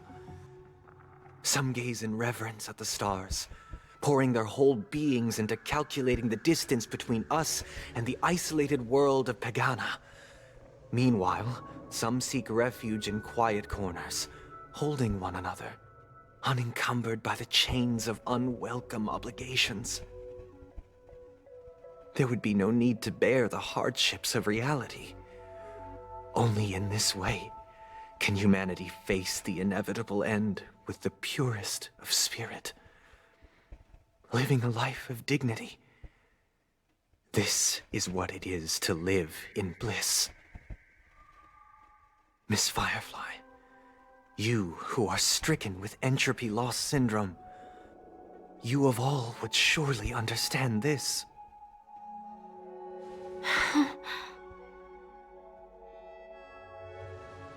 It sounds like a flawless theory.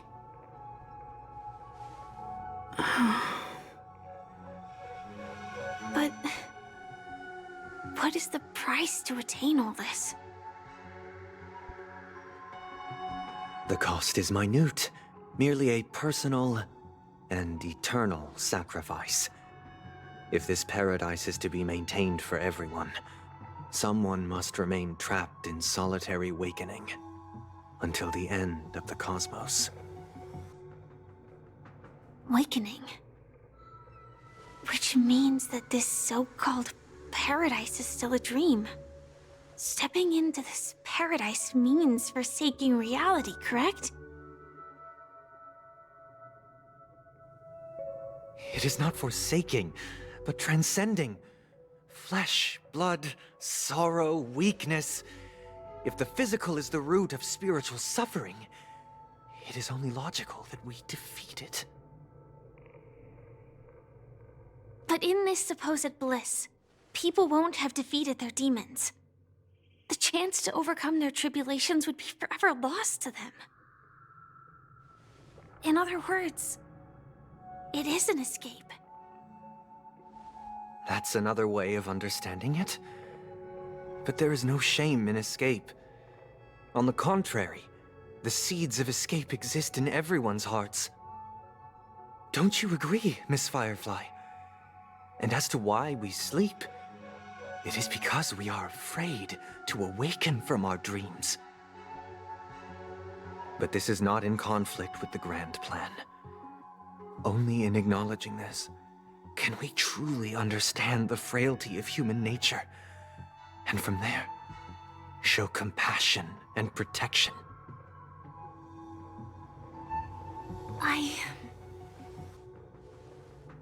I admit that you are a born leader.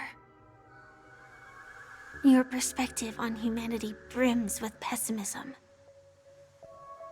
Yet you express compassion for all, even when your heart pities them.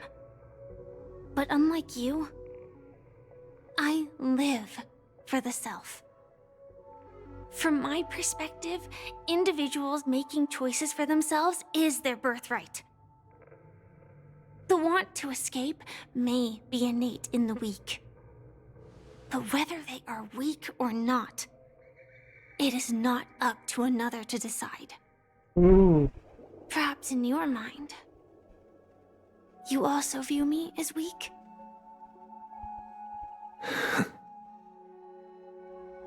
Because I don't think so. Since Miss Firefly has said her piece, the Astral Express will also naturally give you our answer. We'll leave it to you. Just as Mr. McHale instructed before. Tell him our choice. Are you gonna talk? No? Cutscene? What is this place? Does this place ring any bells, Misha? I don't know, but I feel a sense of deja vu. It's the realm within a dream bubble. This was left to the Astral Express by a nameless, but weirdly, when we entered it, it was completely empty. Dr. Edward from the Dreamscape sales store told me that dreams are formed from memories, and a dream bubble can't take shape if its core is empty. So I thought you might be able to help us in unraveling this mystery, Misha. As a hotel doorman, you know Penacony best among us. I don't know much about dream bubbles, but if you want to figure out what this mansion is, I'll do my best. I'm counting on you then. Himeko, I still don't get it. Why were you so sure that Misha had a connection with this dream bubble? I wasn't sure. It was just a hunch. But since Misha feels familiar with this place, my hunch might be correct. This place feels a bit nostalgic. Exactly. This is where you and Firefly encountered death, which we now know as dormancy. Considering its connection to Dreamflux Reef, it's not surprising it appeared here. The question now is, who brought you here? Based on the clues we have so far, it's unlikely to be that masked fool. So identifying them is crucial to us. We're drawing closer to the truth once more. Let's give Misha some time, as I believe he'll unveil the secret of this dream bubble. All right, but there are doors all over the place. Which one should we choose? Do you have any idea, Misha? I guess... maybe this way? I'm not entirely sure, but... let's give it a try. Okay. Wait, you managed to choose the right Weird. This place is quite different from the hotel. But I feel like I've been here before, and even lived here for a while. If I remember correctly, there should be a fireplace down that hallway. Clocky and I used to sit by the fire, listening to the crackling of firewood. And the room on the other side was the toy room. I loved spreading out all the toys from the box on the floor and making up stories for each of them. Hold on. This doesn't make sense. Didn't I grow up in Dreamflux Reef?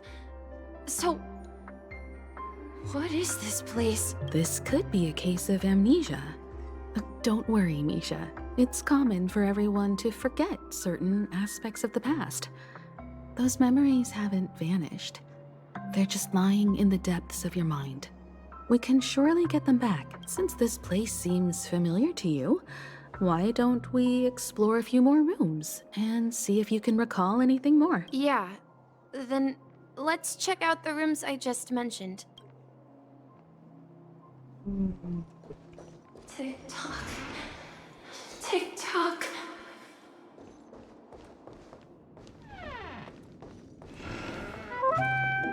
I heard some noises from the room. Origami Bird? That's a friend of mine. You and Origami Bird are friends? Yeah. It's a member of the Compass crew, just like Clocky and Miss Mirror. And there's more than just one Origami Bird. They are a big family with lots of brothers and sisters who look the same. They follow Miss Mirror's orders and handle all sorts of jobs on the ship. They're the best sailors. Sailors? Can origami birds be sailors? Could you tell us more about the Compass, Misha? The Compass is a ship bound for the New World. Clocky and his partners travel through layers of fog to the depths of the sea. Whenever there is danger, Clocky will use a compass and guide the ship in the right direction. That's a great story. But in the Penacony cartoon, Clocky and his partners have always lived in Dreamville and never ventured out, right? Huh? Oh, that does seem to be the case. Weird. I clearly remember Clocky arrived in the New World in the end. Perhaps Clocky has a hidden past. So, where has Clocky gone? Did he leave to protect Dreamville?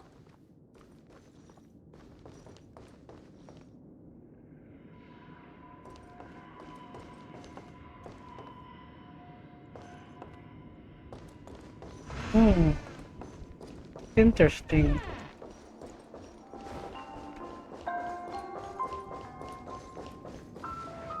Mikhail, that's the name. Now we all know him as the Watchmaker. So, who is he talking to? Do you know anything about it, Misha? I'm sorry. I don't know much about the Watchmaker. But, Mikhail... Anything special about that name? Mikhail is Grandpa's name. Grandpa? Do you mean you're the Watchmaker's grandson? But we haven't heard anything about the Watchmaker having descendants. And the name Mikhail is not rare. Perhaps it's merely a coincidence. Could you tell us more about your grandpa, Mikhail? Yeah, sure. He was a seafarer who fearlessly ventured into mysterious seas and storms. He was always on the sea and had lots of friends who accompanied him on his travels. He didn't want me to call him Grandpa because that would make him sound old. He believed he was still young. The name Mikhail was given to him by his parents, Mihaly and Elise, both renowned seafarers. Every time he came back, he'd share his logbook with me and tell me about his adventures at sea. I want to become a great adventurer, just like him. It appears that the seafarer has nothing to do with the watchmaker. So, perhaps it's just a coincidence? No, I don't think so. So, where is your grandpa now? He went off on a new journey, and it's been quite a while since I last saw him. I think they're the same person, March. I think I hear the sound of water.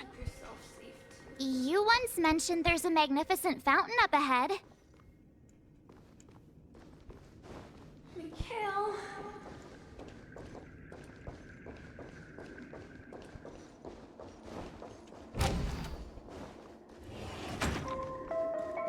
Look, there it is!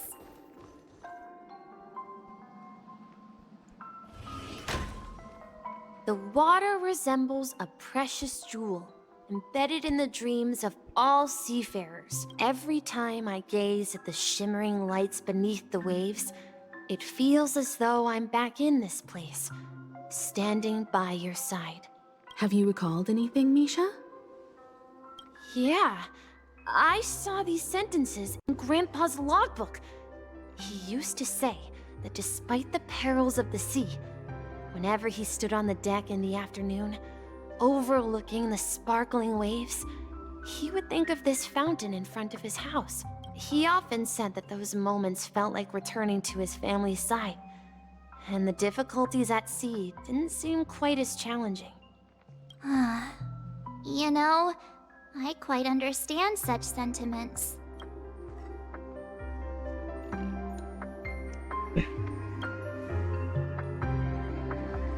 Hey, don't tease! I was just being a bit sentimental. Perhaps every adventurer far from home carries a fountain within their soul.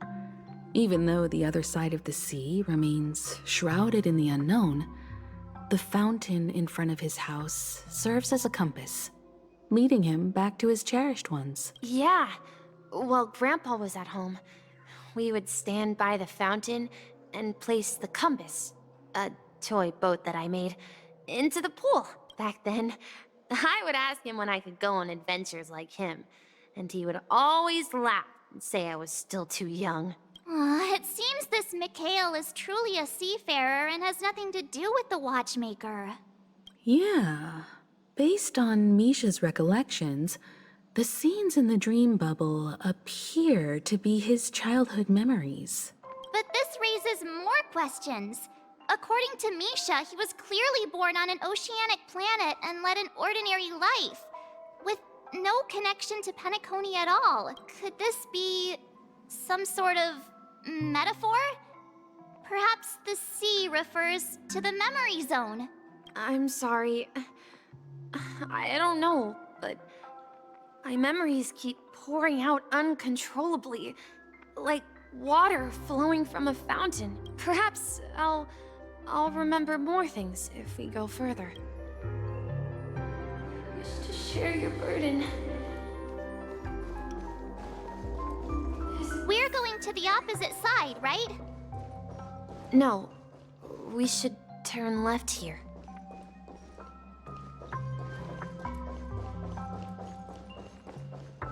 Uh-huh. Something feels different about this place. This is it. I remember this corridor.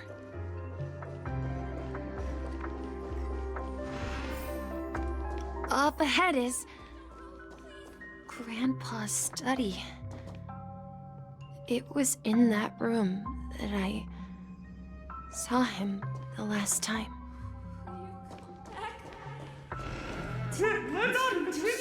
Stop us! The atmosphere in this room feels totally different. Misha! You finally come!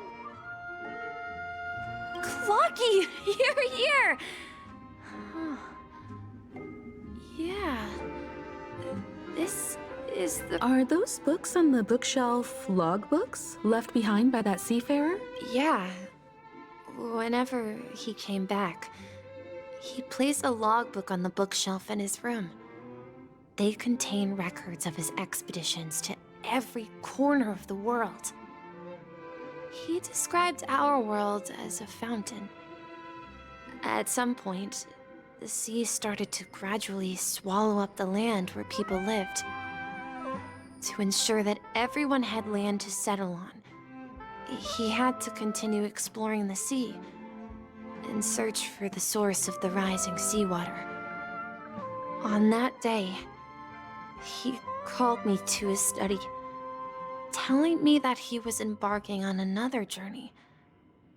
However, I could sense the gravity in his expression.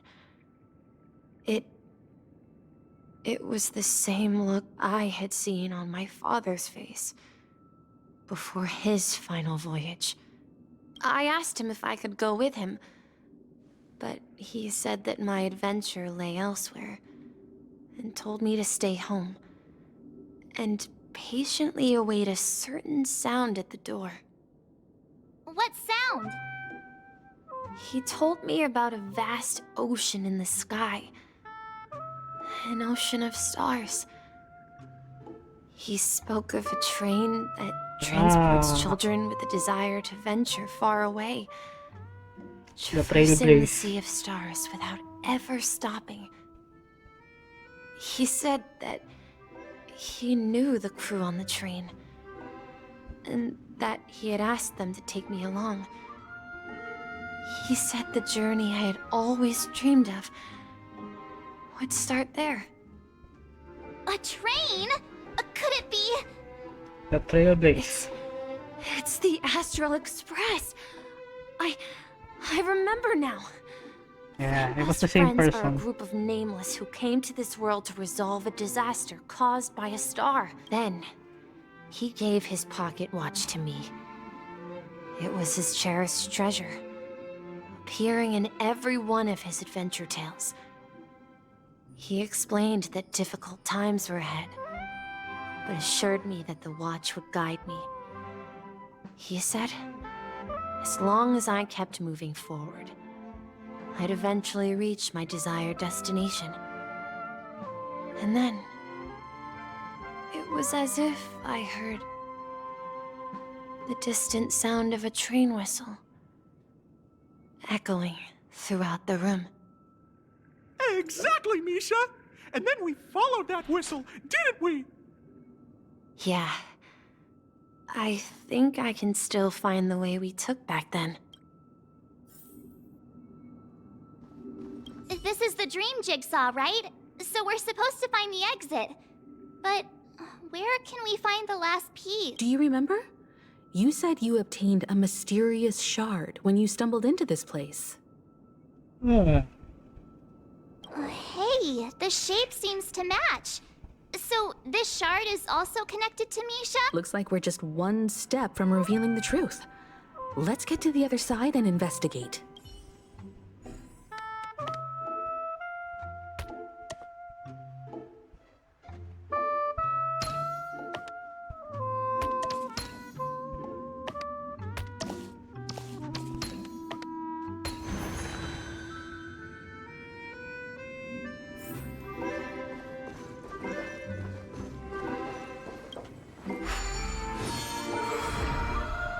This is it. This is my room of clocks. While I spent my time waiting for Grandpa to return from his voyage, Walter gave me this workshop, and it became my secret base. Here, I learned how to repair clockwork and gears out of my fondness of precision mechanics. In my dreams, I was the captain of the compass, embarking on adventures with my companions, Clocky and Miss Mirror, in search of the new world. I was born and raised here. So, this building in the dream bubble is your childhood home? Yes, but not exactly. To be more precise, this dream bubble itself is my home. Looks like you've remembered everything now. Wait. Why does it feel like everyone else knows something I don't?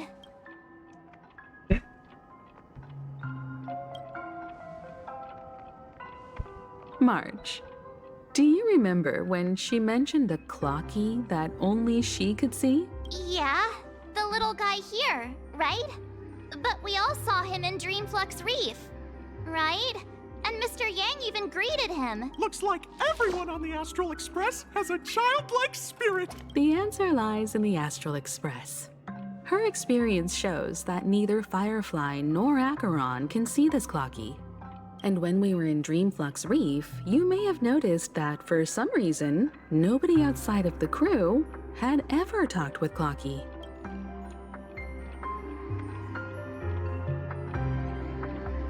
I thought Farpo...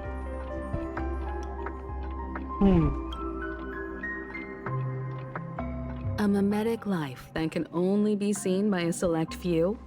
It's just like a hidden message, left by someone for the nameless. But Misha can see Clocky too, right? They even grew up together. But Misha hasn't started the way of the Trailblaze yet. That's the key to the mystery, March. Now, take a moment to recall. Have you ever seen anyone outside of the crew interact with Misha? Wait. No way! That's the answer, March 7th. This dream bubble is the place where I was born. And I'm a dweller in this dream. Just like a memory zone meme. I should have stayed here and waited for you. But when reality and memories merged, I unconsciously pushed open that door and left the bubble with Clocky. So it's not that the Watchmaker's dream bubble is empty, but rather the stuff inside ran away? And the whistle you heard was the sound of the Express arriving at Penacony? That's one way to see it, but I believe there's a longer story behind all this. It's best for Misha himself to explain all the details. How about we start with your name? Now, should we call you Misha, or... Thank you all for helping me rediscover my true self. Watchmaker? Please allow me to reintroduce myself. I was born on Lushaka, in the Presmere system. Adopted by seafarers Mikhail and Char. They gave me a treasure. A name that carried their hopes. Mikhail Char Legwork. Or simply, Misha. If you prefer, you can call me by a more familiar name. The Watchmaker. I knew it. So, you're the Watchmaker himself? Unfortunately, that legendary figure is no more. I am only a reflection of his life. As for the child who has been with you, he's the innocent protagonist of Misha's childhood dream. A friend of Clocky, a young apprentice, and a future mechanic on the Express. And this also marks the beginning of his journey, devoted to the Trailblaze. At the end of the journey, I left this this little little flame, which I so cherished, in my deepest dreams, hoping to pass it on to the nameless of future generations. However, he somehow left the dream bubble and forgot all about his task. I apologize for all the confusion this caused. Because he was born with a desire to trailblaze, wasn't he? I don't think Misha has forgotten his role as a guide. He remembered it, and that's why he mistakenly appeared as a hotel doorman in her dream from the very beginning. The one who brought our unconscious friend here must have been Misha. If that's the case, we encountered the Watchmaker's legacy from the beginning, didn't we? Well, I have a sarcastic friend who says I always take big detours and end up back where I started. Perhaps that's what every nameless has to go through. But in the end, you found me. I'm sure you're all wondering what my legacy is. I believe my hound has mentioned the Stellaron and my wealth. If I may apologize, the Stellaron part is real.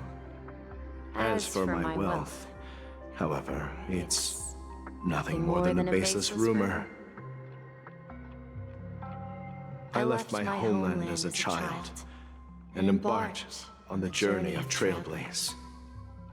I traveled to various planets until finally reaching Asdana, where my friends and I built the original Penacony and fought for its future ever since. I've been moving forward all my life, doing what I could to overcome the obstacles in my path. But ultimately, my journey reached its end, and I left behind no possessions worth entrusting. So, if you ask what's left within this worn-out train engine that can be called a legacy, I suppose it's the things that are still burning in the engine's furnace. Now that you're well aware of the current situation of Penacony, I certainly hope that you'll help me get this world back on track. But I'll leave that decision to you, for the path of Trailblaze is never paved by others. All I have for you is a story and 2 gifts. I want to give you my pocket watch. It has accompanied me throughout my long journey, guiding that naive child forward, and has been blessed with the presence of so many great people up to this day. And my hat, too. The one who navigated for me placed it on my head and planted a fanciful thought in my mind. The trailblazing expedition will never end. Now, it's time for you to make your choice.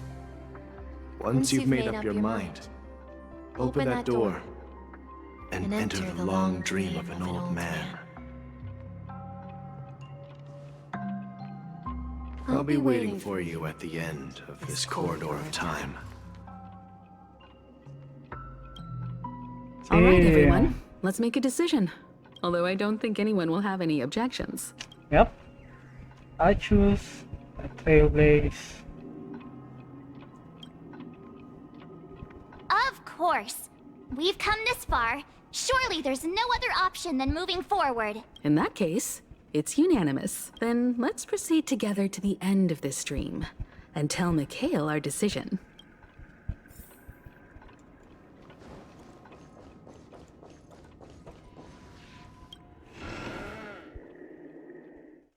Huh?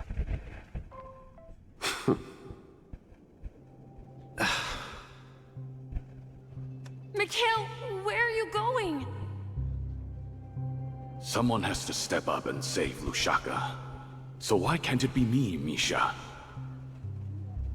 Please don't go. And if you must, please take me with you. Don't leave me alone. Even without me, you know how to proceed forward, brave Captain Misha. The compass is waiting for you. Haven't you always wanted to be a better adventurer than me?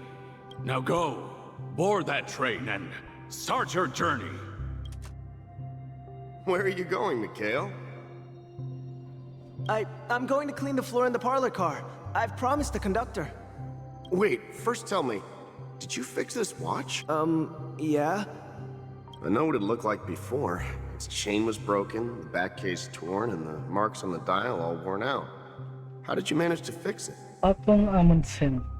Well, it's hard to explain, but I knew it could be fixed.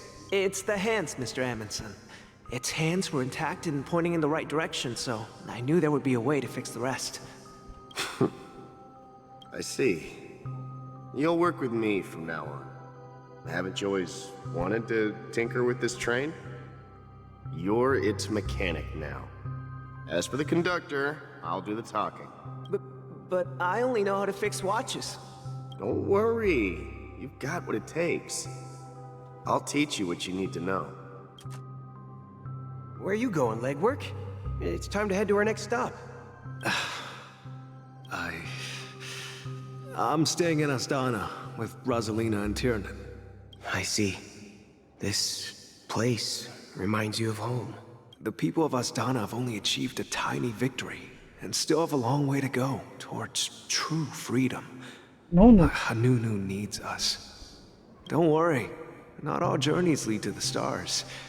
Even if I leave the Express, our path of trailblaze will continue. Yeah. I knew you wouldn't stay on the Express forever. Leave in peace, my friend. And, take this with you. This is Mr. Amundsen's hat. But why? When he departed, he said he would leave it to his best student. Well, I suppose the time has come. Farewell, legwork. Take care of Tiernan and Rosalina. And don't forget to write to us.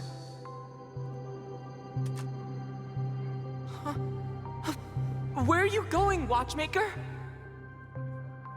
Don't worry, Micah. Just going on a little trip. Someone has to be at the forefront of the interstellar frontier, and I'm the only former nameless in Penacony. So why can't it be me? Because you're all we have! Have you forgotten about Tiernan? The cosmos is way more dangerous now. What will happen to Penacony if we lose you too? But what will happen to Penacony if we don't find a way out? Tiernan. How could I ever forget him? I've spent countless sleepless nights asking myself why I didn't go with him back then. We Nameless won't stop. Don't worry, Micah. It's just a matter of getting back to my old profession. Just wait for me to come back. But if, and it's a big if I don't come back in one piece, then you'll become the next Watchmaker. Where are you going, old man? Oh, you're here. Answer my question. What are you up to? Relax, Gallagher. I just came up with a great idea. Wanna hear it? Oh, come on. Aren't all your ideas just ways to get yourself killed?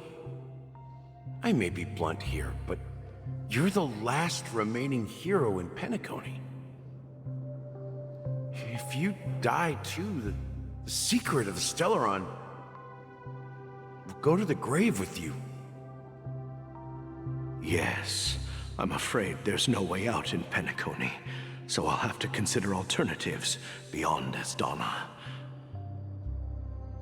We'll organize a festival using the Watchmaker's legacy as a facade, and send invitations to the entire cosmos to gather people here. So, a desperate struggle against the family? Desperate?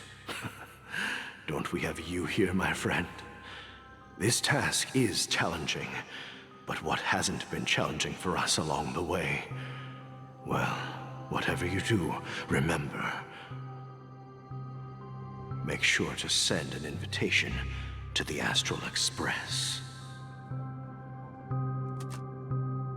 Misha! Where are you going? Oh, it's you, Clocky. Take me to Dreamflux Reef. Last night, I had a long dream about the day we met. I want to write down that dream. Write it down? Why? Oh, so I won't forget it. Do you remember how you got your name, Clocky? Of course! You told me that when you were a kid, you lived in a room full of clocks. Those wall clocks and pocket watches grew up with you and were your best friends. Yes, but what I didn't mention was there's a funny misunderstanding behind it. Is it? I was a kid, and there was always a special pocket watch in my memories. It was with my grandpa, guiding him on his sea voyages and leading the way in his every adventure story. I wanted to have a pocket watch like that too. And that's when you appeared in my dreams. Yeah. Every night, we boarded the compass and set sail together. But you know what? It wasn't until the day my grandpa gave it to me that I realized it wasn't a pocket watch at all. It was a compass. So, your name should have been Compassy. And the watchmaker is just a nameless.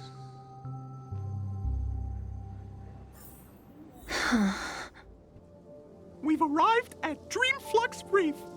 So, where to next? You know, Clocky, I don't think I'll be going anywhere else.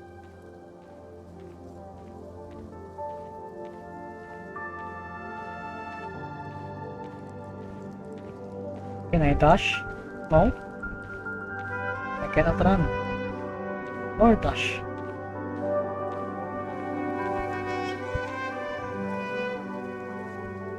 I've traveled far enough, and it's time for a little break. Oh. So, we'll set out again. When you're rested? No, I'll stay here. And then, this is where it ends. This is... where it ends? What do you mean, Misha? You told me that the trailblazing expedition would never end. Yeah, that's what I said. So now, it's up to you to decide your next destination. My next destination? What's that supposed to be? I've been following you. Misha, you're acting weird today. If you're feeling down, we can just do what we usually do.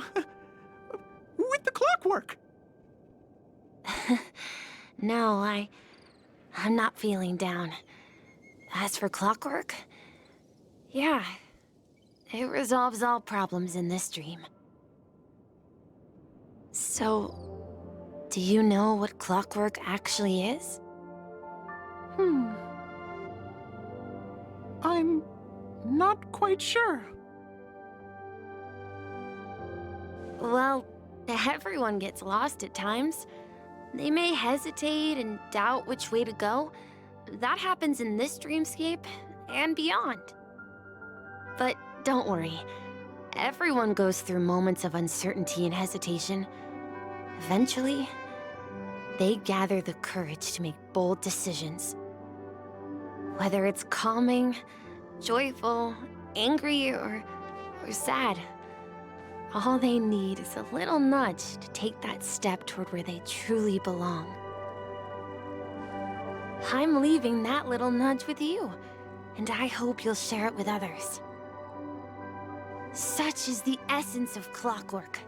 The will of the Trailblaze. Cutscene. Clocky's hands spin around non-stop, indicating confusion, frustration, and weakness. But ultimately, people still need to move forward. Just like your hands, always pointing ahead. This is where my journey ends. From now on, it is your path to walk. Trailblazing means taking paths your predecessors forswore and venturing even further. The Penacony in Mikhail's dreams does not belong to Order. Ooh.